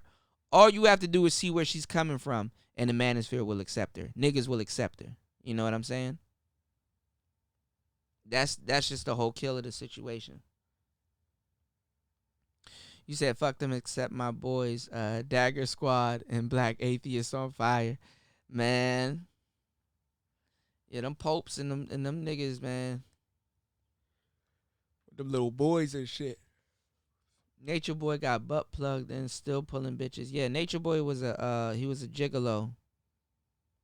You know? We exposed that, though. Black Ink was the first person to expose that. I played a part in exposing that. And Black Ink was the first person to expose that. And when Black Ink exposed that about Nature Boy, because everybody hated him, and then once Black Ink exposed that, because there was supposed to be a part 3, and me and Black Ink was talking about it at the time, we did one video over on Black Ink's platform, and then the second platform was on Nature Boy's platform, because Nature Boy... I done played chess with they don't play chess with Nature Boy and all kinds of shit. Like Nature Boy, and check out Digital Pitball's War Chess series and stuff. He didn't want to really be on Black Ink's platform because he knows Black Ink's people was over there and he wouldn't get a fair shot. So we had to do it like they had to do like a swap for swap type shit, you know. But Black Ink exposed that, and then everybody kind of, when Nature Boy told his story, everybody kind of had sympathy for him. And then something happened. They didn't have sympathy for him anymore. And then Ase Divine came in and put in hella work.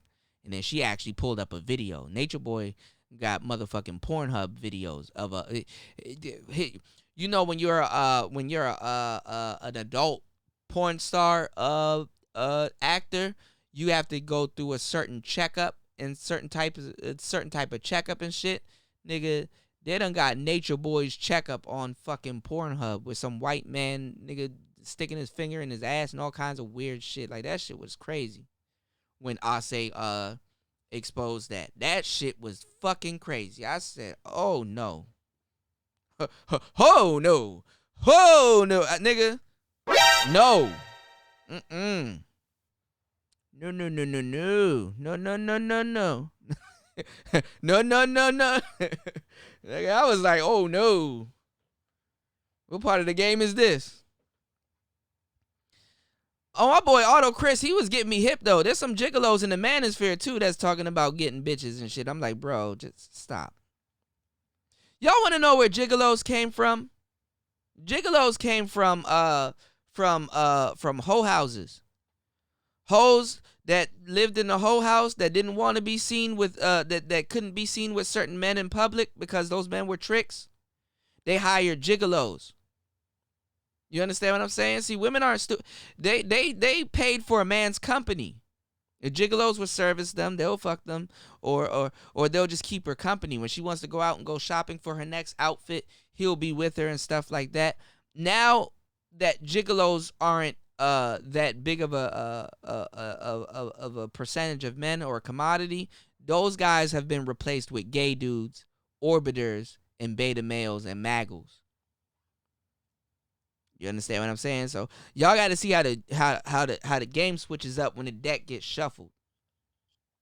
You said Sarnetta's obviously a fraud, but pro black hoes love him. Yeah, because he plays the devil's advocate.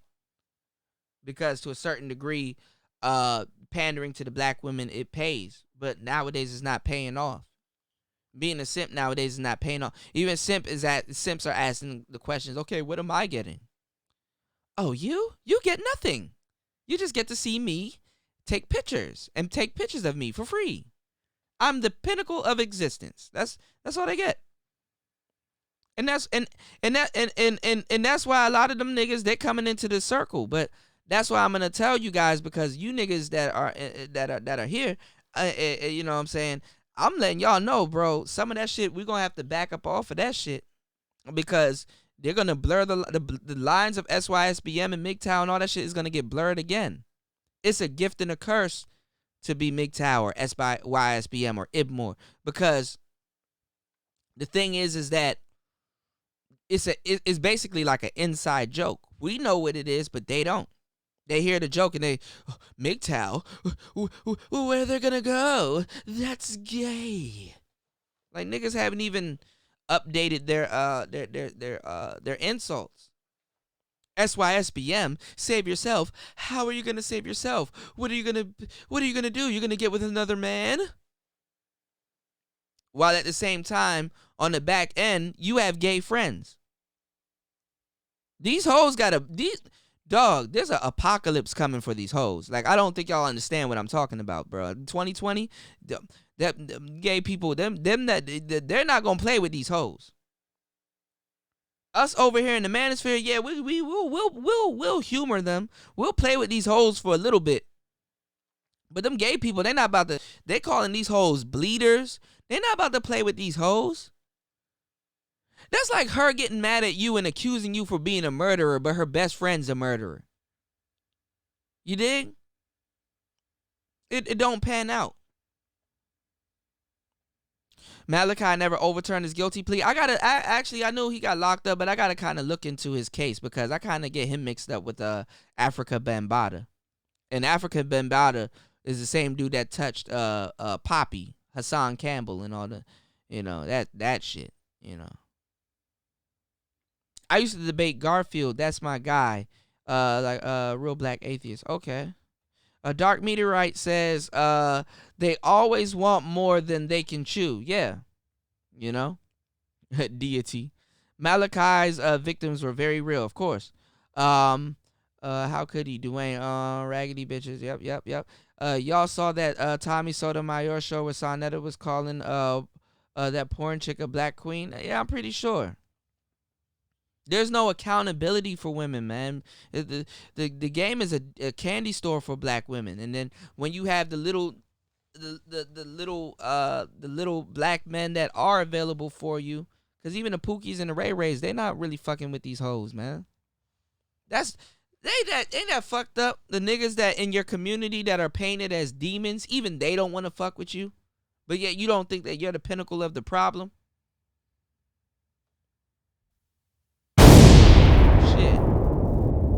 Shit. Oh man, Omar and Dwayne got a debate. Let me know when y'all want to do the debate. I'll host it. I just want to see what y'all would talk about. I'll referee. He said, Omar, I gotta hear them debates. Garfield is my dog. Y'all gotta get me hip. He said, Cortez, that's the crazy part, Major L. He could have asked his lawyer instead of asking for a pardon. Oh, so he asked for a pardon, so it probably a little bit of guilt in that shit too. You said white Jewish feminist. Hold on, I'm all late, man. My bad, y'all. Let me catch up with y'all because y'all listening and I'm like late as fuck. All right, white Jewish feminist in the 60s that my grandma told me about where the government agent act like feminists. Yeah, like Gloria Steinem and all them girls. Like black women had no reason to be okay. Yeah, but black women had no reason to be feminists, man. Gloria Steinem and all them girls, they wanted to sterilize black women. They wanted to neutralize them. They wanted to practice eugenics on them. They wanted to, control their wombs directly. White women wanted to control black women's wombs directly. And she's so quick to tell you, my body, my choice, And the irony and the fucked up part is, check this. They end up controlling their wombs on the back end.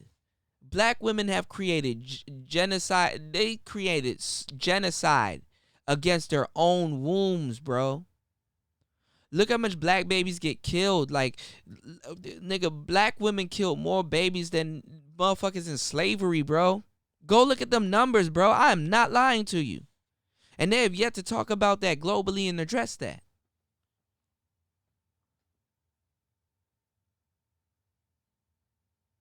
They have yet to talk about that globally and address that. But yet when you talk about it now, now you fucked up. You a messed up human being. Oh, you shouldn't say that.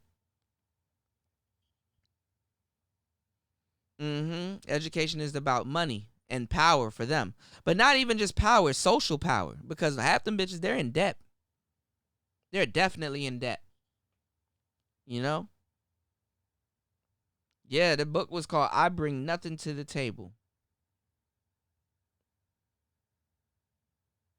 Nyla Rose for All Elite Wrestling head ass. He said, a little girl can go pro at 15 playing tennis, get endorsements and everything. Young black men can't go pro until after college, which is true.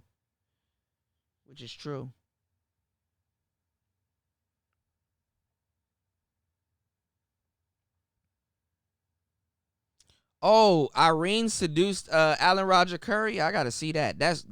I'm pretty sure that's his type. Like, to Alan Roger Curry, Irene Yvette is a bad bitch, which to a certain degree, that alone is fucking hilarious. Would I smash Irene Yvette? Hell yeah. She can get a weekend out of the kid. I gotta have Hennessy vision though. I gotta have a stiff drink to fuck with her. And a bunch of weed, cause I'm not sober. No. She got a stare. Irene Yvette got a gaze. She got the little eyes and shit. She looked like one of the little Ethiopian broads that I done dated. So yeah, 2 or 3 days, but then after that she gotta get lost. I dated Irene Yvette. I ain't even gonna lie to y'all. For like 2 or 3 days though, like at most a week, but it's on my terms. I'm gonna be doing shit. You dig? I ain't about to be dating her on her terms. I'm really not trying to hear what she talking about. That's what I'm saying. I'm gonna have to have a stiff drink. Yeah, Deity would never cam up. I wanted to see Game Changer rip Deity's ass apart on O'Shea's panel, but they kept letting the other dude talk to her, which he was cool too, but he was just repeating himself, and she she was just asking him aimless questions. Like, bitches will ask you questions but don't have nowhere to parlay the question. You know, like a bitch will ask you, "Are you a Pookie or a Ray Ray?" And you'll say yes, and she'll be like, "Oh, okay, okay, that's it, bitch. Like, what's the point of asking me that shit? What was it for? You know, they do shit for their little Rolodex, and they do that too because even if they have somewhere to parlay the question, they got to be very vague when they ask you certain questions because they can, if women were direct. If women were direct, they basically forfeit being a victim, and they have to be a victim. So women can't be direct. I'm giving y'all hella game on today's show. If women were direct, they would have to definitely forfeit being a victim because then all plausible deniability is out of the window. She knew what was going on, you know? So that's why they have to be vague and ambiguous. Gigolos didn't come from Nick Cannon. R. Green, a Maggle is basically a white knight. It's a guy that comes to it's a simp, you know. It's a guy that comes to the defense of women, you know, whether they're right or wrong. Yeah, SYSBM, man. You know, we're gonna push the SYSBM, but you know, I'm just being realistic with y'all, and I'm just telling y'all to you know what I'm saying, to be careful. You know what I'm saying? You know, walk light. You dig? I wouldn't tell y'all no shit that, you know, I wouldn't even recommend for myself. I wouldn't send y'all on the fool's errand. You dig? That's why I'm so analytical and I break down the actual game. It may take me a while to come around to what y'all know, but y'all know, you know, I just document that shit. Bambada was York's friend. Yeah. They all run in the same, you know. But they niggas was touching little boys and shit like that. Like, boy, what type of shit you into? Exactly, these hoes turning their lesbo card after a 10-year run. Yeah, because the thing is that them lesbian relationships really ain't got shit to do with you. Like, bitch, what are y'all gonna build? What are y'all gonna build? But I get the lesbian relationship. It's a unique relationship. It's different. You know, some women, they're caught in the allure of it. Like even with She-Ra 7, one of the things that I was talking about when she was telling y'all to date older men, and she was saying she was telling women to date older men, and she was saying how like a lot of the women in his age group, they get jealous of her and stuff like that.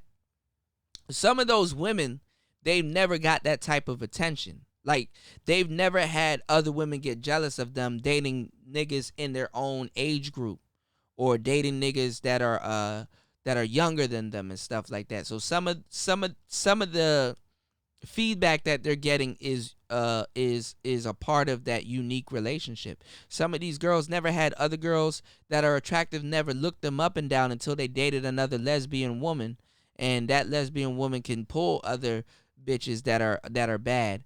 But her seeing her with her kind of validates her. You understand what I'm saying? And if she knows how to dress and things like that, then she can really stunt on other women, because her by herself, she couldn't have done that alone. You understand what I'm saying? So that's what I'm saying. Like, it's not even just really their actual relationship with the woman. There's other things going on. There's a allure that comes, you know, with these unique relationships, you know. But nigga, I mean, you know, shit. How I know women, I would be scared as fuck to be a lesbian. I don't even eat pussy no more, bro. I stopped eating pussy, bro. Like, back in the day, once I found out about microchimerism, nigga, what? Nigga, pussy hasn't seen me since. It hasn't seen my tongue since.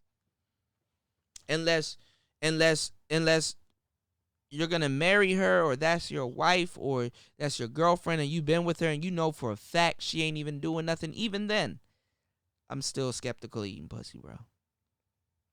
And I hope you niggas ain't out here eating pussy, bro. I pray you niggas ain't out here eating pussy, bro. You know?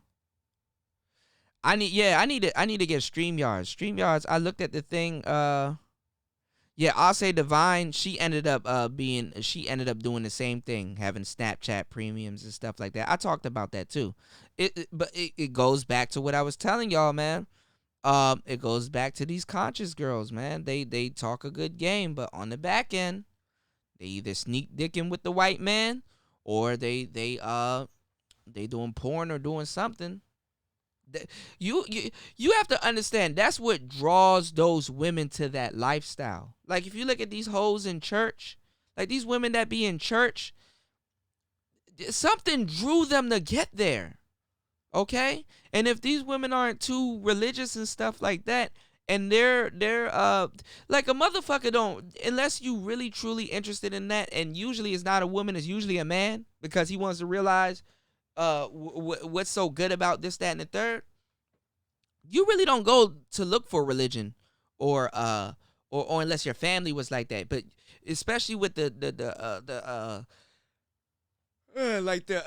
ADOS and the conscious community, it's filled with hoes and fucked up people, bro. You really don't go out of your way to just go look for religion unless God or life puts you in a position to do so. Nobody just wakes up and say, hey, I just want to read the ISIS paper just because. I like the cover. No. You heard about the ISIS papers. Something fucked you up, or you saw something politically messed up, or you just wanted to understand something. You want to get clarity or understanding of something. So it's like the church. You know, when these bitches are talking that conscious shit to you, you have to question yourself, yo, what drew this motherfucker to this lifestyle? And that's why you guys realize that this person is not really into that shit like they say they are. How much books and text does she own on that subject? And has she even read it? Because half these conscious broads, you talk to them about the ISIS papers, they heard of it. Most of them don't even heard of it. They haven't even heard of it. They don't even know who the author is of the ISIS papers. Dr. Frances Cress Welsing, rest in peace. I'm mad I didn't get a chance to meet her before she passed away, because she was here in D.C. They don't know who the fuck that is. They're not as conscious as you think they are. They just like the style. They just like how it looks. They like the earrings. They like positive vibes. They're not even, a lot of them, they talk about burning sage and doing all this other shit. They're not even into the witchcraft shit. Stoic, I don't even blame you. Even if you don't find Irene Yvette attractive, I can see why, because the shit that she's talking, I don't find her attractive. But I mean she's not attractive to me, like mentally, but visually, nigga, let me hit Irene Yvette. She'll come online talking this, saying, I'll get her to say what I was about to say. Yeah, bitch. Yeah, go do this live stream and read that little teleprompter right there. Cause let me stop, because I think she subbed to me, and yeah. Go read this little teleprompter right there. Yeah, and show your titties a little bit more. You know what I'm saying? Like, stand up. As a matter of fact, stand up when you. Hey, yo, y'all gonna get me kicked off of YouTube. Yo, stand up when you speaking to these niggas. These niggas like to see body and shit. Stand up, because you talking that shit with your little face and shit. Like, black men need to be more attentive and protect black women. You stand up. Let them see your little ass and shit. Turn around when you say that. Turn around when you say that and look back and shit. Like, do that. Let me stop. Would I smash Cynthia? Oh, fuck no, I would not smash Cynthia G. No, but if I show you some of them younger pictures, if I can go back and oh, what's up, Cocaine? If I could pull up some of the younger pictures of Cynthia G, then you know what I'm saying? Y'all will be like, okay. Now, Raw Dog Rob, I don't know what the fuck he was talking about. I don't know what the hell Robert, nigga. That to this day, that scares the fuck out of me. Rob, I don't know what's going on with you, bro. You know, he probably wanted some clout off of that, and then once she, you know, cause Cynthia's goofy. Like I'm pretty sure you don't have to go across country to get no goddamn dick. I'm just being 100 with you. You do not go across country to get no goddamn dick. That's what Cynthia G did. She went across country to get some goddamn dick. I don't know what possessed her or what possessed him, but he already knew if she came that far, something was getting fucked. You know what I'm saying? Like the irony, man. Like, you don't trust what a woman says. You trust her actions, man. You gotta understand, bro. When me and you guys talk as men, our word is like our bond. And even if our word isn't our bond, just being men, our word has no choice but to be our bond. You understand what I'm saying? So words mean something totally different to us than what it means to a lot of women. You know? Women, what do you call a woman that doesn't have integrity? I'll wait.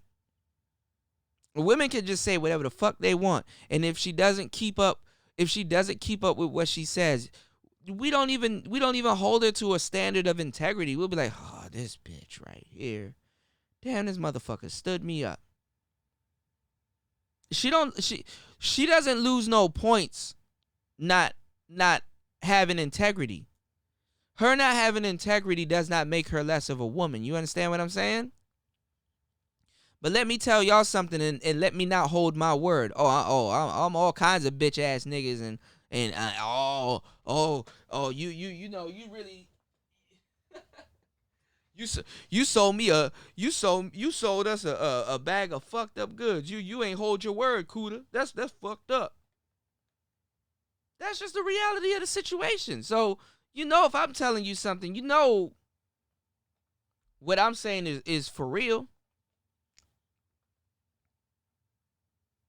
Waste woman. I finally caught up to the chat. Yeah, I would not hit Chemo G.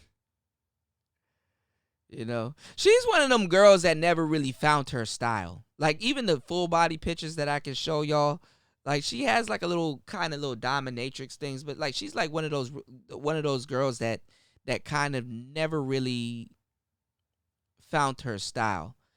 Like some of these girls that be wearing these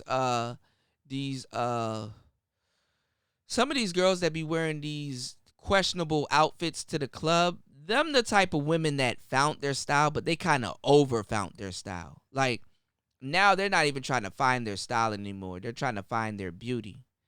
And that's what social media did to a lot of women. Like a girl that's like a 7 or a 6, she can have a sizable amount of audience.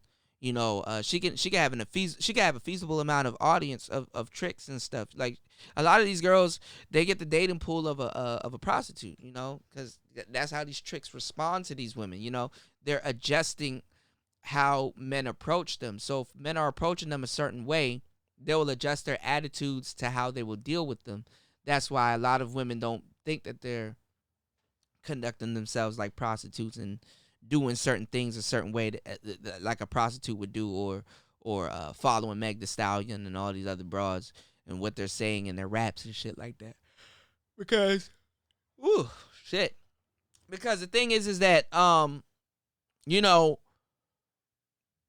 like, niggas are approaching them a certain way. They, to a certain degree, they are dealing with tricks, you know. And if their dating game is slow, they will opt out to sleeping with some of them. They will opt out to playing some of them. They'll, you know, that type of shit. But Cynthia G, she just does what works for her. You know what I'm saying? Cynthia G doesn't have no style. Like, I've never seen Cynthia G wear some stylish clothing where it's like, oh man, that shit crazy. You know what I'm saying? She keeps the same, you know, She keeps the same fucking hairpiece. And then she, you know, I don't know. So funny you said that ARC girlfriend looks like Irene and the bitch is considering marriage lost the old man. Oh, for real? I didn't know ARC had a girlfriend.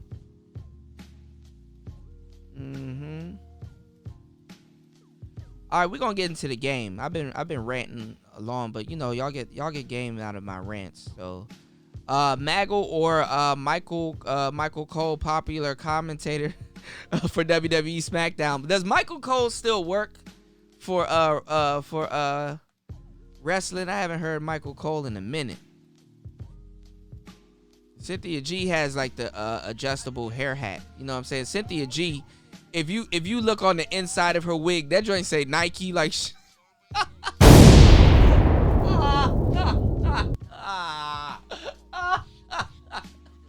that joint say Adidas.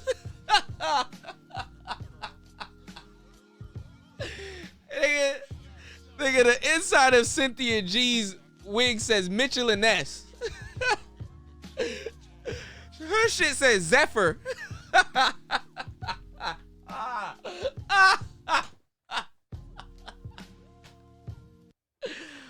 Woo! Let me stop. Okay. Let me compose myself. Okay.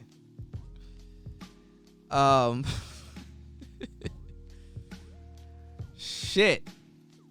Damn. Okay. He said, I just can't trust nobody on YouTube that's never shown themselves, but then calling niggas ugly or broke. Yeah, that's true. Irene low-key looked like oh, damn. He said she looks like Baraka. He said Irene looks like...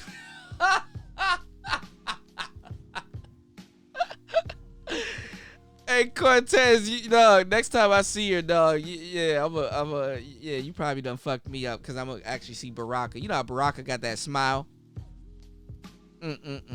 Baraka. Oh, shit. He said, I just thought Missy was fat. Never acted like Lizzo, man. It says she's gay, but Lizzo not gay. Lizzo gonna lick some pussy at some point.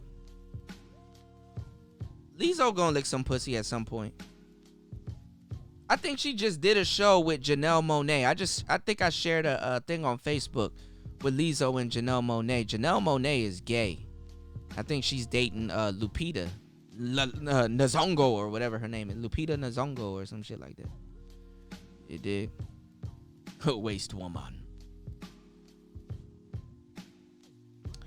Omar says, we expect women to lie. It's anticipated. Yes. Women skate around inconvenient and uncomfortable truths. Yes. Yeah, they're allergic to it. They have an abnormal reaction. And if you hit enough of them with the truth, you will start to see a pattern in all of them. You know what I'm saying? We know a side of women that they don't know themselves, or they do know, but they're afraid to. It's the unknown. You know what I'm saying?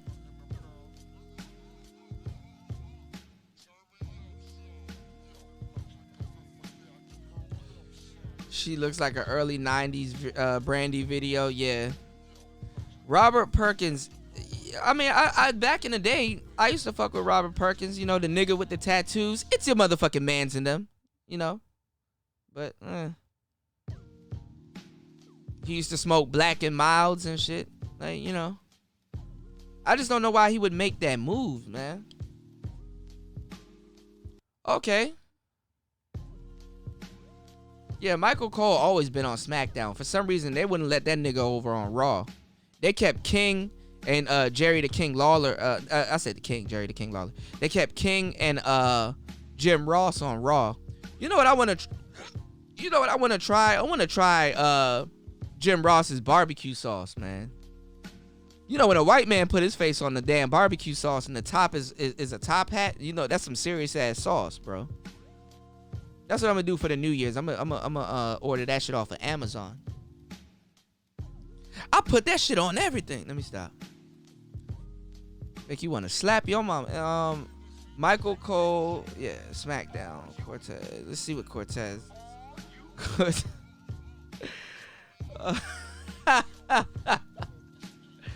Oh, you said Janelle Monáe is pansexual? Whatever that means. Whatever that means, like shit. She's pansexual.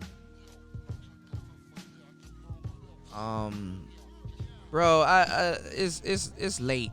I don't forgot what pansexual is. I'm thinking about Umar Johnson when y'all say that. So, why is it the baddest chicks gay? Because they gotta capitalize on their beauty before they get out of the game. They're wanted by men and women. You know? And being gay is just like being convenient. You know what I'm saying? Y'all can go in the same bathroom. Y'all can be in the same locker room, you know? Oh, she goes for everything. Okay. That's still a confused bitch. Anyway. Because at one point, she was just going to keep wearing them suits. And I knew she wasn't going to keep performing on stage with them big-ass suits on and shit. Her little ass going to pass out. Sitting up there trying to do all them dance moves in them big-ass suits and shit. So I knew at some point she was going to start showing titties and ass and shit. Because that's what they do in the entertainment business, man. Lizzo is a caricature. Yep, she's like the Sarah Bartman. It said you missed the opportunity with Trey Songz. That's for real. She was gonna hook up with Trey. That's funny.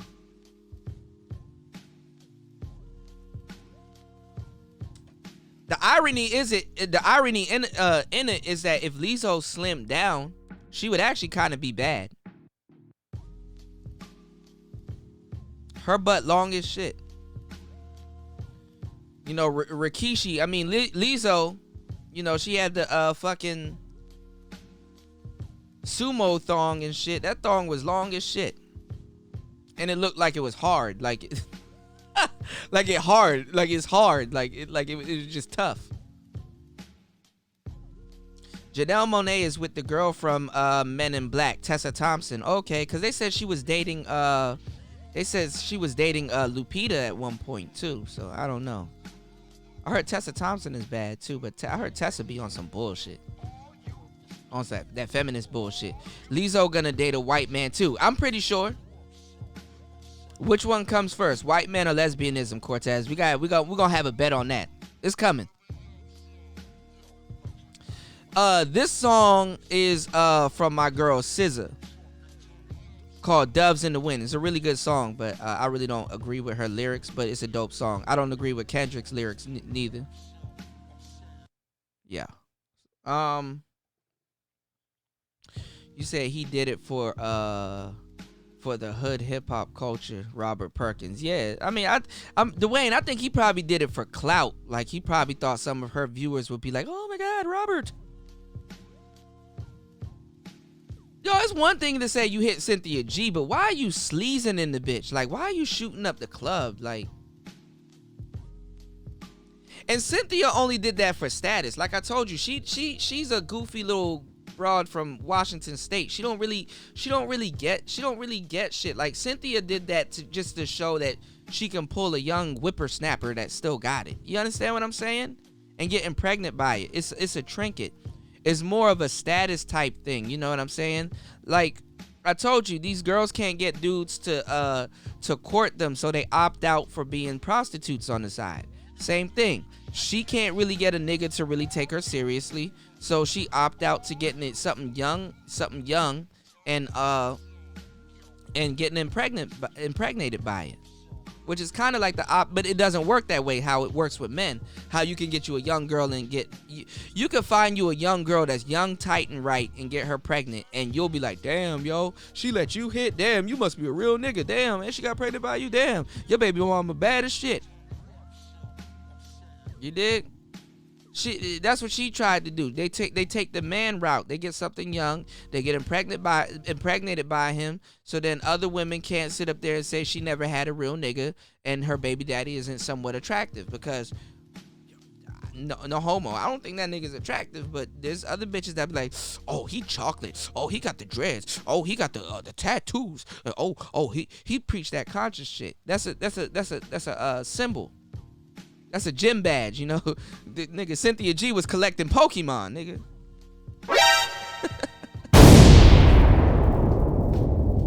So her little baby's a Pokemon.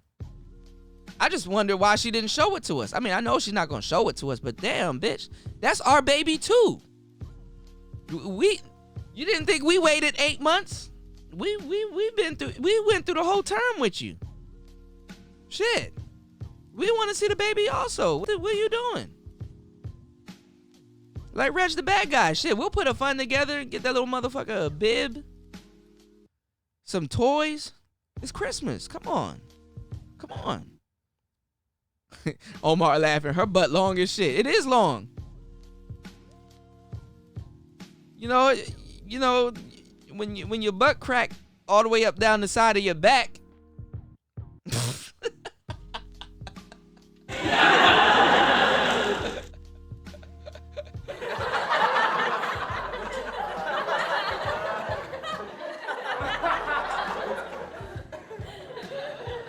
Oh my God. Her shit look like an uppercase Y. That thong look like an uppercase Y. Yeah, that thong did not do justice, Dwayne. Yeah, she had on the Rikishi panties, man. Yeah, Tessa is funny looking. I gotta see a picture of her because all these hoes look the same after a while. Yeah, I think the white man might come first. She might get her a little young white boy. Because, you know, at the same time, too, they're sending messages and stuff, too. Like, sometimes the white boy that she'll get, it'll be like a PR move. Like, he's probably like a singer, up-and-coming singer or something, and she'll feature him on a song, you know. Lizzo's actually pretty talented, though. She can actually sing. And then I think she can play a flute. I think that this bitch was playing a flute or a saxophone or some shit. She was playing some type of instrument, so. But later on in their career, they always slim down. Like, she's in her 30s and stuff now. Like, I'm pretty sure when she's 40, she's gonna take the Monique route. And when they slim down, they get that big ass head and shit. Like I was about to say Jasmine Sullivan. What's the girl that sing that? And I'm telling you. What's the fuck? What is her name? I said it last time. I forgot her fucking name. But Missy Elliott, she got a big ass head.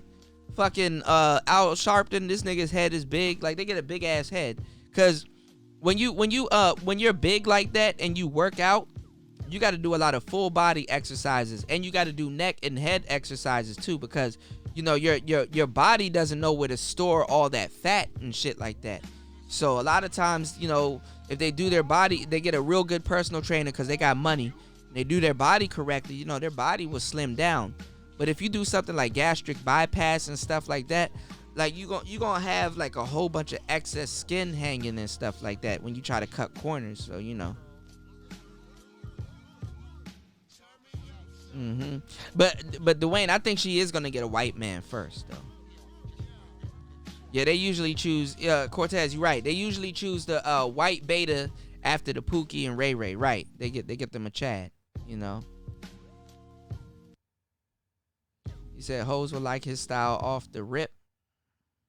Cynthia G was on Route 19, Viridian City. Now, Cynthia G, she come from the ghost town. Like, nigga, if Cynthia G was a Pokemon trainer, she would have a Gengar. She'll have like a Gengar and a goddamn Ghastly and a Haunter. She'll have all three of them, and then she'll have a Marowak. She gave birth to Cubone. Yo, speaking of Pokemon, bro. I bought a Nintendo Switch. I'm waiting for it to come, so I'm gonna download Pokemon, so I might go live and be very irritating. So we gonna chase after Cynthia G. I'm gonna get my Master Ball. I'm gonna have my my potions ready, my high potions. You know what I'm saying? I'm gonna have a level 50 Pikachu because, you know, I want to shock the bitch a little bit. You know what I'm saying? Just to get the wig to stand up a little. Anyway, yeah, we the community that's raising him. Like, come on, like, how you gonna deny our baby? Like, come on, son. How you? Yeah, Jennifer Hudson. Thank you. How you gonna deny our baby, son? Like we premeditated him. Go look at the show that I did on this channel when we first found out she was pregnant, bro. When I found out that Cynthia G got pregnant by Robert Perkins, nigga, let me tell you something. I was driving, right? Nigga, I almost crashed my car. I almost ran off the road. I said, yo, I gotta run. This is when I first started like I was still using a Blue Yeti when I did those shows. And nigga, it did not make it any better that I was rushing home to do some content. I rushed home to do that show. But then Jap went live and started doing he welcomed her to single motherhood and all types of stuff. Everybody started going live. One of my videos was my video did pretty good too. Cynthia G. I didn't have as much subscribers because this channel I never really promote. To this day I still don't promote this channel. So I'm just trying to see organically how much subscribers and stuff that I can yield. But nigga, when they said she was, I almost ran off the road, bro. I almost contacted my insurance before I ran off the road, bro. That shit was fucking crazy. That shit was fucking crazy. Yeah, she plays the flute. You said her bars was trash, but she got that gospel lady vocals. Yeah, she can blow. Big women can blow. Oh, Jennifer Hudson. Yeah, yep. Yeah, she got vocal range. This microphone that I'm speaking in is called the Shure SM7B. A lot of people use the same microphone for singing because it got range. Like you could capture people's like range, like a Mariah Carey or like a Adele or somebody that be hollering, like a hollerer that can go real high. If you had a cloud lifter, you can definitely capture her range. Like I could literally yell into this goddamn microphone and it'll capture everything. Whereas another microphone, it'll be like that Blue Yeti that I was telling y'all, it'll be clipping and shit. Her bars are trash though. I think they said she stole a lot of her music though. Like that Truth Hurts song that she came out with. They said she stole that song. But I seen a show that she did with NPR. They got this tiny desk thing. Soup Bone, what's good? Happy New Year. You said he said Cynthia G is Sephiroth.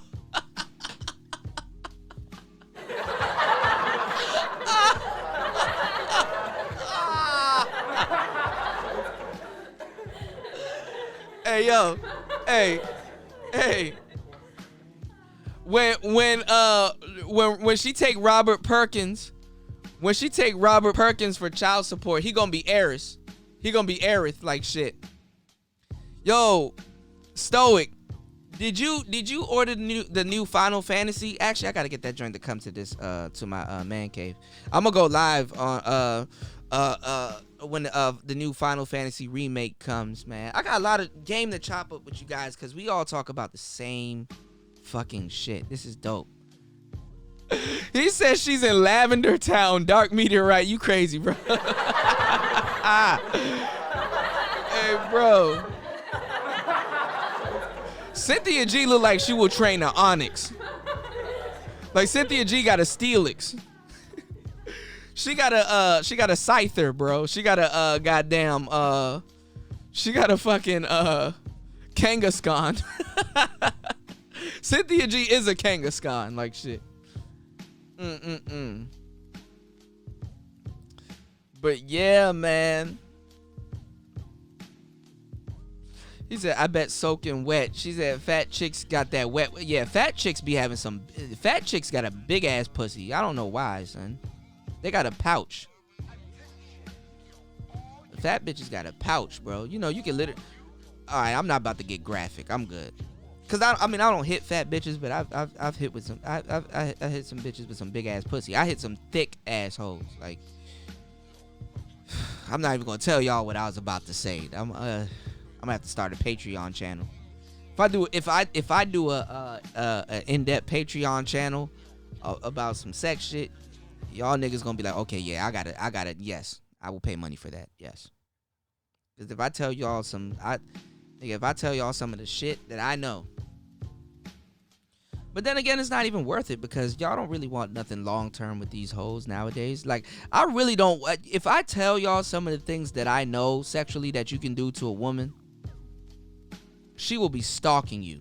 Like, she will literally, and it's gonna be at her own voluntary. She will drop her dating pool for you, because she'll be a new virgin messing with you. Cynthia G got the he said must see Cynthia G to beat the psychic gym leader. Like, yeah, like Cynthia G's like at the end of the Pokemon Stadium. Like when you beat everybody, she's like the last person. Yo, I'm mad Stoic called her Sephiroth though. That's hilarious. I'm thinking about his hairline and everything. Soup Bone, what's going on, man? Hey, we got to do something on Miss Michaela Pink, the Miss Pink Pill that always go. Yo, Soup Bone got a crazy ass video where this woman actually flashed her pussy on, like she opened her legs on the live stream. Like if you really want to see how fucking desperate these women are for attention in the manosphere, it's ridiculous. You said going to the decibels into the red. Yeah. Omar, yeah, the decibel goes into the red. Yeah, it's distortion. It starts clipping when you get high. Because, microphones has two volumes. You have your gain and you have your regular microphone volume. This microphone is what's called gain hungry. So you have to use you have to have a really strong interface to run it, because I don't have what's called a cloud lifter. A cloud lifter adds more decibels to this microphone. But when I get that RE320, I'm gonna do a tech show on that, and I might have or get a cloud lifter by then, and I can show y'all the difference with that.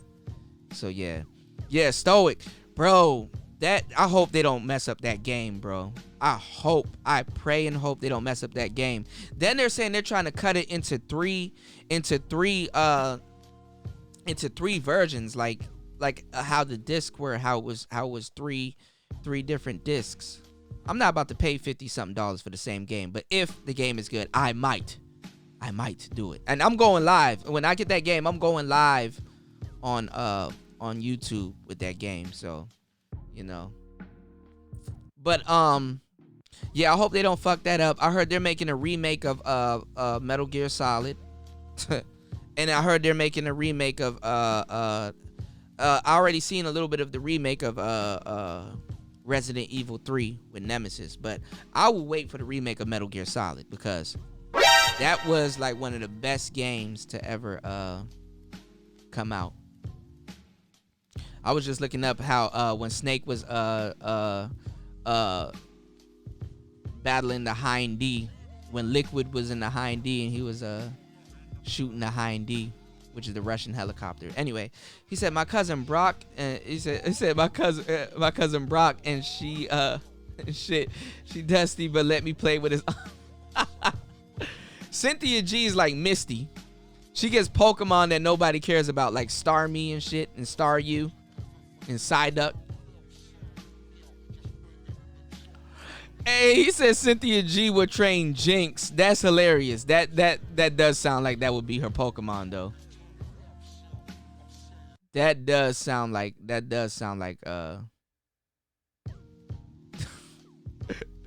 she would have a Jinx and a Mr. Mime. He said, could you put oh yeah, you could put a fist in it. Man, John Doe. One of the baddest joints that I hit, and I got this ring too. I still got this ring. Man, I fingered this girl, right? And I had a ring on. And I forgot I had a ring on. She didn't feel it. I was like, oh shit, I got a ring on. Why I got my ring on this finger? She didn't feel it. Now let me tell you something, because this girl actually taught me some crazy shit. and she was real thick. She had a baby with a loser and some other shit. I'm glad I didn't get her pregnant because she looked terrible. Some of these girls that are bad, they look the fuck terrible pregnant. Every woman has a signature sex move.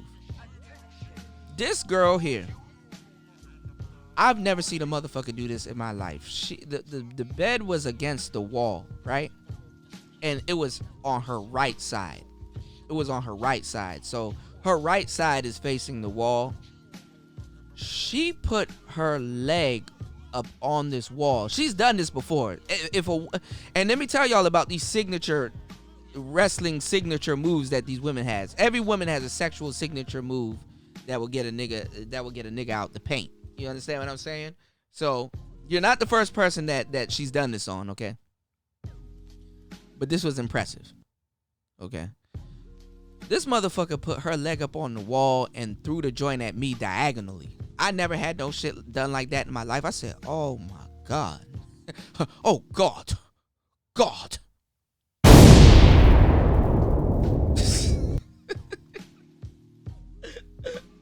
I was like, shit. Who taught you this? To this day, I never really got a chance to like really talk to her about that. I wanted to talk to her about that. You said they were trolling black women with the Jinx. Oh yeah, that's blackface. Tell me if Jinx and Mr. Popo don't look like the same motherfucker. You said no way. What channel? What do you mean by what channel? Oh shit. Oh, that's Discord. I didn't want Discord to come up. Discord be fucking my streams up. Hold on, y'all. You said what channel? What do you mean? Oh, the channel that I did the Cynthia G video? That's this channel, but I don't know if y'all can see it. Y'all gotta scroll all the way down. Like that channel was done. That show was done in February. That's when she first got pregnant. That show was done in February, bro. You said her mods block you on site? I'm sure. Soup be having like 4 or 5 different channels. Omar said, yes, these hoes are online for attention, especially in the manosphere. Yeah. Because they want to find a chink in the armor. They want to prove some of what you're saying wrong. You understand what I'm saying? And they can. Well, you said, I want to chat with you privately on the tech level. I just been kicking by Loud and Handy. Okay, yeah, Omar, yeah, we can get that out the way, bro. I got you. Cause I want you to start a channel. You know, you around. You know.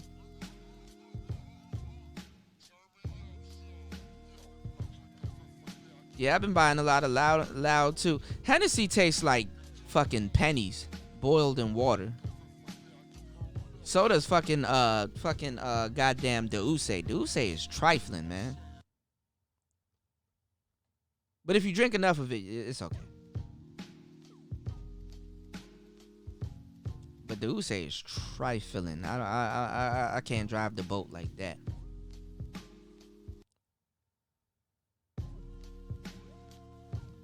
Yeah, Metal Gear Solid was the game, bro. Metal Gear Solid was the game.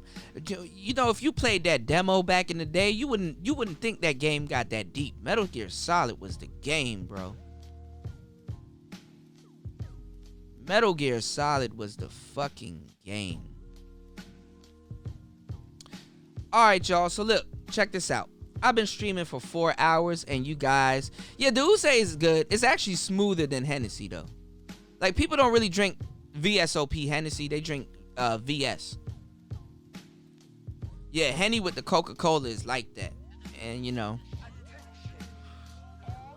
Okay. Oh, yeah, hell yeah.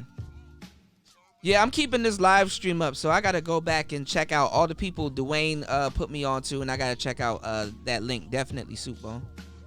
Definitely. Oh, wait, hold up. That's my joint? Hold up, did you find it?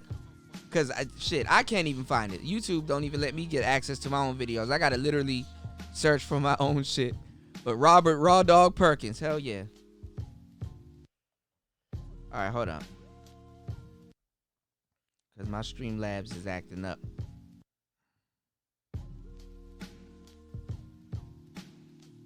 Hold on, why did it do that?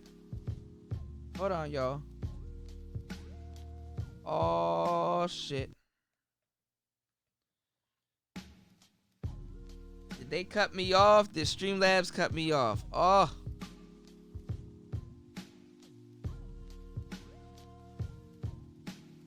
I think they did.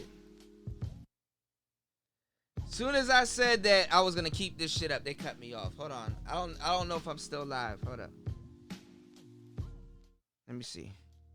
Oh shit. Okay, I'm still live. I don't know why they did this, but okay.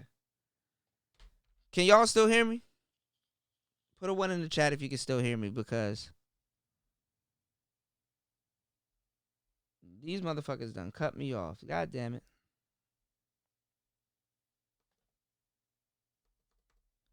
I can't even click anything either. Yeah, I got Instagram. I gotta find out how to use it. You can follow me at Casanova Cuda, CASSANOVACUDA. Okay, y'all can hear me. Okay, so my shit froze. But this is what we're gonna do before I get out of the building, because I said I was gonna do it. I might not be well, I will be able to see y'all. Hold on, give me 1 second, because thank God I got a phone like shit. We're gonna do this again tomorrow. Snoop Dogg has been caught up in a scandal with Selena. I guess her last name is Powell, which is a famous Instagram thought. And she caught Snoop Dogg slipping. And what I want to do is I want to play that for y'all. It's a quick 18-minute video. I mean, we're up early. Happy New Year to everybody.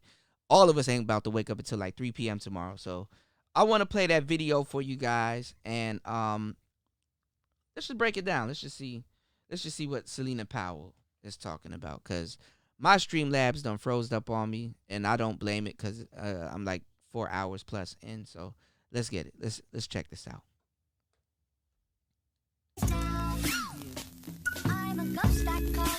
Hey babies, welcome back to my channel. So today's video is going to be about Snoop Dogg, because yesterday Little Duval, I think that's his name, put me on blast for like sliding his DMs. And you guys already know, like, I'm so fucking bored on house arrest. So, you know, like, sometimes I'd be like sliding into rappers' DMs or whatever, and I kind of knew that like Little Duval was gonna put me on blast if I said something outrageous. So that's this motherfucker's on house arrest, bitch. That's what I did, because on his timeline he always puts people on blast. So like, okay, let me see my shot, you know, whatever. Boom, he puts me on blast. And I was like, okay, good, like, you know, I got followers, got the little clout, whatever. Then Little Duval Selena like is bae. You know what though? No, because I kind of see what Snoop sees in her. She is actually cute, but I couldn't be around her for more than like 10 minutes or just for some sex. So anyway, all right, we're back in the mix. Hold up. The guy pushing the reporter, and he was like, oh, like, this is how the Black Widow was, whatever. And Snoop Dogg, out of all people, felt the need to comment laughing faces. And I'm sitting here like, bitch, what the fuck is funny? Like, does he not remember what happened in 2018? So let me tell y'all what happened in 2018.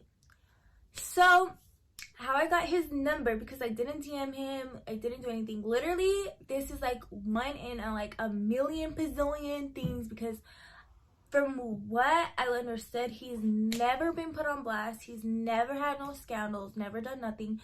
I mean, yeah. Yeah, I mean, I'm pretty sure she does have a submissive side, like, you know what I'm saying? Like, I'm pretty sure she gives dudes what they want, but it's like a game to her, you know? Like, if she would look at somebody that's like cuddling her and stuff like that, like, it's a game to her, because it's like, if somebody shows her love, it's like they're a trick, because they're dumb enough to show her love. Like, Like, do you know who I am? You don't even know me. Why are you showing me love? That's that little girl logic. Because later on, she doesn't understand it. She's whoring herself out. She doesn't understand it. So later on, she's gonna look for a man to do the same thing, hug her up and cuddle her and all this other shit when she figures that she wants to get out of the game. So she's on the carousel. So she would look down at somebody doing what Snoop did. Like, I don't know. It's weird. Like, to a certain degree, all the women that Snoop done dealt with and stuff like that, and even the little Martha Stewart and shit like that, and his wife, and I don't think Snoop smashed. I think Snoop smashed Martha Stewart. I think they both hung out on a boat, did cocaine and fucked and all kinds of shit. Probably. They're in Hollywood. But what I'm saying is that, you know, to a certain degree, that nigga, even the nigga just want love, or the cocaine must have been really good. People probably like accused him, but no one has actually had proof. So this guy who was like kind of dealing. Yeah, she knows she's scum. Like, she doesn't understand those emotions, or she does, but she knows she's not worthy of them. With academics, he was like, they like had problems or whatever. Some things happened. Academics like wanted me to reach out and get academics information back for his profile. I was like, okay. I reached out to this kid and I kind of talked him down. Like, he gave back academics Instagram, he gave back his YouTube or whatever, but he was like, yo, like, I want 6ix9ine's number. Mind you, I was beefing with 6ix9ine at this time, so I was like, oh my gosh, what is that? Mind you, I was beefing with 6ix9ine at this point, so I was like, okay, here's his number. The fuck. I think his number was changed, honestly, but in exchange, he was like, yo, like, I have so many rappers' numbers, like, you can just have them.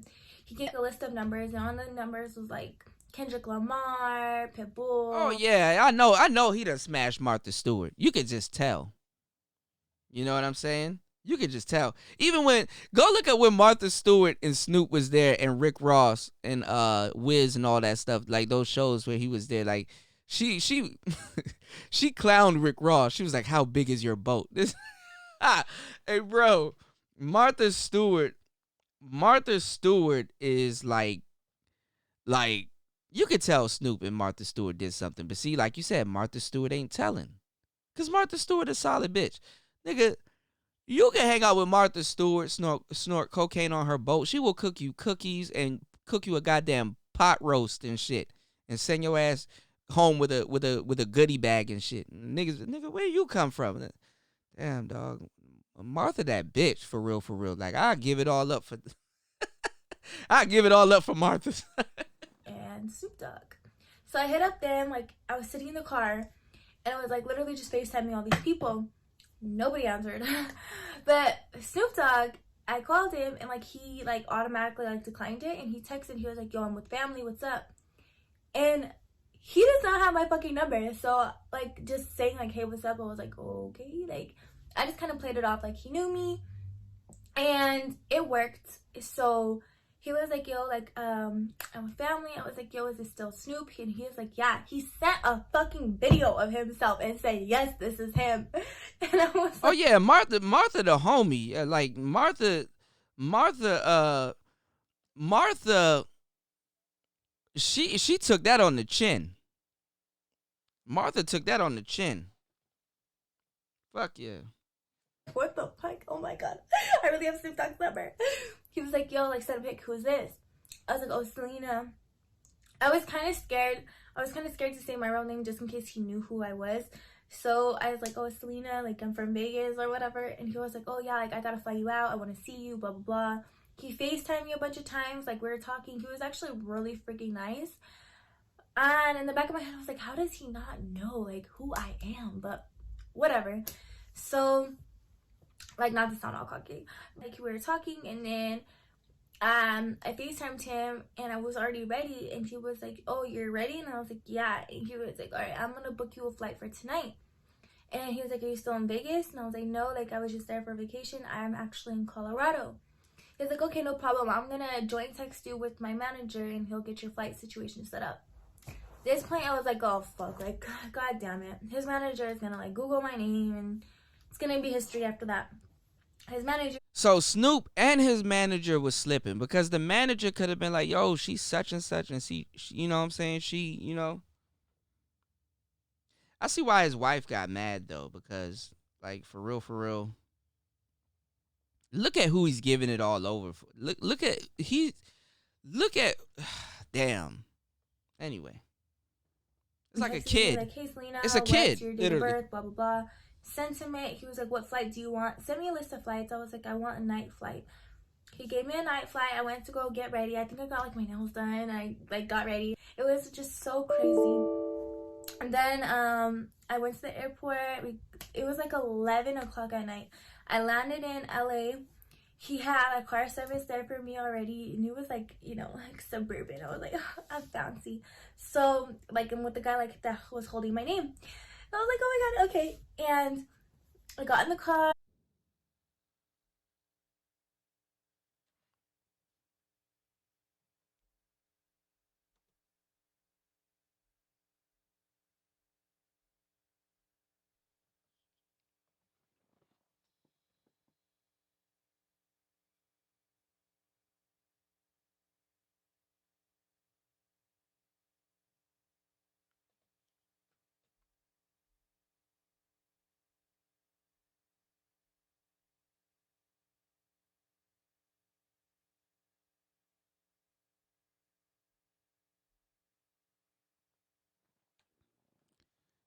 Okay, we should be back.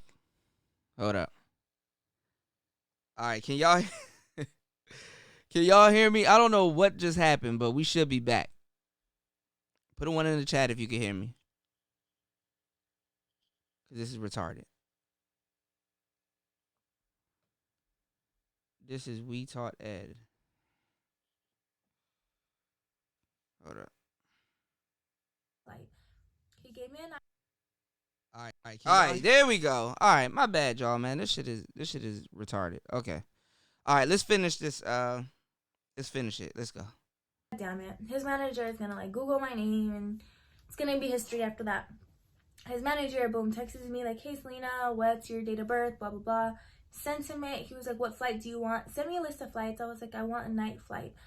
He gave me a night flight. I went to go get ready. I think I got like my nails done. I like got ready. It was just so crazy. And then I went to the airport. It was like 11 o'clock at night. Yeah, it crashed. I landed in LA. He had a car service there for me already, and it was like, you know, like suburban. I was like, oh, I'm fancy. So like, I'm with the guy like that was holding my name.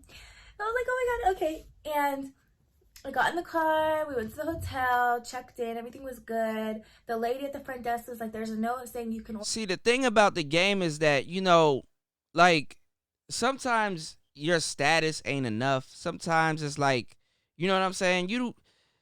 Sometimes it's just, you just pay the bitch off. You know what I'm saying? Like, you know she there for the money. Just pay the bitch off. So I understand where Snoop coming from. It's a casualty of the game. You know what I'm saying? Not all the time you want to sit up there and pick a bitch brain or hit her because you're Snoop Dogg or whatever. You know what I'm saying? So I get it. We get it. Order whatever you want and enjoy. And I was like, oh, I was like, does it say that like it's under Snoop Dogg? My stupid ass was like, really think his name was Snoop Dogg. And she was like, no. I was like, okay, never mind, sorry. And I went upstairs, then I get a text. He was like, babe, you landed? I was like, yes. He was like, cool, I'm sending you a car. He was like, freshen up. You can tell she's not the sharpest knife in the drawer or the sharpest tool in the shed. Okay? You can tell her elevator doesn't go to the top floor. So, I'm just saying. I'm sending you a car to come over. I was like, okay. I got it. I took like a quick shower, freshened up my makeup, got on some cute things, and there was a car outside, another car service. We like went literally like 5 minutes away. So his little spare apartment or whatever he calls it is literally like 5 minutes away. So low key. That is like underground type shit. Like it's like a building, but then when you walk in, it's like downstairs, and then there's just like a door.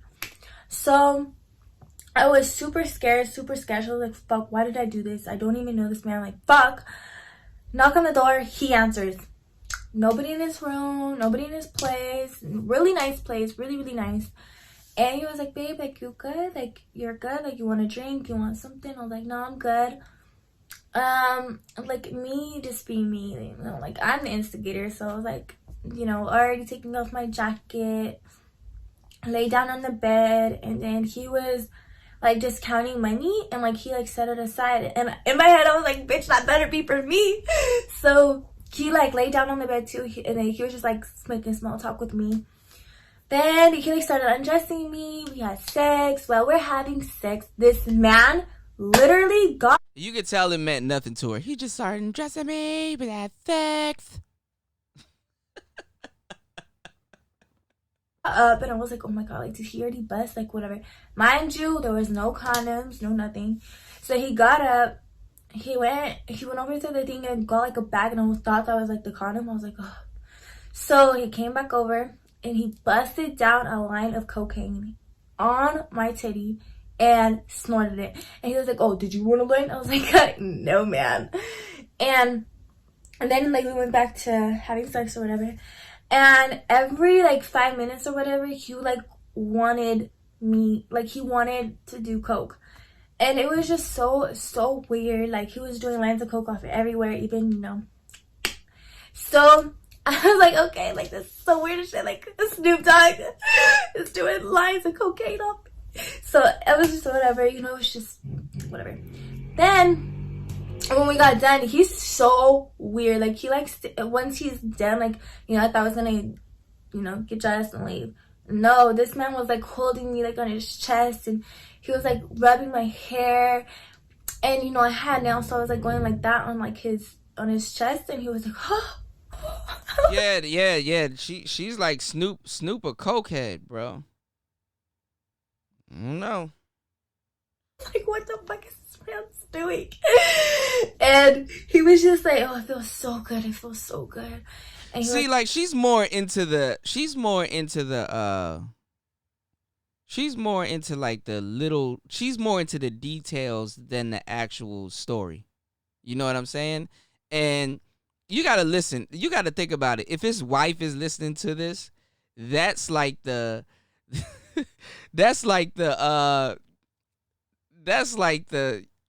selling point. You understand what I'm saying? Like, anyway. On top of me, and I got on top of him, and he was like rub my nipples, and it was just so freaking weird. And I was like, oh my god, like this man is weird. So anyway, like finally he was like done, and you know, and I was getting dressed, and he was like, so the BET Awards are this weekend, like I want you to come. And I was like, you want me to come with you? And he was like, well, I didn't say like that. I was like, oh wow, like you're going to? And he was like, yeah, but like you can bring a friend if you know anyone out here, like I'll get you taken care of. Here's some tickets and here's some money. He was like, go shopping or whatever. Mind you, like I did not pack for this shit, and I was like, I don't even know what the people wear to the BET Awards. I was like freaking out, so obviously I didn't go to the BET Awards. But I did run up his fucking room service. I ordered so much shit, and I was like taking cute selfies and doing whatever, and he didn't see me for the rest of that trip because I didn't go to the BET Awards, and he was busy with press and all that. I find it so ironic how literally the next day was the BET Awards, and he was preaching about his love for God and how he loves his wife. But I was like, okay. And I got a lot of proof. So I was like, okay, like, Anthony. Oh, damn. She said, I find it so ironic. Oh, my shit crashing again. Oh, Streamlabs. Come on. This is not a good way to bring in the new year. All right, let me let this shit play, y'all. I'm gonna put this motherfucker on blast. Whatever. It was literally killing me not to put this man on blast. But since I was labeled the liar, I can't just expose text messages. Like, I have to have some physical proof. Otherwise, the Shade Room, Gossip in the City, TMZ, like, they won't run it. They won't run it. So, at this point, I was like, okay, we'll keep it cool. Then me and my friend Jade, we moved to LA together. And I was like, oh, like, Snoop is here. Like, I'm gonna hit him up. We're cool. The first time I seen him, the second time I seen him, everything was good again. He gave me some money. Like, we're hanging out, you know, the weirdness vibes or whatever. The second time, me and Jade went out, and I was so freaking drunk. I was so drunk. But I was like, okay, like, I want to go with Snoop. And, you know, I told Jade, I was like, let's go hang out with my friend. And she was like, okay. I called Snoop and he was like, yeah, like meet me at Sunset Cafe, like I'll get you a driver up the hill. I was like, okay. We Ubered to Sunset Cafe, and there was like a big old Sprinter van there waiting for us, and they're like, US Nope. I was like, yeah. We got in the car, we went up the hill, and then it was his actual house, like filled with like family pictures, whatever. I took us into like the room with the bar, and he like brought out like a plate